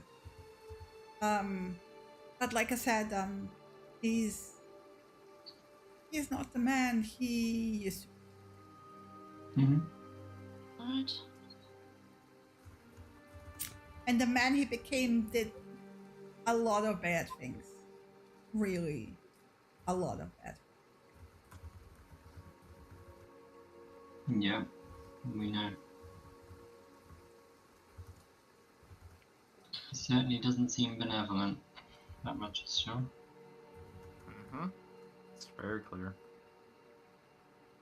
Since you've brought up a lot of names of apparently important people, I was wondering, do you know anything about the Father of Dragon?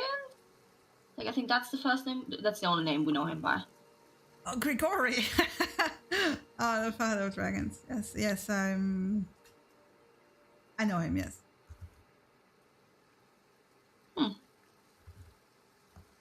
What about him? I was just a bit curious about him, if you would mind sharing a bit about him. Grigori, you said his name was? Well, I mean, that's what he went by when I talked to him last time.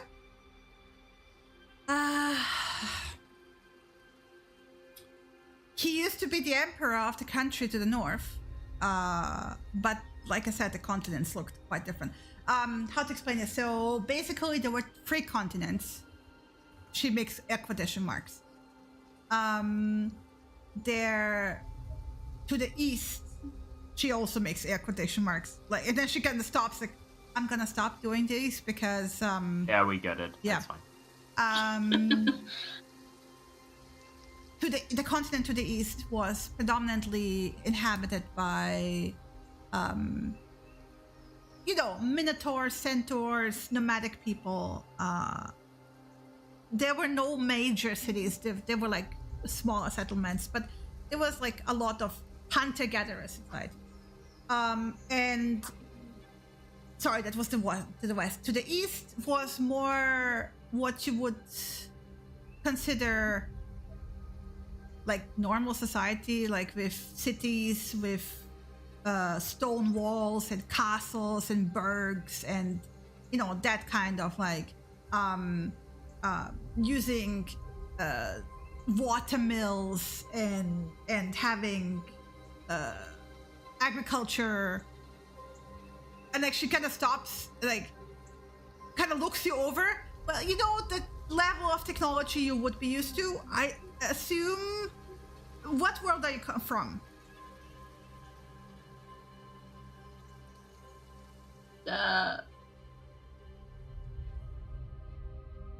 Faerun? Oh, so you're the same place from where my aunt is from. Oh, that's easy then. And then I know actually enough about it. So like very similar to your cities, right? So with castles and cities and ships and sailing ships and that level of technology. The northern country had a lot of very advanced magical knowledge, and they used a lot of that knowledge to make life very comfortable, to the point of that it used to be the dominant power of the world, but they were also hoarding all the knowledge because Grigori didn't want to share, because of bad experience. It's complicated. They're all very old. They all went through a lot of bad things. When I met him, he was a bit of a douchebag. So yeah, but it's different on the inside. So I assume you don't know anything about the Empire, I assume? No. Nope. We're also fairly new here. We've traveled around a little bit, but not that much. So there might be an empire. I mean, the funny thing is that Conluan used to be in the Empire. Which, like, some things are similar and some things are very different. I didn't stay long enough in the shop to compare. Huh. Right. Yeah. we're very, very, very ignorant of a lot of that's happening. In a way, he is nice, or he can also be very dark and brooding and edgy, and I wouldn't fuck with him because he is the father of dragons. So, like, imagine a dragon, and then on steroids. Okay, you don't know what steroids are, probably. Imagine a dragon times 1,000 or 1,000,000. It's like really powerful. I mean, at some point, so a dragon on drugs, okay. Yes, but like at some point he actually went mad and burned an entire continent in his rage. Ooh. So yeah. Right. So genocide. We're back on that topic again. Yeah, I mean, to be fair, he was messed with, so that was not entirely voluntary. That when he did that. Was he feeble-minded by any chance? She told you about this, didn't she? Yep. I mean, she told us too much about it. Yeah. In my it case. Was context about what happened with the mother, which is somebody else who's part of this game. Look, I don't judge other people for their choice of partners. I'm the last person who should judge anyone for their choice of partners. I will not comment on that any further or elaborate. Choices were made. The problem is that the choices she made caused bad consequences. And she almost paid for that with her own life.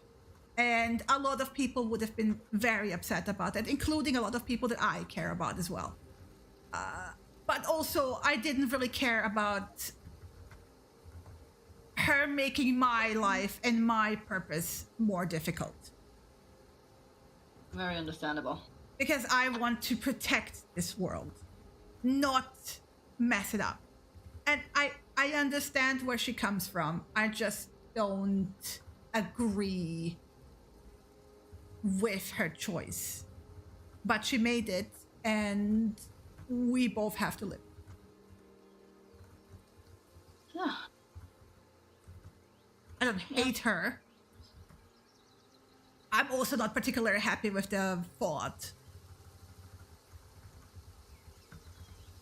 No, that's very understandable, like I said. Look, it's been... Even the main unchanged timeline took 4 or 5 years total. So we spent some time together. It's been longer than 4 months.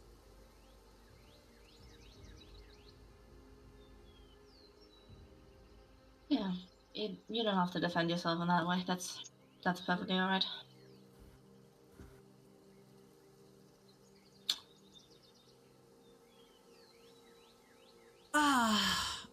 It also just reminds me that a whole bunch of people that I used to know probably don't even exist. Ella rubs her forehead. Oh. Good old time fuckery. Yay. Moving back to the present time. Oh. You should roll me another insight check if you want. Nah. Wow. I think Vieira's just done. Nope. To be fair, with the previous one you rolled, you can kind of like, I would say you paid close attention since then, right? Yeah, no, I'm failing. 11, right? Cassius, I'm going to ignore the critical one because again, you probably didn't stop paying attention since you rolled, since I gave you the info. Since we met her. Yeah.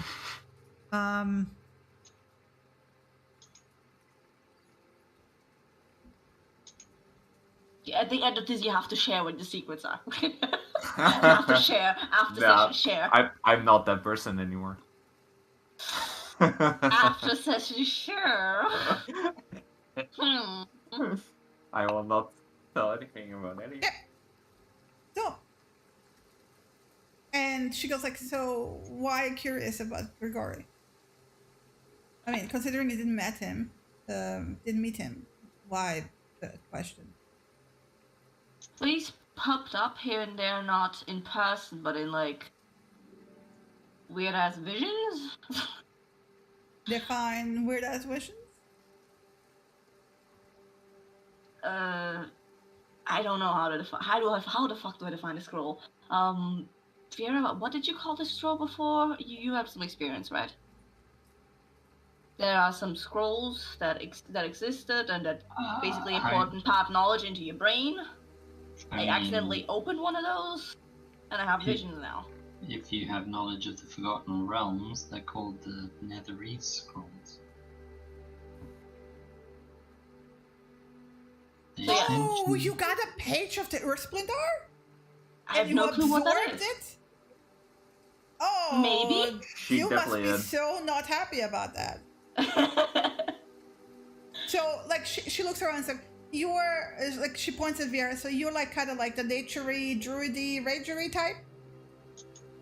I'm Tiffany with a little more common sense. A lot more common sense. Sick bird. She raises her hands like, I may not like her, but her common sense is pretty good. She's actually a really good scientist. She did say something about that, yeah. So, but okay, so nature, and she kind of like, and cute animal cats. She kind of points towards the Braff, right? Is he looking behind himself at the moment?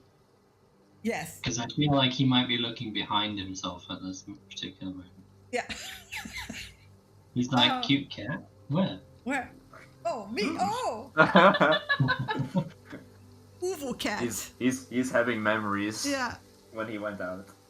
And then she points at Abel and was like, "So you were like, what? Cassius. Who's here?" She points at Cassius like, "So you were the, what are you?" The nerd. What? No. I'm the most handsome person in the group, obviously. I mean, he spends all his time in libraries. That was 2 weeks, 1 week, 10 days. That's it. Don't basically half the time we've known you. Oh, come on. What am I? That's a complicated question. He likes books, but also he's very stealthy. That's it. I get things. So you're a thief. Oh. I would say a connoisseur of fine things, but sure. She kind of like He persuades people to give him the nice things. No, like So thief faced that. Okay, all right. And then she looks at Samira. And I do magic. Oh, fair. So, do you all do magic? Yeah. A little bit. And you hit things really hard with a mace? She kind of points at Samira's mace. I smash, yeah. I smash things. You smash, all right. Well, I do magic a lot. Like, a lot. We got the impression, given that you've been bamfing around. That was actually... I got that early on. So when I arrived here, I wasn't actually allowed to enter the world immediately. And Raziel put me in this, like, trial of the Hunter's Castle. And I was kind of stuck with my brother. She stops and makes a very pained expression. Who is also no longer here, presumably. But moving on. Yes, we went through a trial too. And something akin to a group trial at the end. Yeah, it was a group trial at the end for me as well. There were a few people stuck in there. But we found a case with orbs, like marble size, in different colors. And we knew that, like, they were doing different things, but we didn't know what to do. So we kind of picked randomly. And I took the purple one. And I got the ability to permanently use telekinesis, teleportation, and telepathy at will. That's very useful. Oh, yeah. Yeah, why couldn't we get that? It also got me in so much trouble. So much trouble. Well, I'm not sure. It's a specific recipe, and they might not have it. I'm an alchemist as well, so I can make them. You can make them. I can make. You can currently make them. Not with the not having ingredients. I have the list of ingredients. I don't even know that if the ingredients actually exist. That's gonna be interesting. But she kind of taps her forehead. I have perfect memory, so I have the recipe in my head. Let's compare notes later, because I'm also an alchemist. Sort of. Oh, well, yeah, I dabble in nature when it comes to whatever I need to collect for my potions and poisons and stuff like that. It's useful. I asked Yara to do that for me. And I'm pretty good at stitching up injuries and removing arrows and shrapnel and medical stuff and autopsies if you need them. Oh, okay. I haven't stepped that far yet, thankfully, but all right. But I appreciate books. I have a lot of knowledge from books. I grew up basically in library. Awesome. And I didn't grow up in this world. I'm also from somewhere else. Not Faerun, but another place. How does that work with an aunt from Faerun then? Not a blood-related aunt. Because she ended up in my world at some point. Oh. And she's not by blood related, it's true. She's married into the family. And she's not even married into the family. Actually, she's actually friend of my father. They kind of used to be in the war together several times. Aunt, yeah. But they kind of... So the world where I came from in the past, they used to have like these like world-ending events every 2 years, basically. So they had a lot of fun together. But Aunt Ash ended up with a different guy, and my father obviously married my mom. But they like stayed really close friends, and because we kind of grew up with her around, we kind of started calling her Aunt Ash. So that's why he's Aunt Ash. She will probably not introduce herself as Aunt Ash. Please don't tell her I told you. Don't worry. She's scary. She was scary even before she was the Mantle of Death. So where she came from your world, she used to be, she kind of thinks about it like, you get a sense that she has a lot of information in her head, but the longer it is back, she like needs to reach for it. Like she's almost like sifting through files, right? She was Variel. Variel. Variel. Does that ping any minds? Viera. She's doing her best not to show recognition. Passive insight of 18. I mean, yeah, my deception shit, so.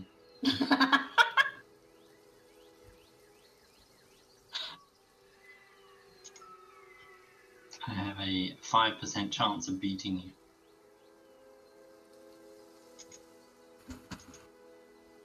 Oh, defender wins. Like wow. Oh, yeah. Right. Wow. Your okay. passive's better. Well, also, yeah. Actually. Yeah. I don't know the shit. What's in a Variel? I asked Finn. Well, she goes like, well, apparently there were like a race of winged elves.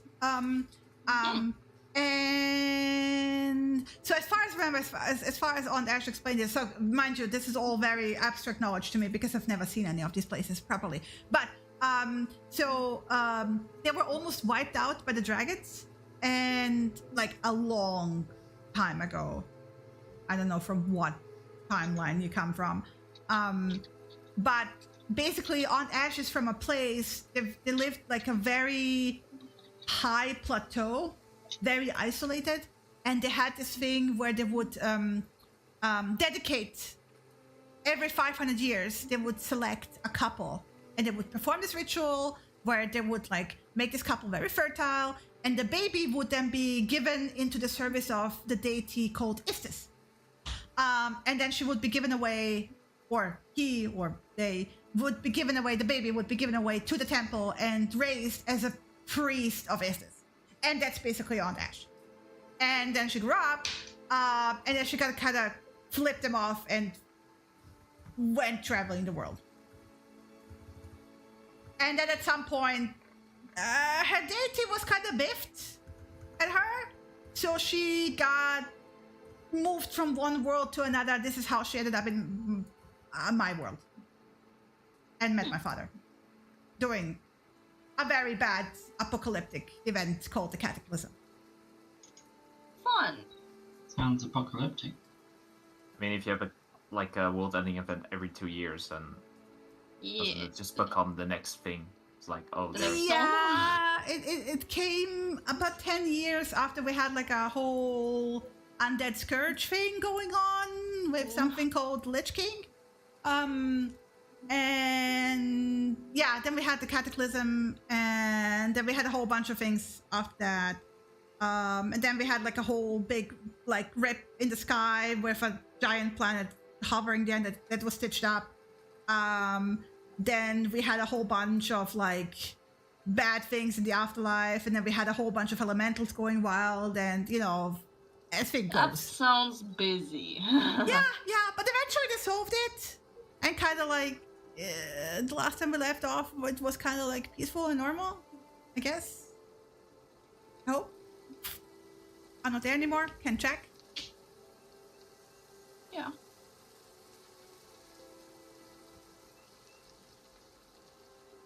At least means you were prepared for the chaos that was here, apparently. But yeah, she's that kind of ant. Like not blood related. Yeah, more the shield sister, shield brother sort of ant, yes. rather than yeah. blood related. I get that. Very scary woman, even when I was growing up.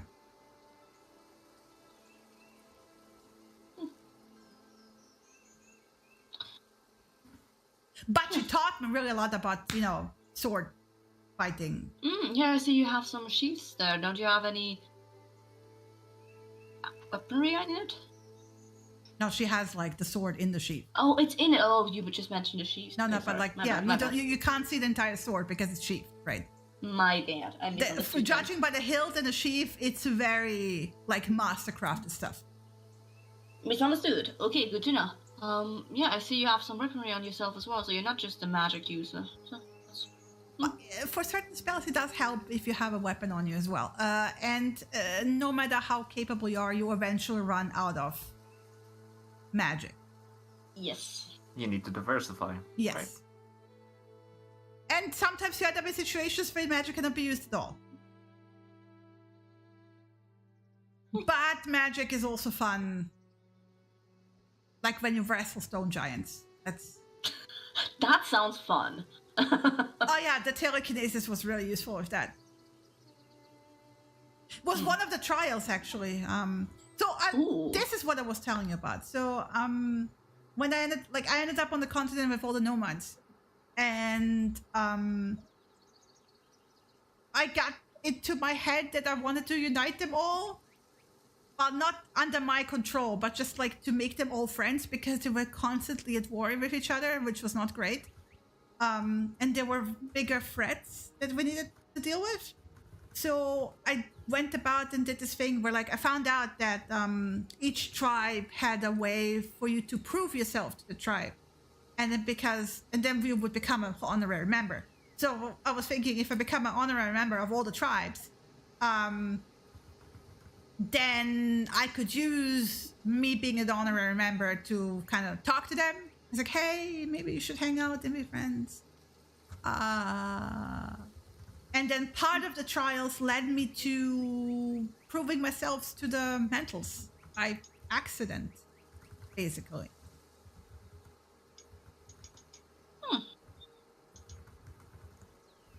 Parl was the first one I met.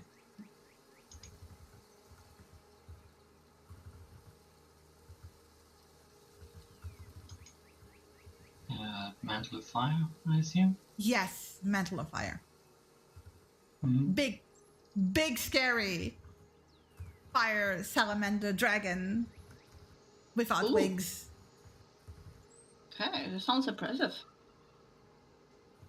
But really, he's a softie on the inside?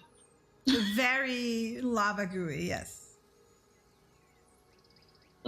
He's very calm for, fire. Well, I suspect fire is mostly just misunderstood.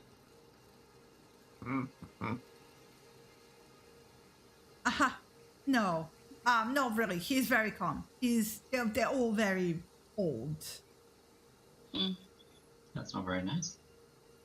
No, but it's true. They're very old. I don't have to watch out for Vera. Yeah, I have a habit of ignoring old people. Even with the shenanigans I pulled off, I'm like maybe combined 30 years old compared to them. I'm a baby, not even. Oh, bless. That makes. Does that still make Cassius the youngest? Yeah. I think it does, doesn't it? Yeah, it still does. But apparently also the smartest, so. Well, only until I get you brought some enchanted stuff. Yeah. Yes, he will quickly overreach. It's good. Okay, sure. Then he can do the research. It's fine with me. Like, I don't care. I think he'll love it. It's something different.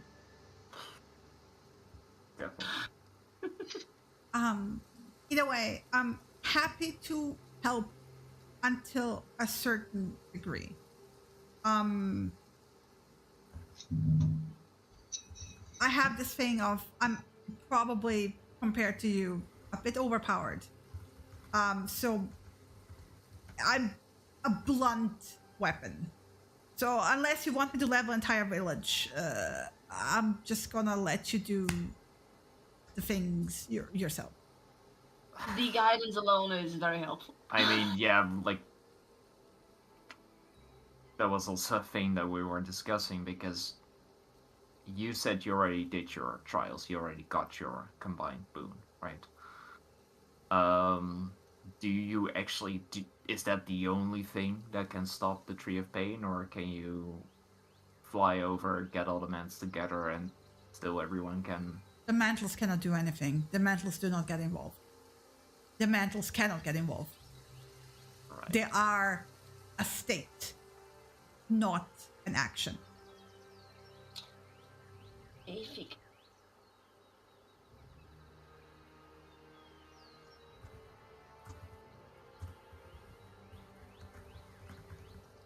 Okay. Yeah, just curious if we do need to get our hands dirty or not. Apparently someone they're very with new blood has effective to. if you want to show up in the company of all the mantles and be like, yo, look who my friends are, and like flex on your enemy. That's a very powerful message to send. It can also go horribly wrong if they think you're that overpowered, then pushing them to rash actions. You can see like she is like, there, even if by now this is the type of like pained expression that even Samira would pick up, of like she is speaking from very deep personal painful experience and trying to brush it off as humor. Kind of like Samira does very often. Game recognizes game. Yeah. Right. But yeah. So, in any case, for the sense of like leading, okay, I mean, we know kind of at least to get the artifacts together. That's the current goal. But then afterwards with the temples, literally no clue. So, in that sense, you do have to. Yeah, if you'd be right a guide. That will be appreciated. But... I will take you to the places. I can share my experiences with them. Each but trial, it's different for everyone. It's different for everyone. Exactly. Yes. But I can share what I did. But one thing I wanted to zoom in on, you said that either we do one trial with all of us, and we get one combined boon, or we do each of us 3. And these trials, because we had trials before, personal and group, in the tower, we couldn't die. He said it's possible. You went through the King's Blade trial. The tower, you said. Yeah, there was a tower. The tower, yeah. She kind of stops. She actually stops on the road and kind of like puts her fist into her waist and kind of looks up. And she like actually is breathing deep at this point. Like she's doing like several breaths and like looking up, blinking. Samira, you recognize this as like blinking tears out of your eyes, right? So he actually did. He did keep his word. Okay. All right. Yes, no. The King's Blade is how you got into this world. You know, just because something's called a trial doesn't mean it's the exact same trial. Yeah. Of course. When we talk about the trials for the boons, it's just see it less of a trial, but more of like you trying to find a way to earn the trust of each mantle. You are trying to prove yourself as someone who's trustworthy to be given that power by them.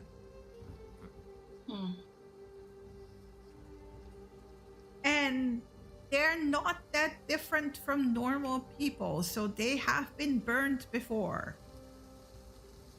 And they have come to mistrust our kind in general.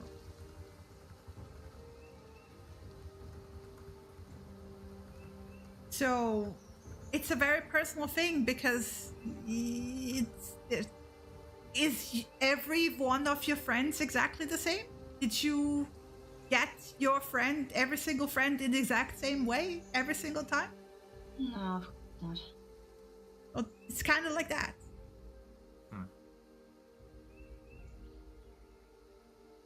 Yeah. Okay.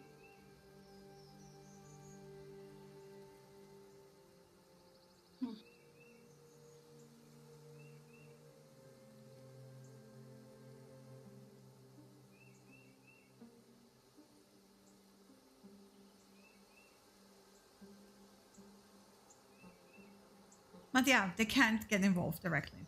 They had to promise not to. Because they used to get involved in the past. A long time ago. And that didn't go so well.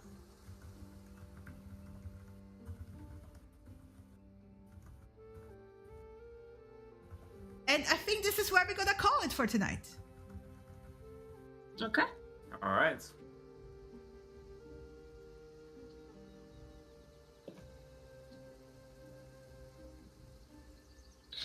On the way towards Goethe.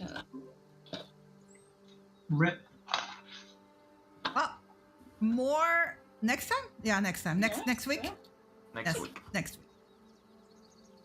Alrighty then.